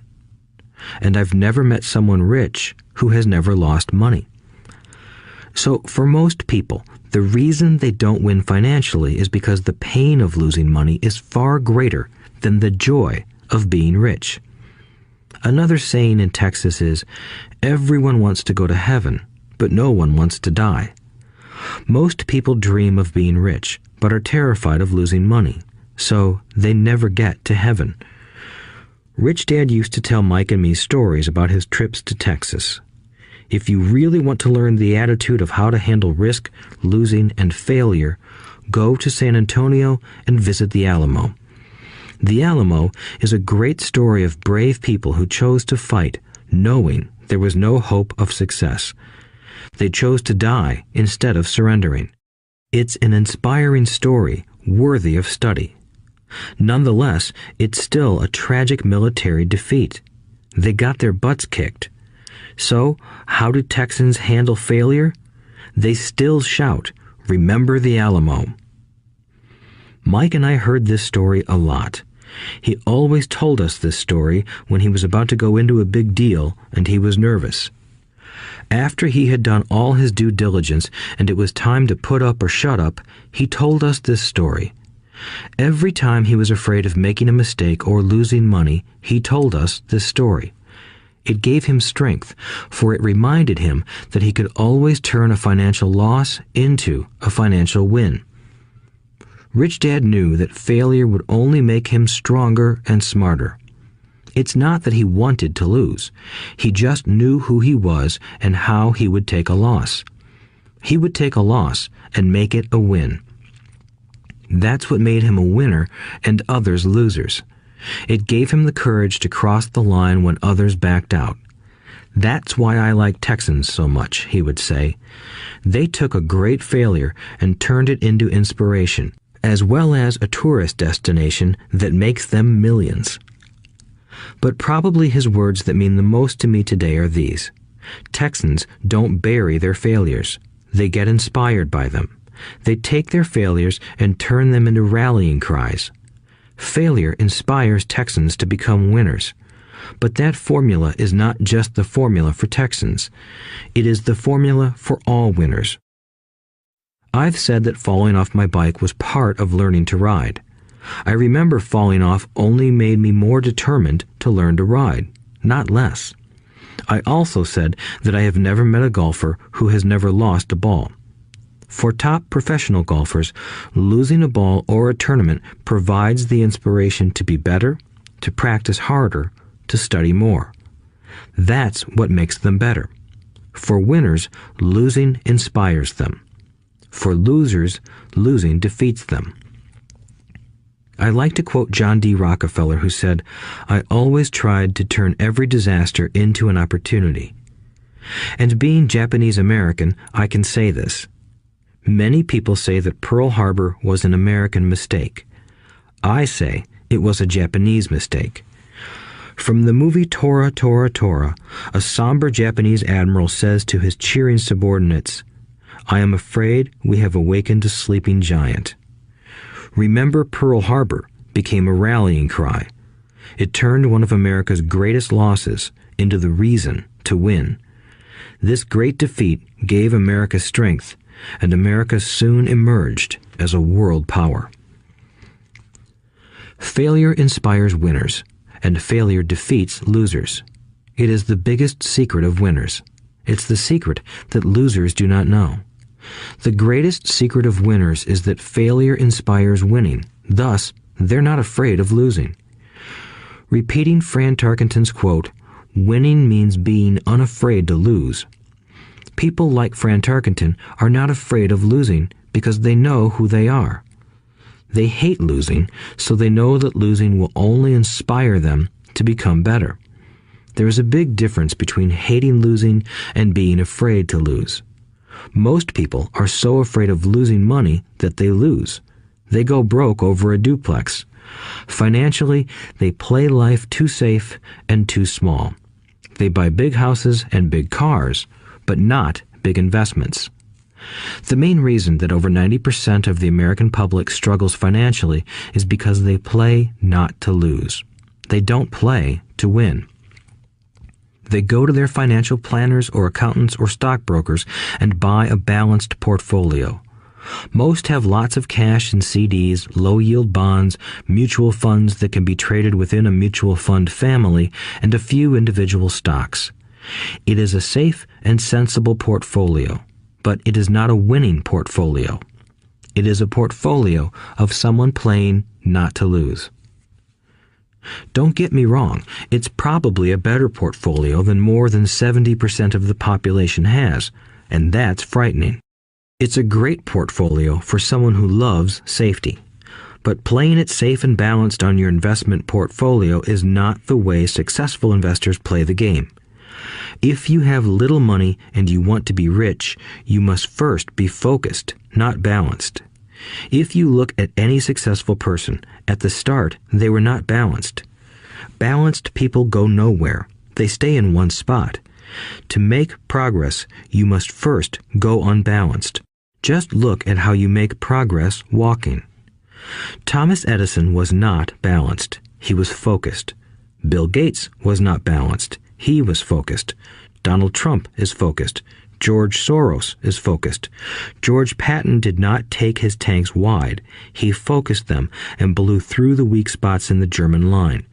The French went wide with the Maginot Line, and you know what happened to them. If you have any desire to be rich, you must focus. Do not do what poor and middle-class people do, put their few eggs in many baskets. Put a lot of your eggs in a few baskets and focus.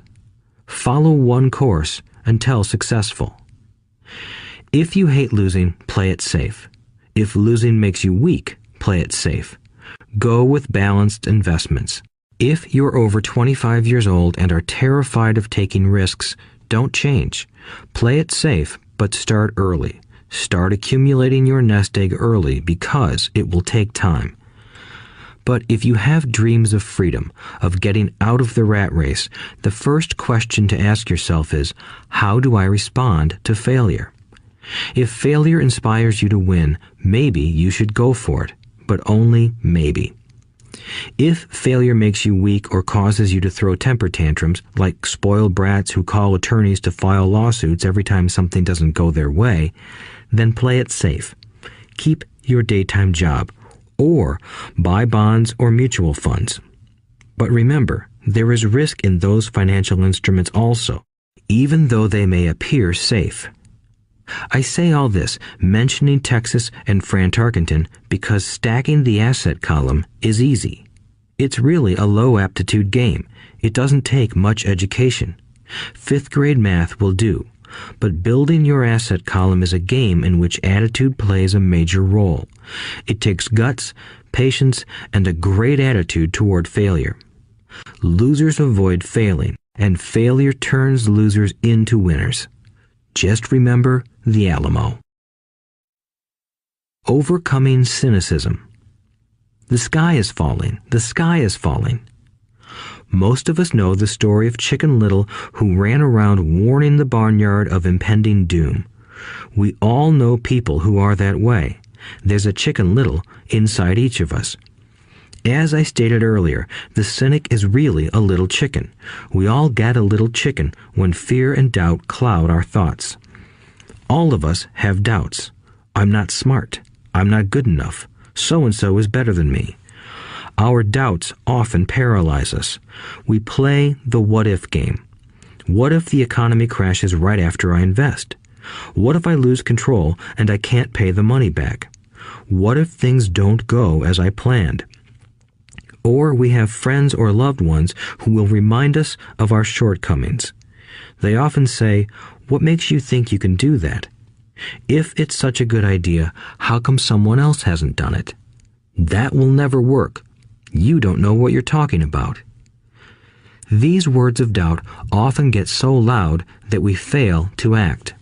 A horrible feeling builds in our stomach. Sometimes we can't sleep. We fail to move forward. So we stay with what is safe, and opportunities pass us by. We watch life passing by as we sit immobilized with a cold knot in our body. We have all felt this at one time in our lives, some more than others. Peter Lynch of Fidelity Magellan Mutual Fund fame refers to warnings about the sky falling as noise, and we all hear it. Noise is either created inside our heads or comes from outside, often from friends, family, co-workers, and the media.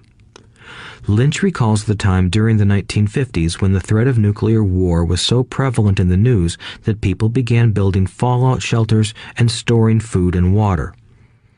If they had invested that money wisely in the market, instead of building a fallout shelter, they'd probably be financially independent today.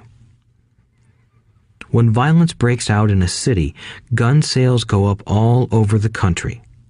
A person dies from rare hamburger meat in the state of Washington, and the Arizona Health Department orders restaurants to have all beef cooked well done. A drug company runs a TV commercial in February showing people catching the flu. Colds go up as well as sales of cold medicine. Most people are poor because when it comes to investing, the world is filled with Chicken Littles running around yelling, "The sky is falling, the sky is falling." And Chicken Littles are effective because every one of us is a little chicken. It often takes great courage to not let rumors and talk of doom and gloom affect your doubts and fears. But a savvy investor knows that the seemingly worst of times is actually the best of times to make money.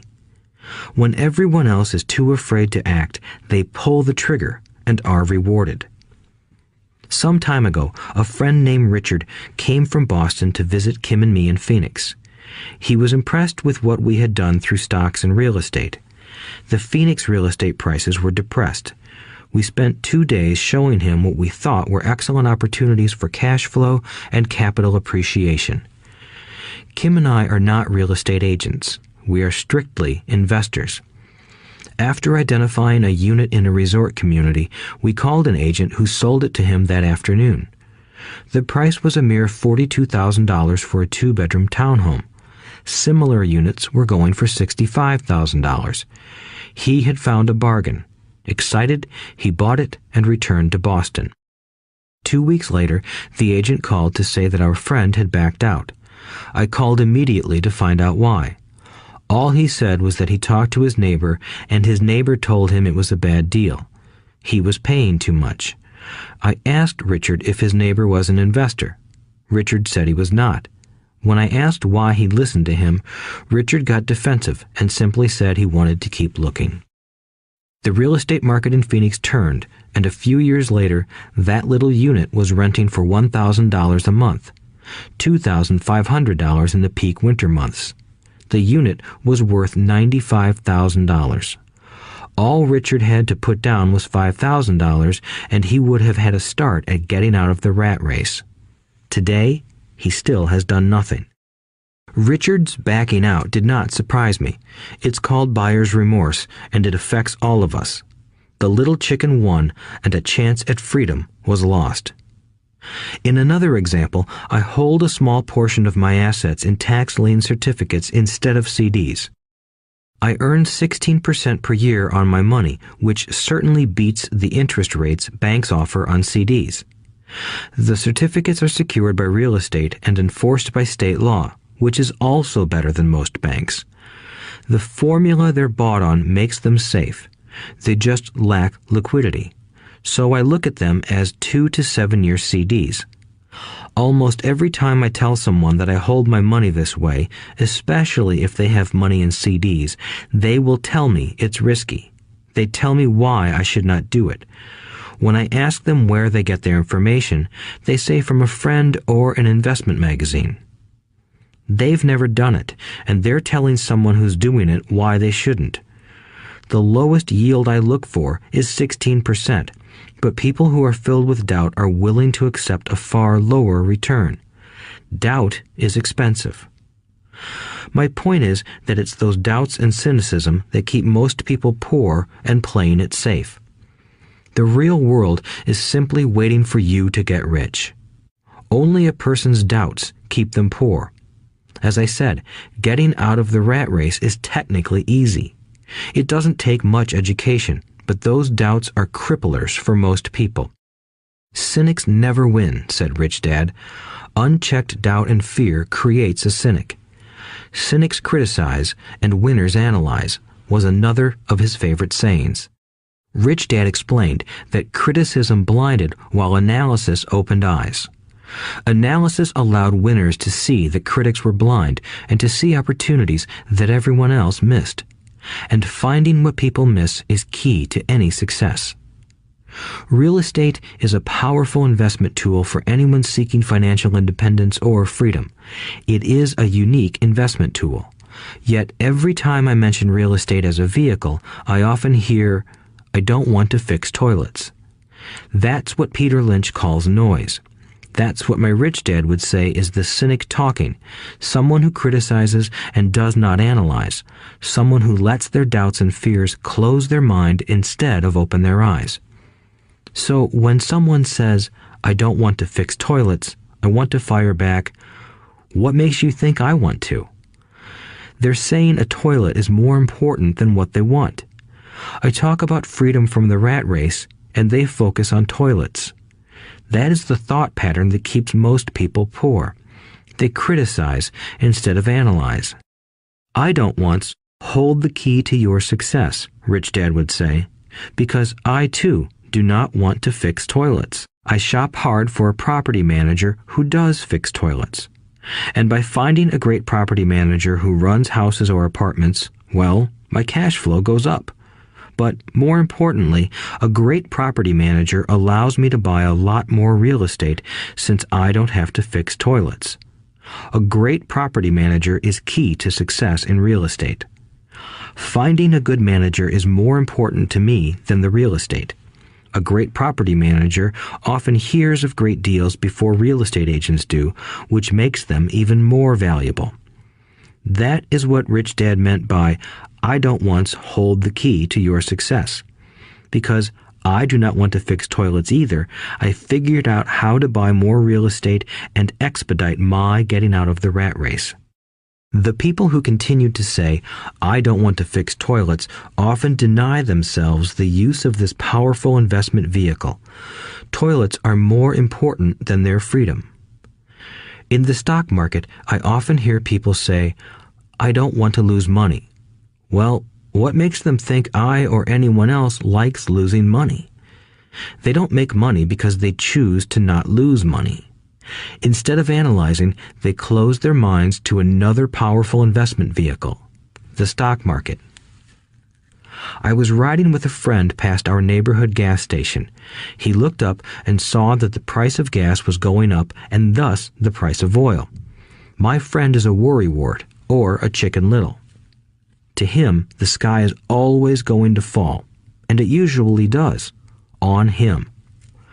When we got home, he showed me all the stats as to why the price of oil was going to go up over the next few years, statistics I had never seen before, even though I already owned substantial shares of an existing oil company. With that information, I immediately began looking for and found a new undervalued oil company that was about to find some oil deposits. My broker was excited about this new company, and I bought 15,000 shares for 65 cents per share. 3 months later, this same friend and I drove by the same gas station, and sure enough, the price per gallon had gone up nearly 15%. Again, the Chicken Little worried and complained. I smiled, because a month earlier, that little oil company hit oil, and those 15,000 shares went up to more than $3 per share since he had first given me the tip. And the price of gas will continue to go up if what my friend says is true. If most people understood how a stop worked in stock market investing, there would be more people investing to win instead of investing not to lose. A stop is simply a computer command that sells your stock automatically if the price begins to drop, helping to minimize your losses and maximize some gains. It's a great tool for those who are terrified of losing. So whenever I hear people focusing on their I don't wants rather than what they do want, I know the noise in their head must be loud. Chicken Little has taken over their brain and is yelling, the sky is falling and toilets are breaking. So they avoid their don't wants, but they pay a huge price. They may never get what they want in life. Instead of analyzing, their inner Chicken Little closes their mind. Rich Dad gave me a way of looking at Chicken Little. Just do what Colonel Sanders did. At the age of 66, he lost his business and began to live on his Social Security check. It wasn't enough. He went around the country selling his recipe for fried chicken. He was turned down 1,009 times before someone said yes, and he went on to become a multimillionaire at an age when most people are quitting. He was a brave and tenacious man, Rich Dad said of Harlan Sanders. So when you're in doubt and feeling a little afraid, just do what Colonel Sanders did to his little chicken. He fried it. Overcoming laziness. Busy people are often the most lazy. We have all heard stories of a businessman who works hard to earn money. He works hard to be a good provider for his wife and children. He spends long hours at the office and brings work home on weekends. One day he comes home to an empty house. His wife has left with the kids. He knew he and his wife had problems, but rather than work to make the relationship strong, he stayed busy at work. Dismayed, his performance at work slips and he loses his job. Today, I often meet people who are too busy to take care of their wealth, and there are people too busy to take care of their health. The cause is the same. They're busy, and they stay busy as a way of avoiding something they do not want to face. Nobody has to tell them. Deep down, they know. In fact, if you remind them, they often respond with anger or irritation. If they aren't busy at work or with the kids, they're often busy watching TV, fishing, playing golf, or shopping. Yet deep down, they know they are avoiding something important. That's the most common form of laziness. Laziness by staying busy. So, what is the cure for laziness? The answer is a little greed. For many of us, we were raised thinking of greed or desire as bad. Greedy people are bad people, my mom used to say, yet we all have inside of us this yearning to have nice, new, or exciting things. So, to keep that emotion of desire under control, often parents find ways of suppressing that desire with guilt. You only think about yourself. Don't you know you have brothers and sisters? Was one of my mom's favorites. You want me to buy you what? Was a favorite of my dad. Do you think we're made of money? Do you think money grows on trees? We're not rich people, you know. It wasn't so much the words, but the angry guilt trip that went with the words that got to me. Or the reverse guilt trip was the I'm sacrificing my life to buy this for you. I'm buying this for you because I never had this advantage when I was a kid. I have a neighbor who is stone broke but can't park his car in his garage. The garage is filled with toys for his kids. Those spoiled brats get everything they ask for. I don't want them to know the feeling of want are his everyday words. He has nothing set aside for their college or his retirement, but his kids have every toy ever made. He recently got a new credit card in the mail and took his kids to visit Las Vegas. I'm doing it for the kids, he said with great sacrifice. Rich Dad forbade the words, I can't afford it. In my real home, that's all I heard. Instead, Rich Dad required his children to say, how can I afford it? He believed that the words, I can't afford it, shut down your brain. It didn't have to think anymore. How can I afford it opened up the brain and forced it to think and search for answers. But most importantly, he felt the words, I can't afford it, were a lie, and the human spirit knows it. The human spirit is very, very powerful, he would say. It knows it can do anything. By having a lazy mind that says, I can't afford it, a war breaks out inside you. Your spirit is angry, and your lazy mind must defend its lie. The spirit is screaming, come on, let's go to the gym and work out. And the lazy mind says, but I'm tired, I worked really hard today. Or the human spirit says, I'm sick and tired of being poor, let's get out there and get rich. To which the lazy mind says, rich people are greedy. Besides, it's too much bother. It's not safe. I might lose money. I'm working hard enough as it is. I've got too much to do at work anyway. Look at what I have to do tonight. My boss wants it finished by morning. I can't afford it also causes sadness, a helplessness that leads to despondency and often depression. How can I afford it opens up possibilities, excitement, and dreams. So Rich Dad was not so concerned about what we wanted to buy as long as we understood that how can I afford it creates a stronger mind and a dynamic spirit. Thus, he rarely gave Mike or me anything. He would instead ask, how can you afford it? And that included college, which we paid for ourselves. It was not the goal, but the process of attaining the goal that he wanted us to learn.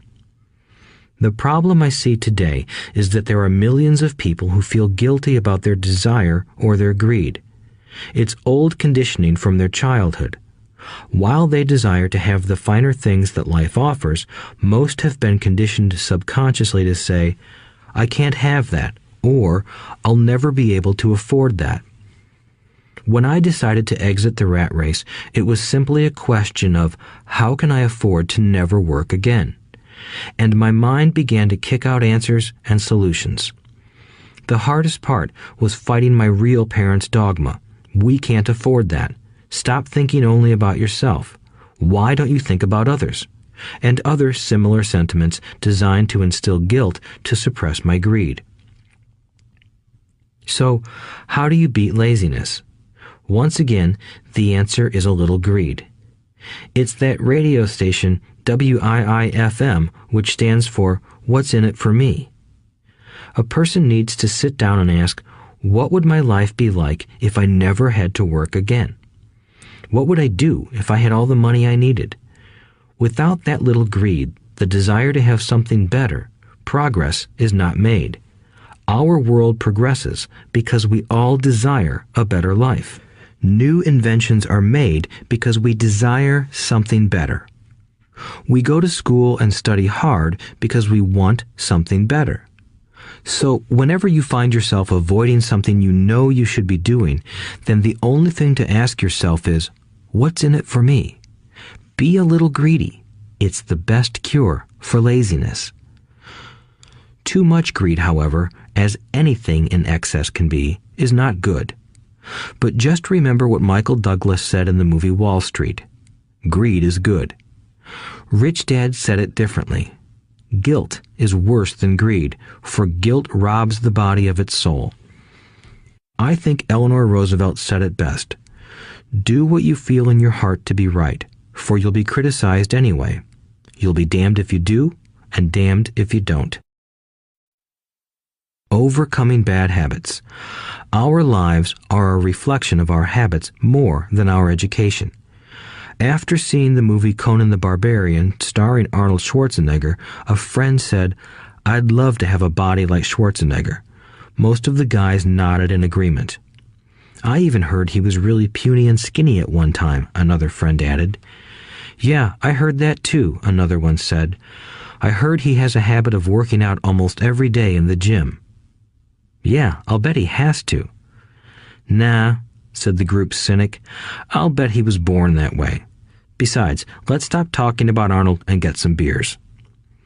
This is an example of habits controlling behavior. I remember asking my rich dad about the habits of the rich. Instead of answering me outright, he wanted me to learn through example, as usual.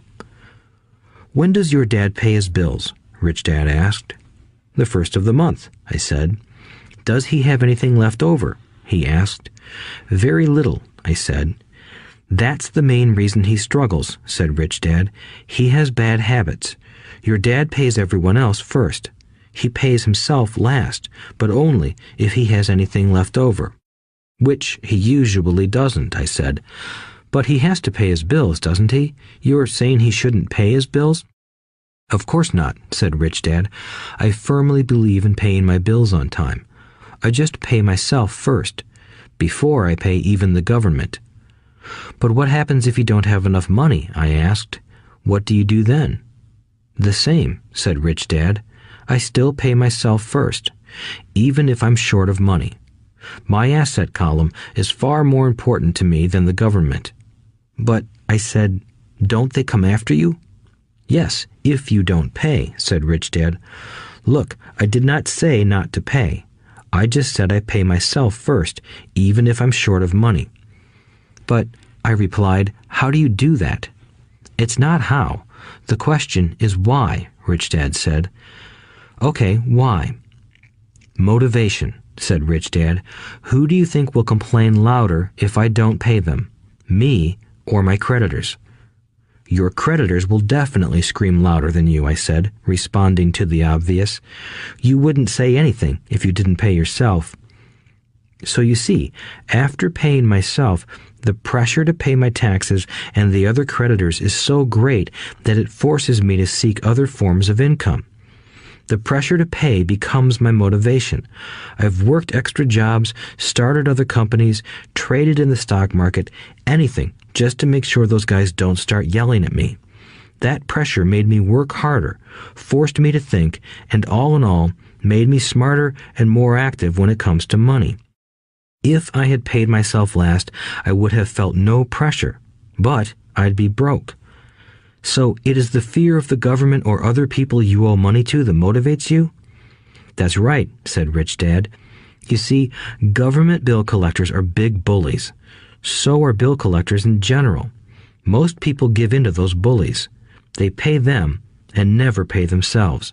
You know the story of the 98-pound weakling who gets sand kicked in his face? I nodded. I see that ad for weightlifting and bodybuilding lessons in the comic books all the time. Well, most people let the bullies kick sand in their faces. I decided to use the fear of the bully to make me stronger. Others got weaker. Forcing myself to think about how to make extra money is like going to the gym and working out with weights. The more I work my mental money muscles out, the stronger I get. Now, I'm not afraid of those bullies. I liked what Rich Dad was saying, so if I pay myself first, I get financially stronger mentally and fiscally. Rich Dad nodded. And if I pay myself last, or not at all, I get weaker. So, people like bosses, managers, tax collectors, bill collectors, and landlords push me around all my life just because I don't have good money habits. Rich Dad nodded, just like the 98-pound weakling. Overcoming arrogance. What I know makes me money. What I don't know loses me money. Every time I have been arrogant, I have lost money. Because when I'm arrogant, I truly believe that what I don't know is not important, Rich Dad would often tell me. I have found that many people use arrogance to try to hide their own ignorance. It often happens when I am discussing financial statements with accountants or even other investors. They try to bluster their way through the discussion. It is clear to me that they don't know what they're talking about. They're not lying, but they are not telling the truth. There are many people in the world of money, finances, and investments who have absolutely no idea what they're talking about. Most people in the money industry are just spouting off sales pitches like used car salesmen. When you know you are ignorant in a subject, start educating yourself by finding an expert in the field or a book on the subject. Chapter 8. Getting Started. There is gold everywhere. Most people are not trained to see it. I wish I could say acquiring wealth was easy for me, but it wasn't. So in response to the question, how do I start, I offer the thought process I go through on a day-to-day basis. It really is easy to find great deals. I promise you that. It's just like riding a bike. After a little wobbling, it's a piece of cake. But when it comes to money, it takes determination to get through the wobbling. That's a personal thing. To find million-dollar deals of a lifetime requires us to call on our financial genius.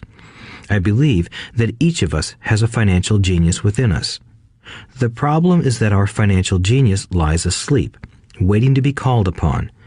It lies asleep because our culture has educated us into believing that the love of money is the root of all evil. It has encouraged us to learn a profession so we can work for money, but failed to teach us how to have money work for us. It taught us not to worry about our financial future because our company or the government would take care of us when our working days are over. However, it is our children, educated in the same school system, who will end up paying for this absence of financial education. The message is still to work hard, earn money, and spend it. And when we run short, we can always borrow more. Unfortunately, 90% of the Western world subscribes to the above dogma, simply because it's easier to find a job and work for money. If you are not one of the masses, I offer you the following 10 steps to awaken your financial genius. I simply offer you the steps I have personally followed. If you want to follow some of them, great. If you don't, make up your own. Your financial genius is smart enough to develop its own list. While in Peru, I asked a gold miner of 45 years how he was so confident about finding a gold mine. He replied, "There is gold everywhere. Most people are not trained to see it." And I would say that is true.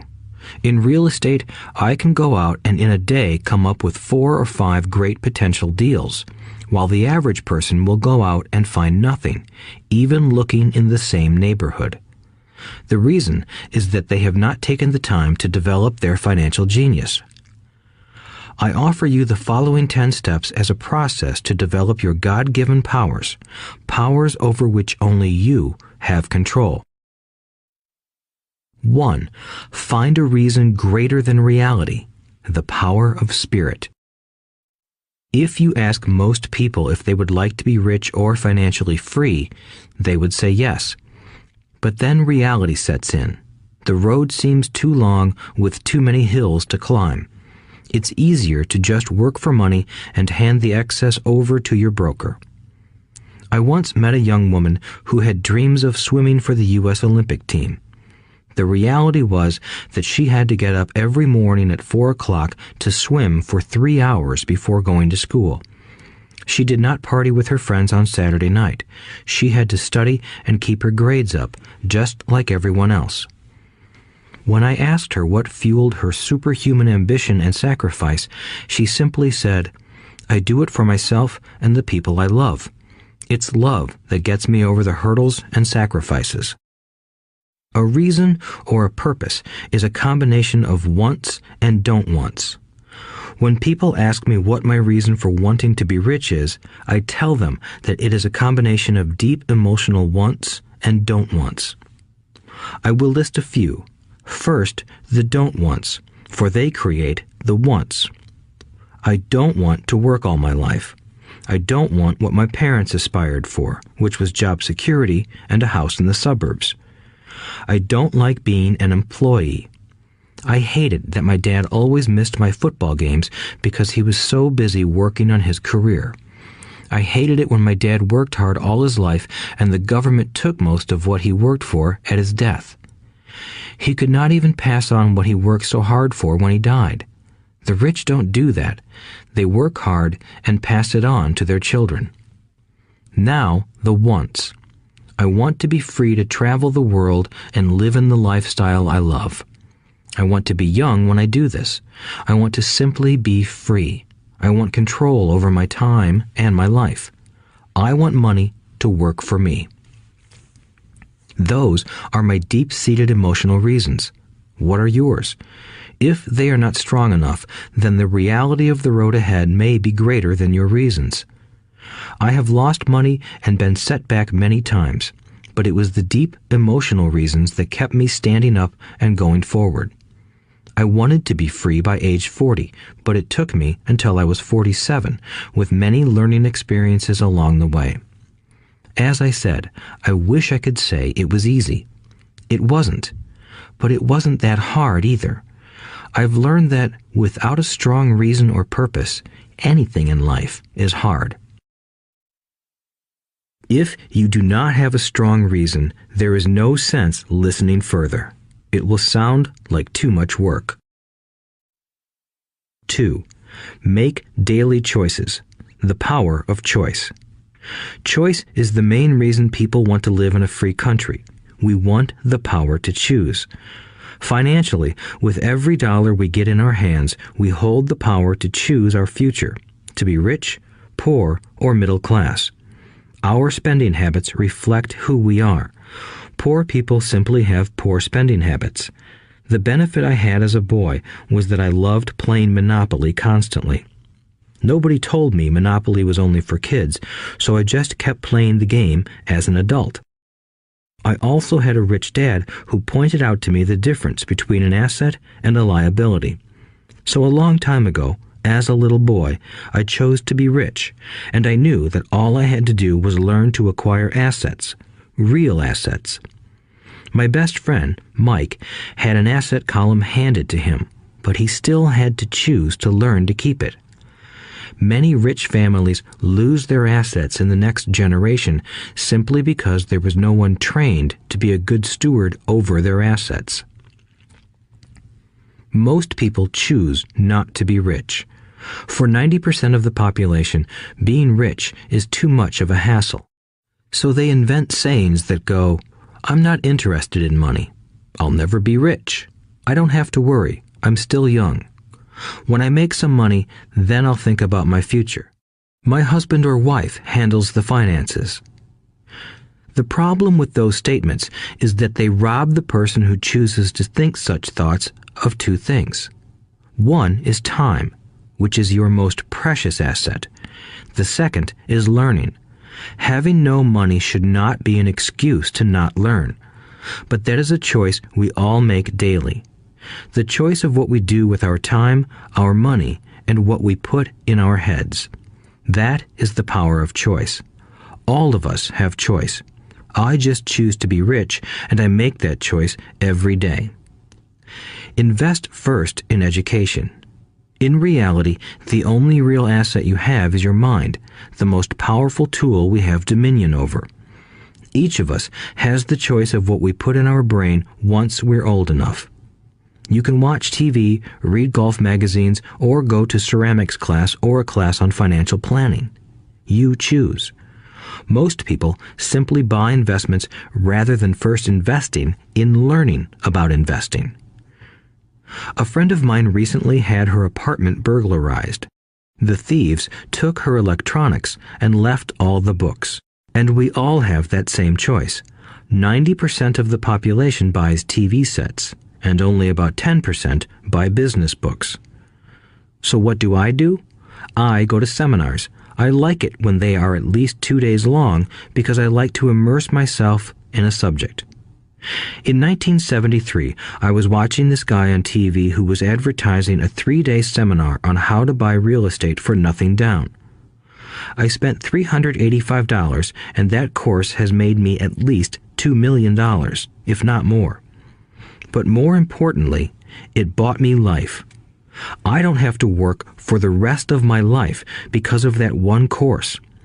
I go to at least 2 such courses every year. I love CDs and audiobooks. The reason? I can easily review what I just heard.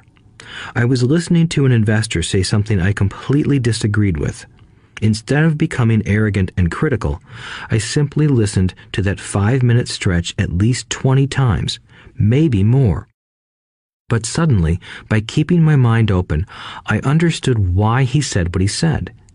It was like magic. I felt like I had a window into the mind of one of the greatest investors of our time. I gained tremendous insight into the vast resources of his education and experience. The net result? I still have the old way I used to think, and I now have a new way of looking at the same problem or situation.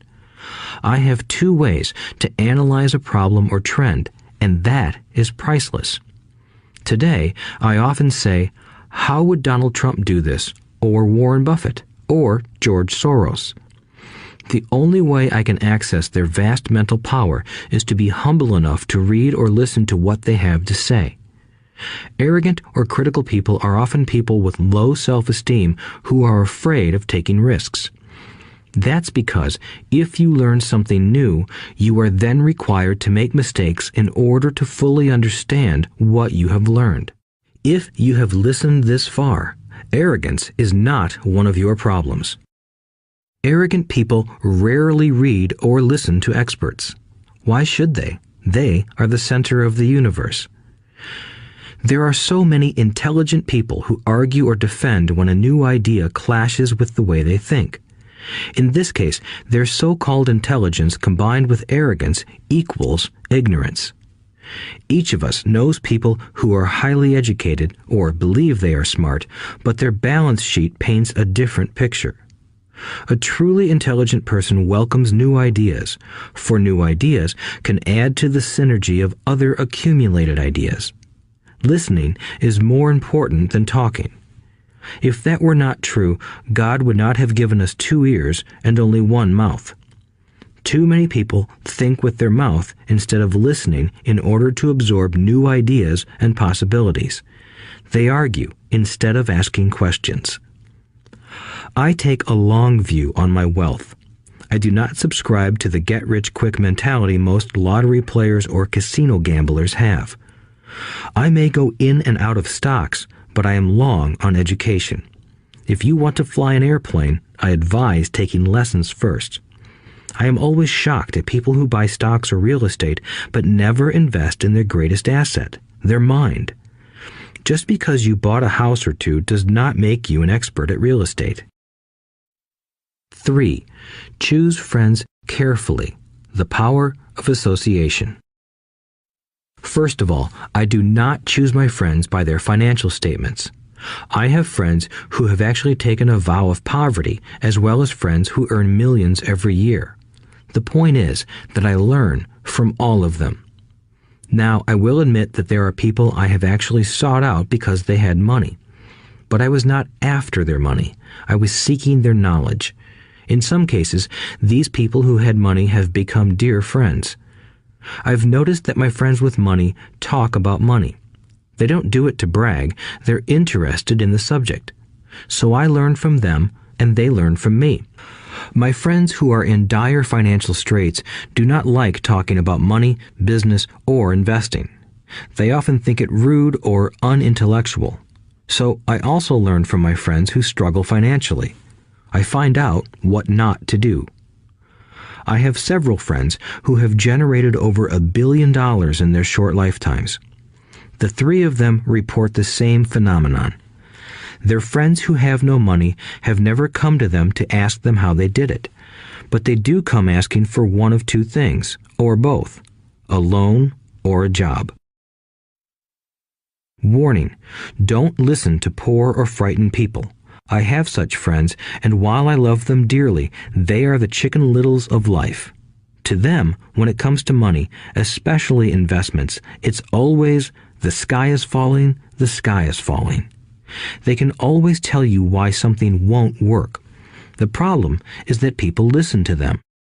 But people who blindly accept doom and gloom information are also Chicken Littles. As that old saying goes, birds of a feather flock together. If you watch business channels on TV, they often have a panel of so-called experts. One expert will say the market is going to crash, and the other will say it's going to boom. If you're smart, you listen to both. Keep your mind open because both have valid points. Unfortunately, most poor people listen to Chicken Little. I have had many close friends try to talk me out of a deal or an investment. Not long ago, a friend told me he was excited because he found a 6% certificate of deposit. I told him I earned 16% from the state government. The next day, he sent me an article about why my investment was dangerous. I have received 16% for years now, and he still receives 6%. I would say that one of the hardest things about wealth building is to be true to yourself and to be willing to not go along with the crowd. This is because, in the market, it is usually the crowd that shows up late that is slaughtered. If a great deal is on the front page, it's too late in most instances. Look for a new deal. As we used to say as surfers, there is always another wave. People who hurry and catch a wave late usually are the ones who wipe out. Smart investors don't time the markets. If they miss a wave, they search for the next one and get themselves in position. This is hard for most investors because buying what is not popular is frightening. Timid investors are like sheep going along with the crowd. Or their greed gets them in when wise investors have already taken their profits and moved on. Wise investors buy an investment when it's not popular. They know their profits are made when they buy, not when they sell. They wait patiently. As I said, they do not time the market. Just like a surfer, they get in position for the next big swell. It's all insider trading. There are forms of insider trading that are illegal, and there are forms of insider trading that are legal. But either way, it's insider trading. The only distinction is, how far away from the inside are you? The reason you want to have rich friends is because that is where the money is made. It's made on information. You want to hear about the next boom, get in and get out before the next bust. I'm not saying do it illegally, but the sooner you know, the better your chances are for profits with minimal risk. That is what friends are for, and that is financial intelligence. 4. Master a formula and then learn a new one. The power of learning quickly. In order to make bread, every baker follows a recipe, even if it's only held in their head. The same is true for making money. Most of us have heard the saying, "You are what you eat." I have a different slant. I say, "You become what you study." In other words, be careful what you learn, because your mind is so powerful that you become what you put in your head. For example, if you study cooking, you then tend to cook. If you don't want to be a cook anymore, then you need to study something else. When it comes to money, the masses generally have one basic formula they learned in school, and it's this: work for money. The predominant formula I see in the world is that every day millions of people get up, go to work, earn money, pay bills, balance checkbooks, buy some mutual funds, and go back to work. That is the basic formula, or recipe. If you're tired of what you're doing, or you're not making enough, it's simply a case of changing the formula via which you make money. Years ago, when I was 26, I took a weekend class called How to Buy Real Estate Foreclosures. I learned a formula. The next trick was to have the discipline to actually put into action what I had learned. That is where most people stop. For 3 years, while working for Xerox, I spent my spare time learning to master the art of buying foreclosures. I've made several $million using that formula. So, after I mastered that formula, I went in search of other formulas. For many of the classes, I did not directly use the information I learned, but I always learned something new. I have attended classes designed for derivative traders, commodity option traders, and chaologists. I was way out of my league, being in a room full of people with doctorates in nuclear physics and space science. Yet, I learned a lot that made my stock and real estate investing more meaningful and lucrative. Most junior colleges and community colleges have classes on financial planning and buying traditional investments. They are good places to start, but I always search for a faster formula. That is why, on a fairly regular basis, I make more in a day than many people will make in their lifetime. Another side note, in today's fast-changing world, it's not so much what you know anymore that counts, because often what you know is old. It is how fast you learn. That skill is priceless. It's priceless in finding faster formulas, recipes, if you will, for making dough. Working hard for money is an old formula born in the day of cavemen. 5. Pay yourself first. The power of self-discipline. If you cannot get control of yourself, do not try to get rich. It makes no sense to invest, make money, and blow it. It is the lack of self-discipline that causes most lottery winners to go broke soon after winning millions.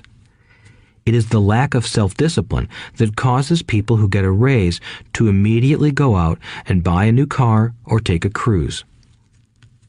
It is difficult to say which of the 10 steps is the most important, but of all the steps, this step is probably the most difficult to master if it is not already a part of your makeup.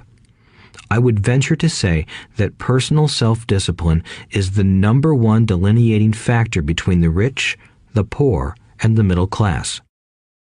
Simply put, people who have low self-esteem and low tolerance for financial pressure can never be rich. As I have said, a lesson learned from my rich dad was that the world will push you around. The world pushes people around, not because other people are bullies, but because the individual lacks internal control and discipline. People who lack internal fortitude often become victims of those who have self-discipline. In the entrepreneur classes I teach, I constantly remind people to not focus on their product, service, or widget, but to focus on developing management skills. The 3 most important management skills necessary to start your own business are management of 1. Cash flow, 2. People, 3. Personal time. I would say the skills to manage these three apply to anything, not just entrepreneurs. The three matter in the way you live your life as an individual or as part of a family, a business, a charitable organization, a city, or a nation. Each of these skills is enhanced by the mastery of self-discipline.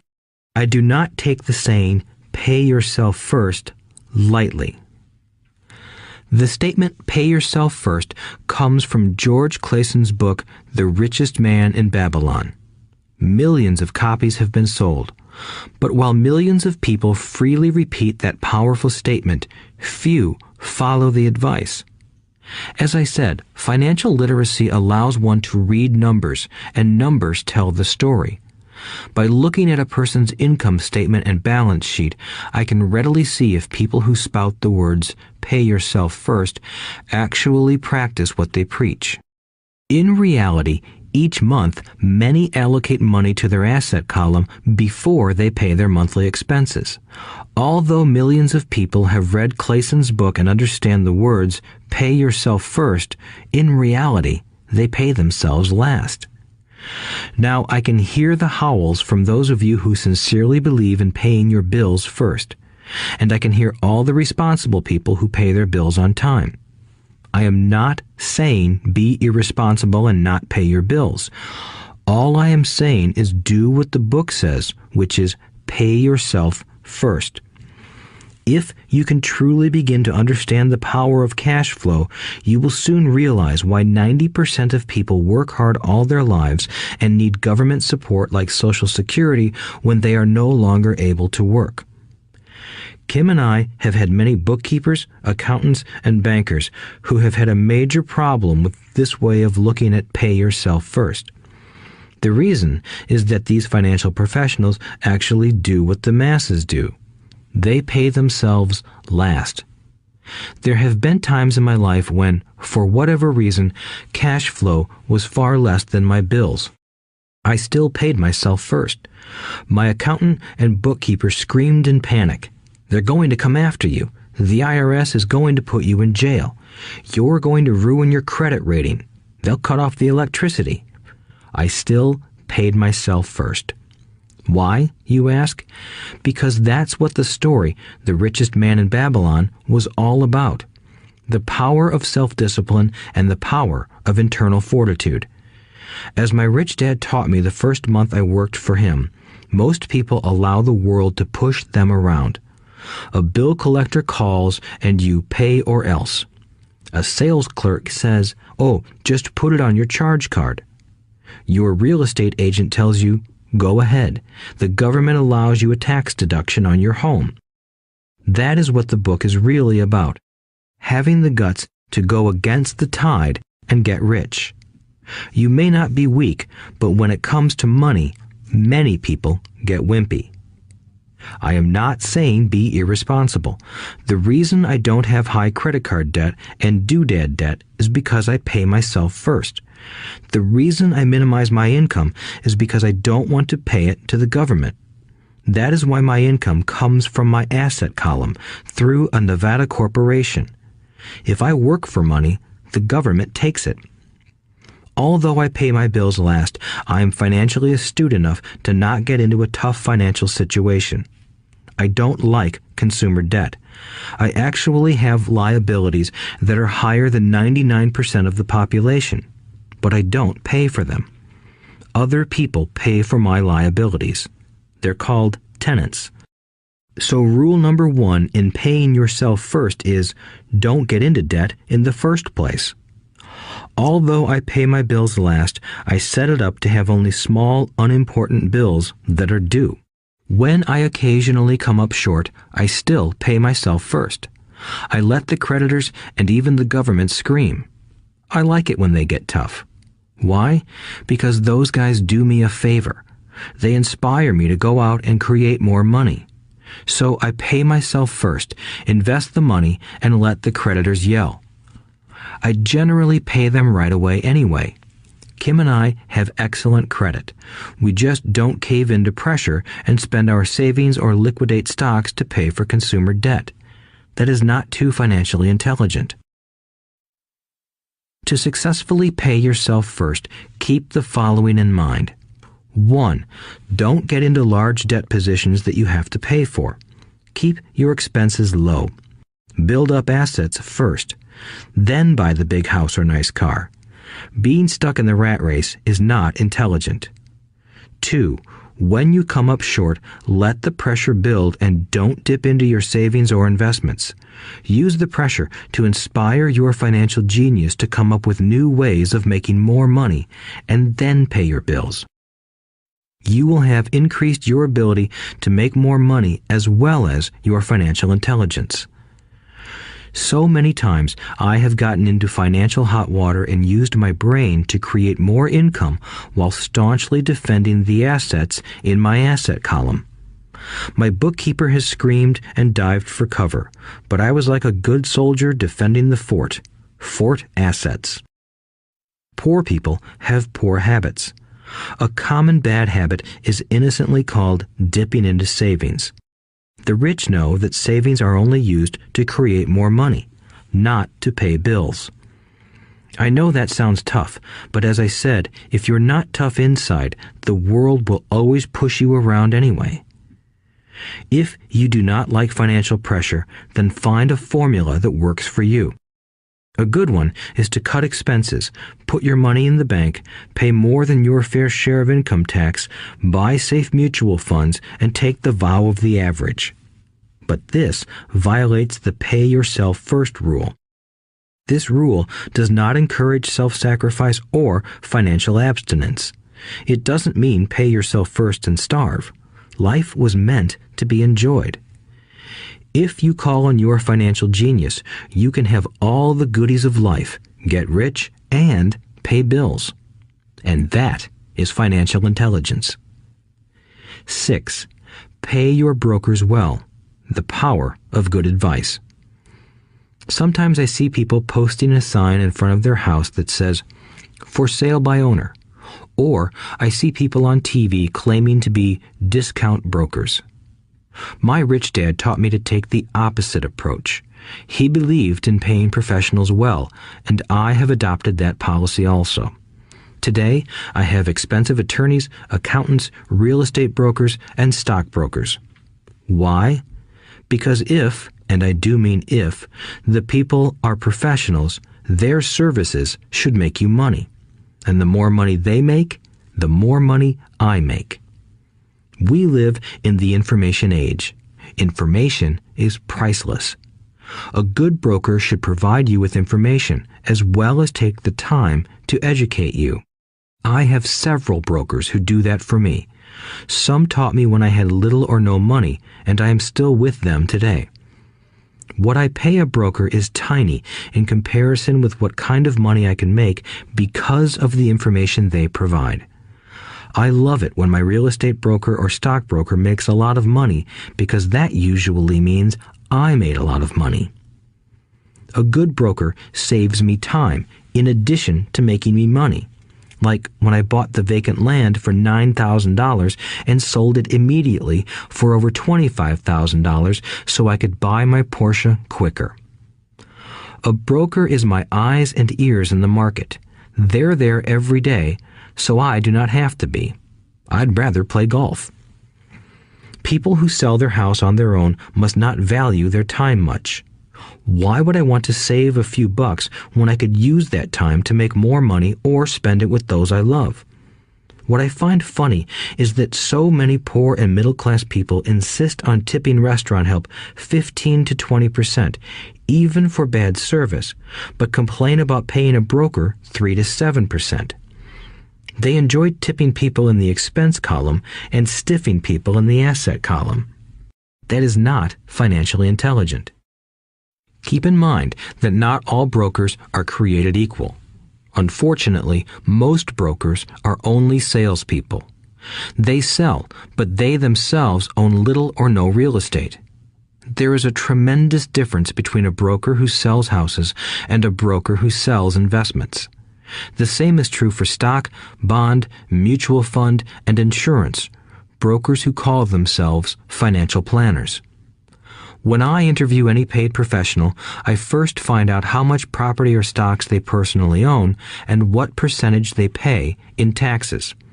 And that applies to my tax attorney as well as my accountant. I have an accountant who minds his own business. His profession is accounting, but his business is real estate. I used to have an accountant who was a small business accountant, but he had no real estate. I switched because we did not love the same business. Find a broker who has your best interests at heart. Many brokers will spend the time educating you, and they could be the best asset you find. Just be fair, and most of them will be fair to you. If all you can think about is cutting their commissions, then why should they want to help you? It's just simple logic. As I said earlier, one of the management skills is the management of people. Many people only manage people they feel smarter than and they have power over. Many middle managers remain middle managers, failing to get promoted because they know how to work with people below them, but not with people above them. The real skill is to manage and reward the people who are smarter than you in some technical area. That is why companies have a board of directors. You should have one too. That is financial intelligence. 7. Be an Indian giver. The power of getting something for nothing. When the first European settlers came to America, they were taken aback by a cultural practice some American Indians had. For example, if a settler was cold, the Indian would give the person a blanket. Mistaking it for a gift, the settler was often offended when the Indian asked for it back. The Indians also got upset when they realized that settlers did not want to give it back. That is where the term Indian giver came from, a simple cultural misunderstanding. In the world of the asset column, being an Indian giver is vital to wealth. The sophisticated investor's first question is, how fast do I get my money back? They also want to know what they get for free, also called a piece of the action. That is why the ROI, or return on investment, is so important. For example, I found a small condominium that was in foreclosure a few blocks from where I lived. The bank wanted $60,000 and I submitted a bid for $50,000, which they took simply because, along with my bid, was a cashier's check for $50,000. They realized I was serious. Most investors would say, "Aren't you tying up a lot of cash? Would it not be better to get a loan on it?" The answer is, not in this case. My investment company uses this condominium as a vacation rental in the winter months when the snowbirds come to Arizona. It rents for $2,500 a month for 4 months out of the year. For rental during the off-season, it rents for only $1,000 a month. I had my money back in about 3 years.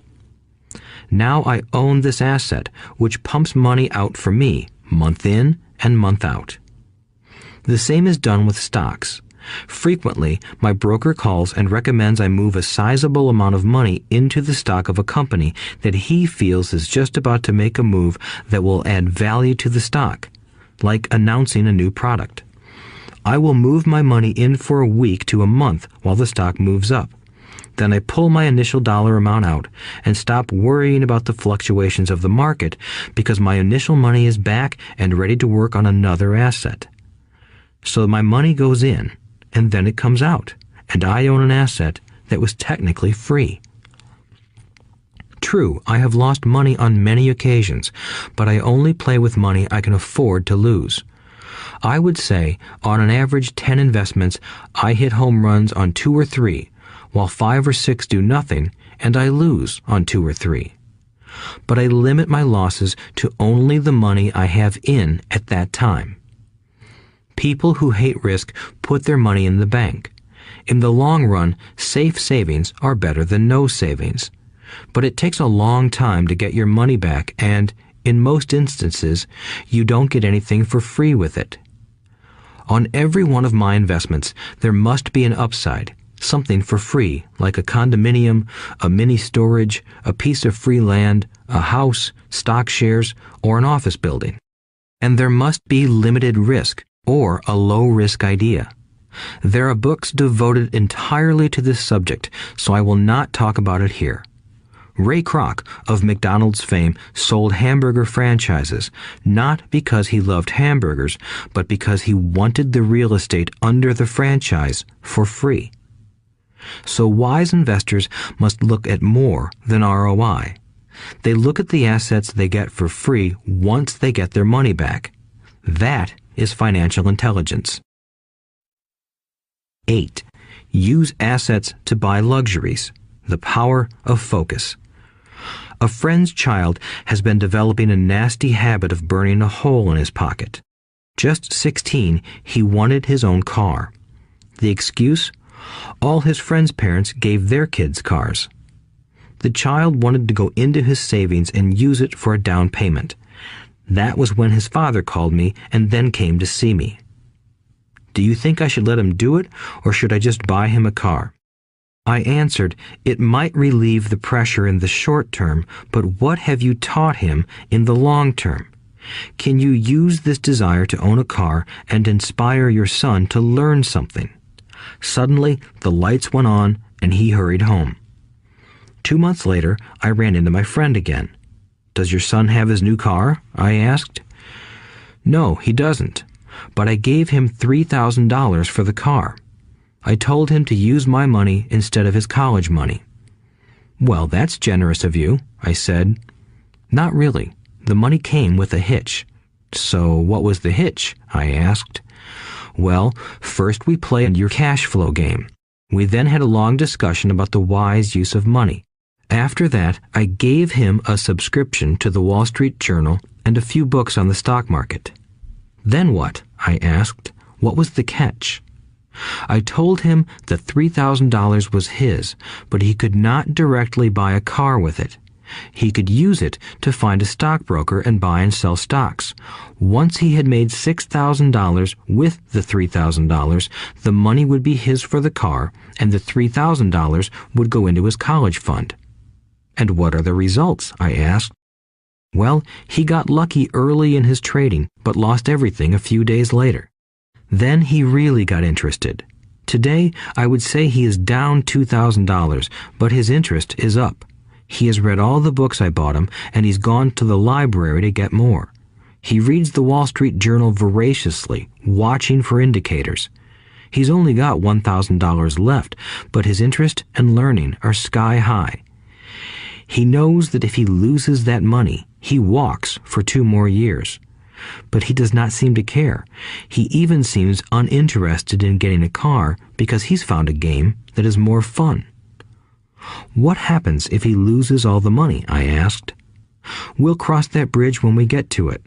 I'd rather have him lose everything now than wait till he's our age to risk losing everything. And besides, that is the best $3,000 I've ever spent on his education. What he is learning will serve him for life, and he seems to have gained a new respect for the power of money.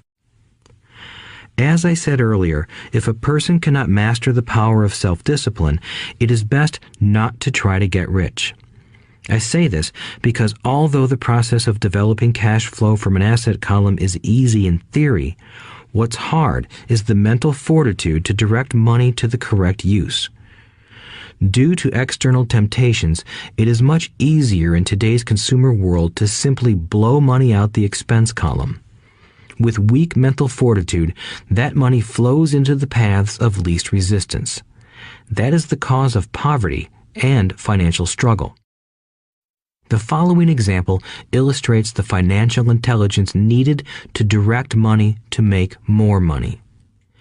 If we give 100 people $10,000 at the start of the year, I believe that at the end of the year, 80 would have nothing left. In fact, many would have created greater debt by making a down payment on a new car, refrigerator, electronics, or a holiday. 16 would have increased that $10,000 by 5 to 10%. 4 would have increased it to $20,000 or into the millions. We go to school to learn a profession so we can work for money. It is my opinion that it's just as important to learn how to have money work for you. I love my luxuries as much as anyone else. The difference is I don't buy them on credit. It's the keep up with the Joneses trap. When I wanted to buy a Porsche, the easy road would have been to call my banker and get a loan. Instead of choosing to focus in the liability column, I chose to focus in the asset column. As a habit, I use my desire to consume to inspire and motivate my financial genius to invest. Too often today, we focus on borrowing money to get the things we want instead of focusing on creating money. One is easier in the short term, but harder in the long term. It's a bad habit that we as individuals and as a nation have gotten into. Remember, the easy road often becomes hard, and the hard road often becomes easy. The earlier you can train yourself and those you love to be masters of money, the better. Money is a powerful force. Unfortunately, people use the power of money against themselves. If your financial intelligence is low, money will run all over you. It will be smarter than you. If money is smarter than you, you will work for it all your life. To be the master of money, you need to be smarter than it. Then money will do as it is told. It will obey you. Instead of being a slave to it, you will be the master of it. That is financial intelligence. 9. Choose heroes. The power of myth. When I was a kid, I greatly admired Willie Mays, Hank Aaron, and Yogi Berra. They were my heroes, and I wanted to be just like them. I treasured their baseball cards. I knew their stats, the RBIs, the ERAs, their batting averages, how much they got paid, and how they came up from the minor leagues. As a 9-year-old kid, when I stepped up to bat or played first base or catcher, I wasn't me. I pretended I was a famous baseball player. It's one of the most powerful ways we learn, and we often lose that as adults. We lose our heroes. Today, I watch young kids playing basketball near my home. On the court, they're not little Johnny. They're pretending to be their favorite basketball hero. Copying or emulating heroes is true power learning. I have new heroes as I grow older. I have golf heroes, and I copy their swings and do my best to read everything I can about them. I also have heroes such as Donald Trump, Warren Buffett, Peter Lynch, George Soros, and Jim Rogers. I know their stats just like I knew the ERAs and RBIs of my childhood baseball heroes. I follow what Warren Buffett invests in, and I read anything I can about his point of view on the market and how he chooses stocks. And I read about Donald Trump, trying to find out how he negotiates and puts deals together. Just as I was not me when I was up to bat, when I'm in the market or I'm negotiating a deal, I am subconsciously acting with the bravado of Trump. Or, when analyzing a trend, I look at it as though Warren Buffett were doing it. By having heroes, we tap into a tremendous source of raw genius. But heroes do more than simply inspire us. Heroes make things look easy. Making it look easy convinces us to want to be just like them. If they can do it, so can I. When it comes to investing, too many people make it sound hard. Instead, find heroes who make it look easy. 10. Teach and you shall receive. The power of giving. Both of my dads were teachers. My rich dad taught me a lesson I have carried all my life, the necessity of being charitable or giving. My educated dad gave a lot of his time and knowledge, but almost never gave away money. He usually said that he would give when he had some extra money, but of course, there was rarely any extra. My rich dad gave money as well as education. He believed firmly in tithing. If you want something, you first need to give, he would always say. When he was short of money, he gave money to his church or to his favorite charity. If I could leave one single idea with you, it is that idea. Whenever you feel short or in need of something, give what you want first, and it will come back in buckets. That is true for money, a smile, love, or friendship. I know it is often the last thing a person may want to do, but it has always worked for me. I trust that the principle of reciprocity is true, and I give what I want. I want money, so I give money, and it comes back in multiples. I want sales, so I help someone else sell something, and sales come to me. I want contacts, and I help someone else get contacts. Like magic, contacts come to me. I heard a saying years ago that went, "God does not need to receive, but humans need to give." My rich dad would often say, poor people are more greedy than rich people. He would explain that if a person was rich, that person was providing something that other people wanted. In my life, whenever I have felt needy or short of money or short of help, I simply went out or found in my heart what I wanted and decided to give it first. And when I gave, it always came back. It reminds me of the story of the guy sitting with firewood in his arms on a cold, freezing night. He is yelling at the pot-bellied stove, "When you give me some heat, then I'll put some wood in you." And when it comes to money, love, happiness, sales, and contacts, all one needs to remember is to give first. Often, just the process of thinking of what I want and how I could give that to someone else breaks free a torrent of bounty. Whenever I feel that people aren't smiling at me, I simply begin smiling and saying hello. Like magic, the next thing I know, I'm surrounded by smiling people. It is true that your world is only a mirror of you. So that's why I say, teach and you shall receive. I have found that the more I teach those who want to learn, the more I learn. If you want to learn about money, teach it to someone else. A torrent of new ideas and finer distinctions will come in. There are times when I have given and nothing has come back, or what I have received is not what I wanted. But upon closer inspection and soul-searching, I was often giving to receive in those instances instead of giving for the joy that giving itself brings. My dad taught teachers, and he became a master teacher. My rich dad always taught young people his way of doing business. In retrospect, it was their generosity with what they knew that made them smarter. There are powers in this world that are much smarter than we are. You can get there on your own, but it's easier with the help of the powers that be. You only need to be generous with what you have. Chapter 9. Still want more? Here are some to-dos. Many people may not be satisfied with my 10 steps. They see them more as philosophies than actions. I think understanding the philosophy is just as important as the action. There are many people who want to do instead of think, and then there are people who think but do not do. I would say that I am both. I love new ideas, and I love action. So for those who want a to-do list on how to get started, I will share with you some of the things I do in abbreviated form. Stop doing what you're doing.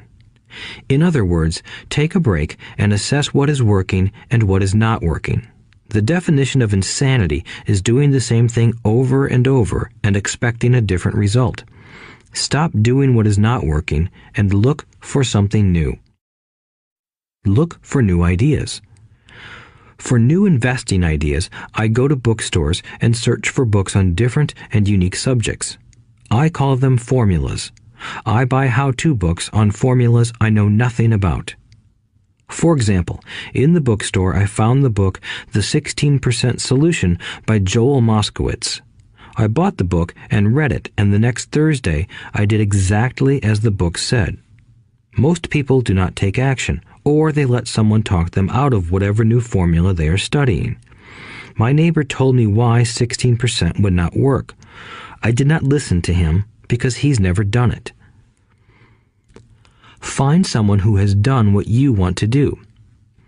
Take them to lunch and ask them for tips and tricks of the trade.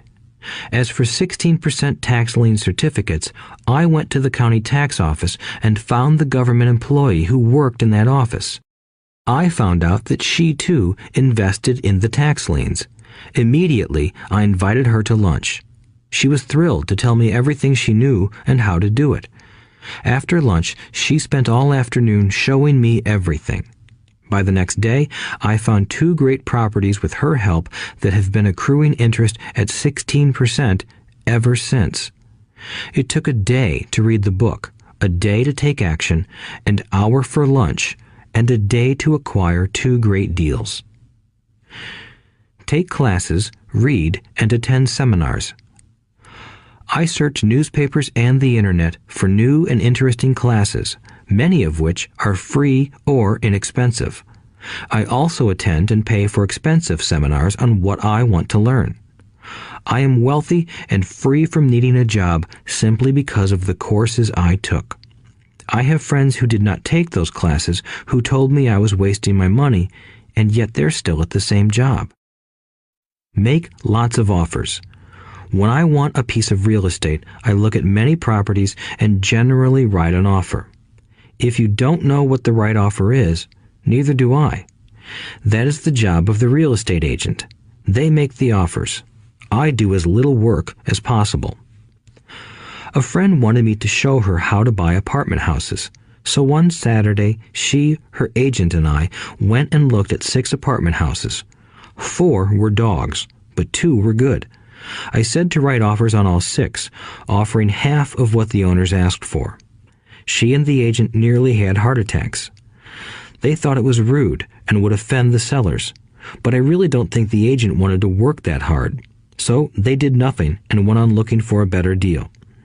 No offers were ever made, and that person is still looking for the right deal at the right price. Well, you don't know what the right price is until you have a second party who wants to deal. Most sellers ask too much. It is rare that a seller asks a price that is less than something is worth. Moral of the story: make offers. People who are not investors have no idea what it feels like to try to sell something. I have had a piece of real estate that I wanted to sell for months. I would have welcomed any offer. They could have offered me 10 pigs and I would have been happy. Not at the offer, but just because someone was interested. I would have countered, maybe for a pig farm in exchange. But that's how the game works. The game of buying and selling is fun. Keep that in mind. It's fun and only a game. Make offers. Someone might say yes. I always make offers with escape clauses. In real estate, I make an offer with language that details subject to contingencies, such as the approval of a business partner. Never specify who the business partner is. Most people don't know that my partner is my cat. If they accept the offer, and I don't want the deal, I call home and speak to my cat. I make this ridiculous statement to illustrate how absurdly easy and simple the game is. So many people make things too difficult and take it too seriously. Finding a good deal, the right business, the right people, the right investors, or whatever is just like dating. You must go to the market and talk to a lot of people, make a lot of offers, counter-offers, negotiate, reject, and accept. I know single people who sit at home and wait for the phone to ring, but it's better to go to the market, even if it's only the supermarket. Search, offer, reject, negotiate, and accept are all parts of the process of almost everything in life. Jog, walk, or drive a certain area once a month for 10 minutes. I have found some of my best real estate investments doing this.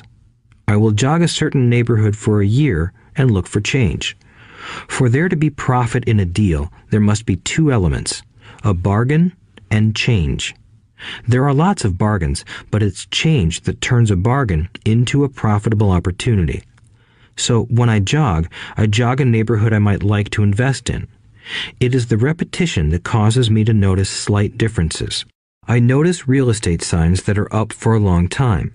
That means the seller might be more agreeable to deal. I watch for moving trucks going in or out. I stop and talk to the drivers. I talk to the postal carriers. It's amazing how much information they acquire about an area. I find a bad area, especially an area that the news has scared everyone away from. I drive it for sometimes a year, waiting for signs of something changing for the better. I talk to retailers, especially new ones, and find out why they're moving in. It takes only a few minutes a month, and I do it while doing something else, like exercising or going to and from the store. Shop for bargains in all markets. Consumers will always be poor.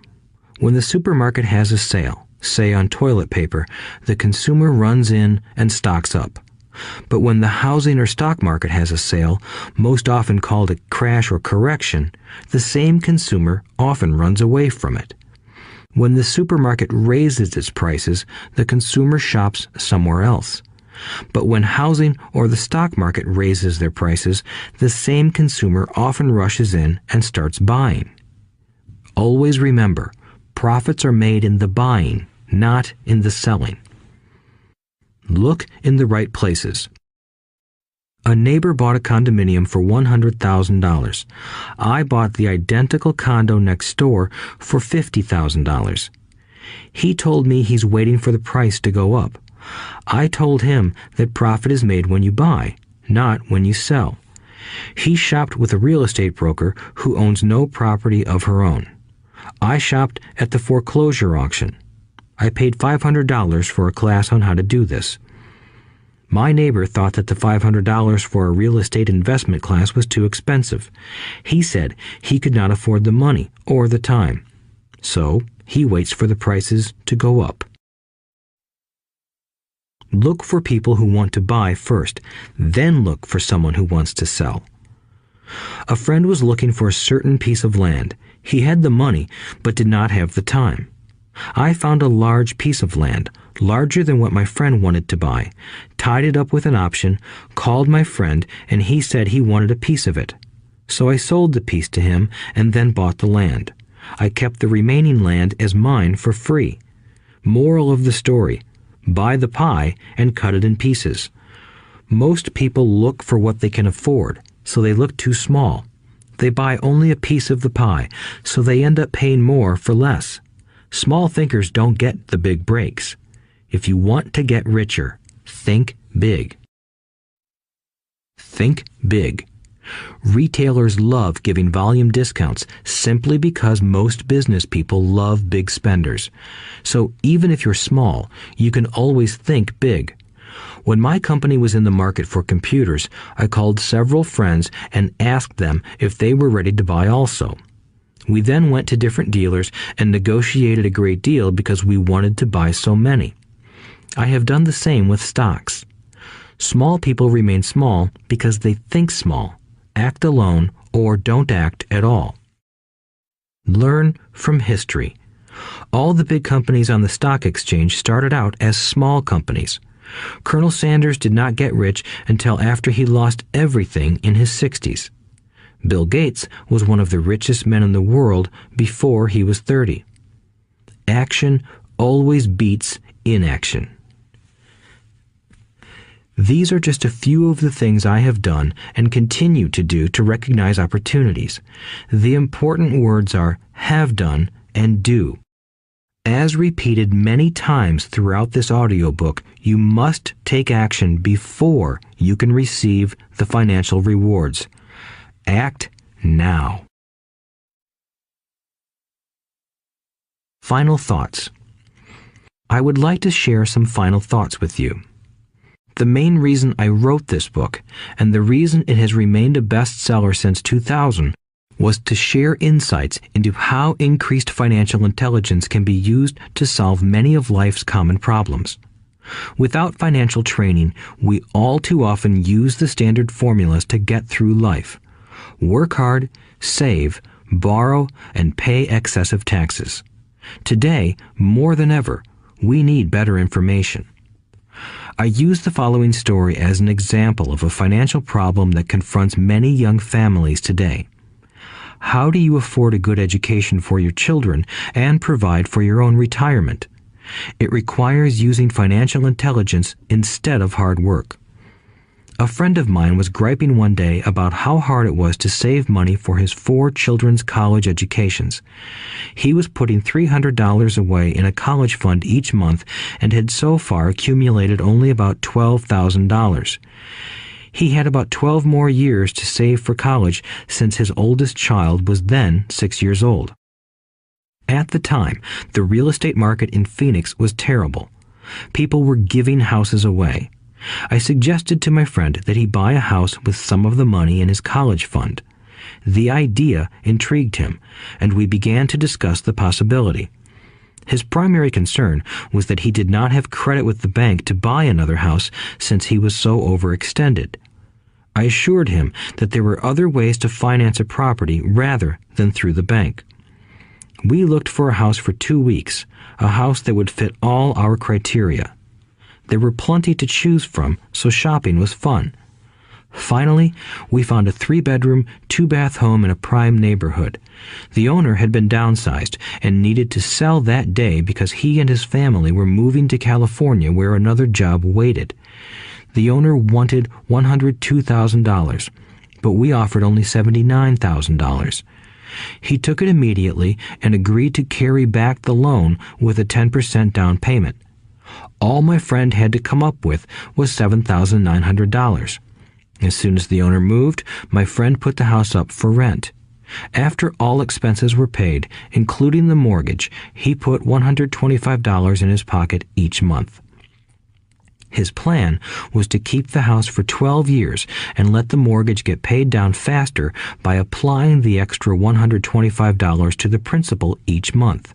We figured that in 12 years, a large portion of the mortgage would be paid off and he could possibly be clearing $800 a month by the time his first child went to college.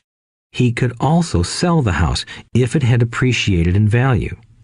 3 years later, the real estate market greatly improved in Phoenix, and he was offered $156,000 for the same house by the tenant who lived in it. Again, he asked me what I thought. I advised that he sell it, using a 1031 tax-deferred exchange. Suddenly, he had nearly $80,000 to operate with. I called another friend in Austin, Texas, who then moved this tax-deferred capital gain into a mini storage facility. Within 3 months, he began receiving checks for a little less than $1,000 a month, which he then poured back into the college fund. A couple of years later, the mini warehouse sold, and he received a check for nearly $330,000 as proceeds from the sale. He rolled those funds into a new project that would now generate over $3,000 a month in income, again going into the college fund.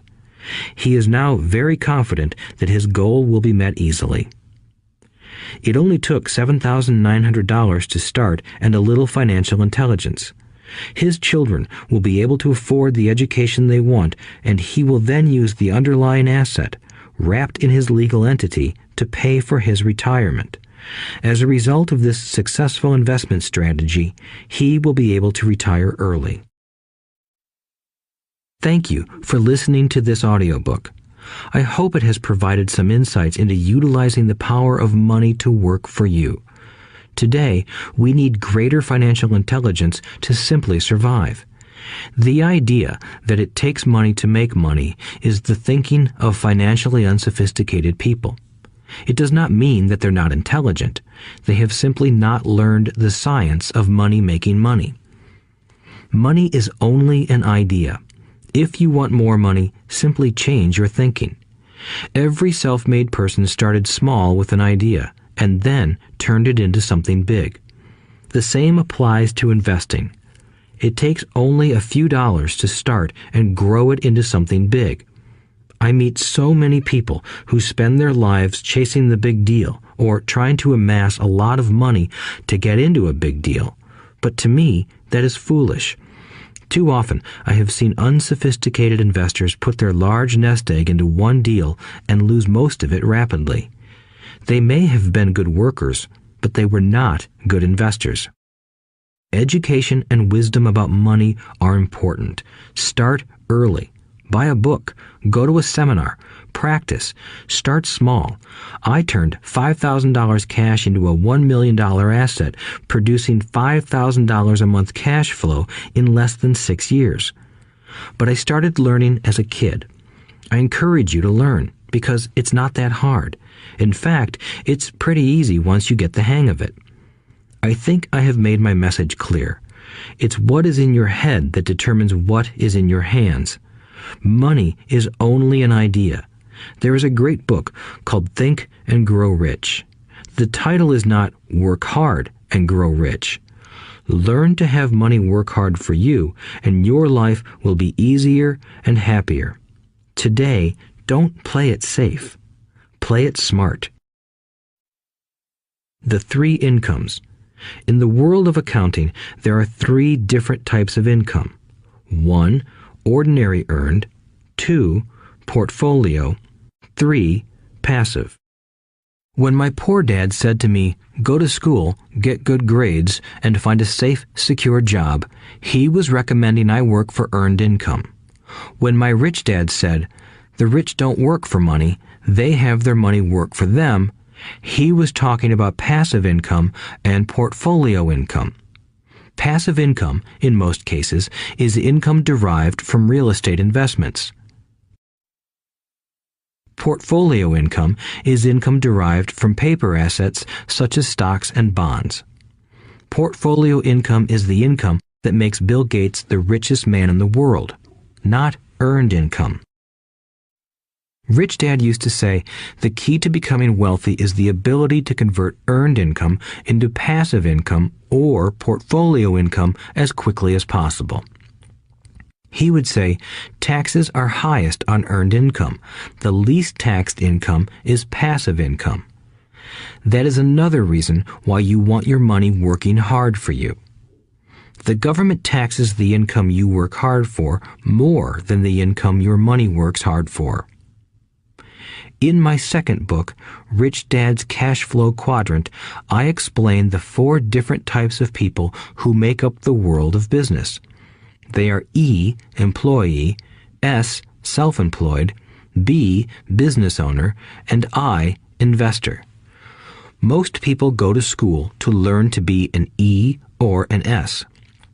The cash flow quadrant is written about the core differences of these 4 types and how people can change their quadrant.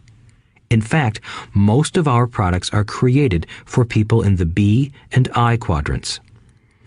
In Rich Dad's Guide to Investing, book number 3 in the Rich Dad series, I go into more detail on the importance of converting earned income into passive and portfolio income.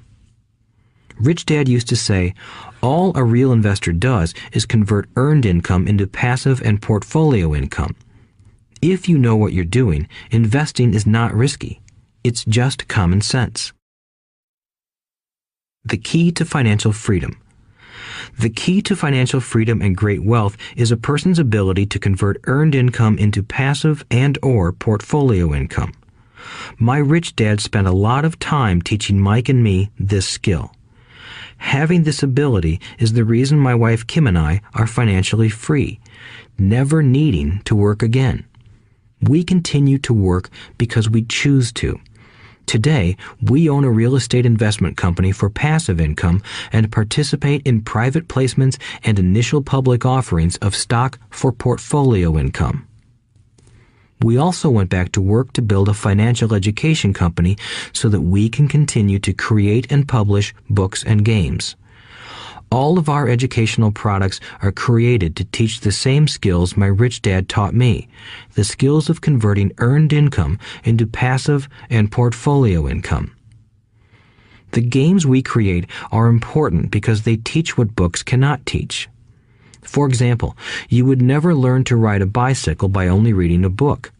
Our cash flow games for adults and cash flow for kids game are designed to teach players the basic investment skills of converting earned income into passive and portfolio income. They also teach the principles of accounting and financial literacy. These games are the only educational products in the world that teach people all of these skills simultaneously. Cashflow 202 is the advanced version of Cashflow 101 and requires the game board from 101 as well as a full understanding of 101 before it can be played.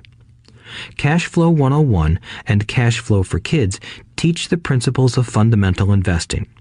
Cashflow 202 teaches the principles of technical investing. Technical investing involves advanced trading techniques such as short selling, call options, put options, and straddles. A person who understands these advanced techniques is able to make money when the market goes up, as well as when the market comes down. As my rich dad would say, a real investor makes money in an up market and a down market. That is why they make so much money. One of the reasons they make more money is simply because they have more self-confidence. Rich Dad would say they have more self-confidence because they are less afraid of losing. In other words, the average investor does not make as much money because they are so afraid of losing money. The average investor does not know how to protect themselves from losses, and that is what Cashflow 202 teaches. Average investors think investing is risky because they have not been formally trained to be professional investors. As Warren Buffett, America's richest investor, says, risk comes from not knowing what you're doing. My board games teach the simple basics of fundamental investing and technical investing while people are having fun. I occasionally hear someone say, your educational games are expensive, which poses the question of ROI, the return on investment, or the value returned for the price paid. I nod my head and reply, yes, they may be expensive, especially when compared to entertainment board games.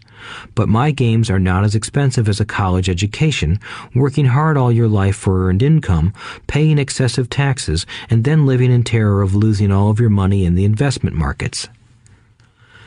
When someone walks away mumbling about the price, I can hear my rich dad saying, if you want to be rich, you must know what kind of income to work hard for, how to keep it, and how to protect it from loss. That is the key to great wealth.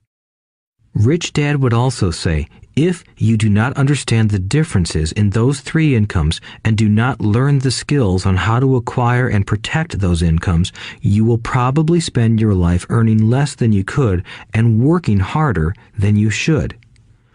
My poor dad thought a good education, a good job, and years of hard work were all you needed to be successful.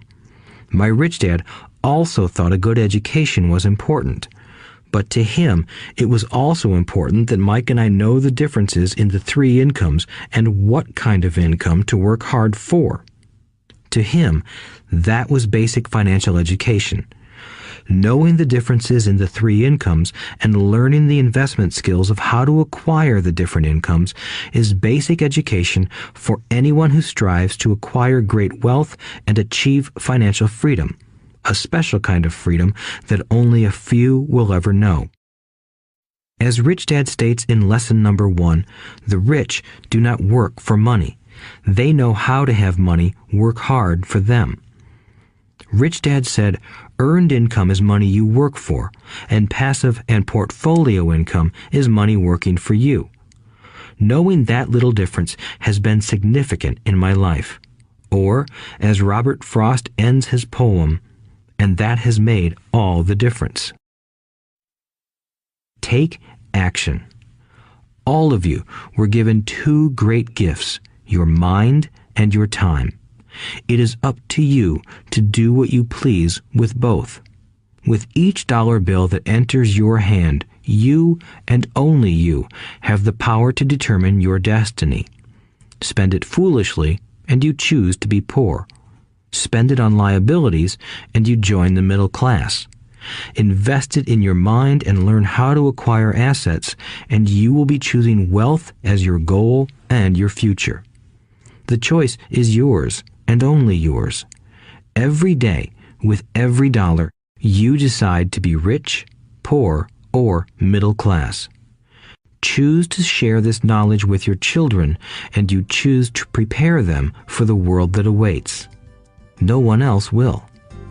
You and your children's future will be determined by choices you make today. not tomorrow. I wish you great wealth and much happiness with this fabulous gift called life. Robert Kiyosaki.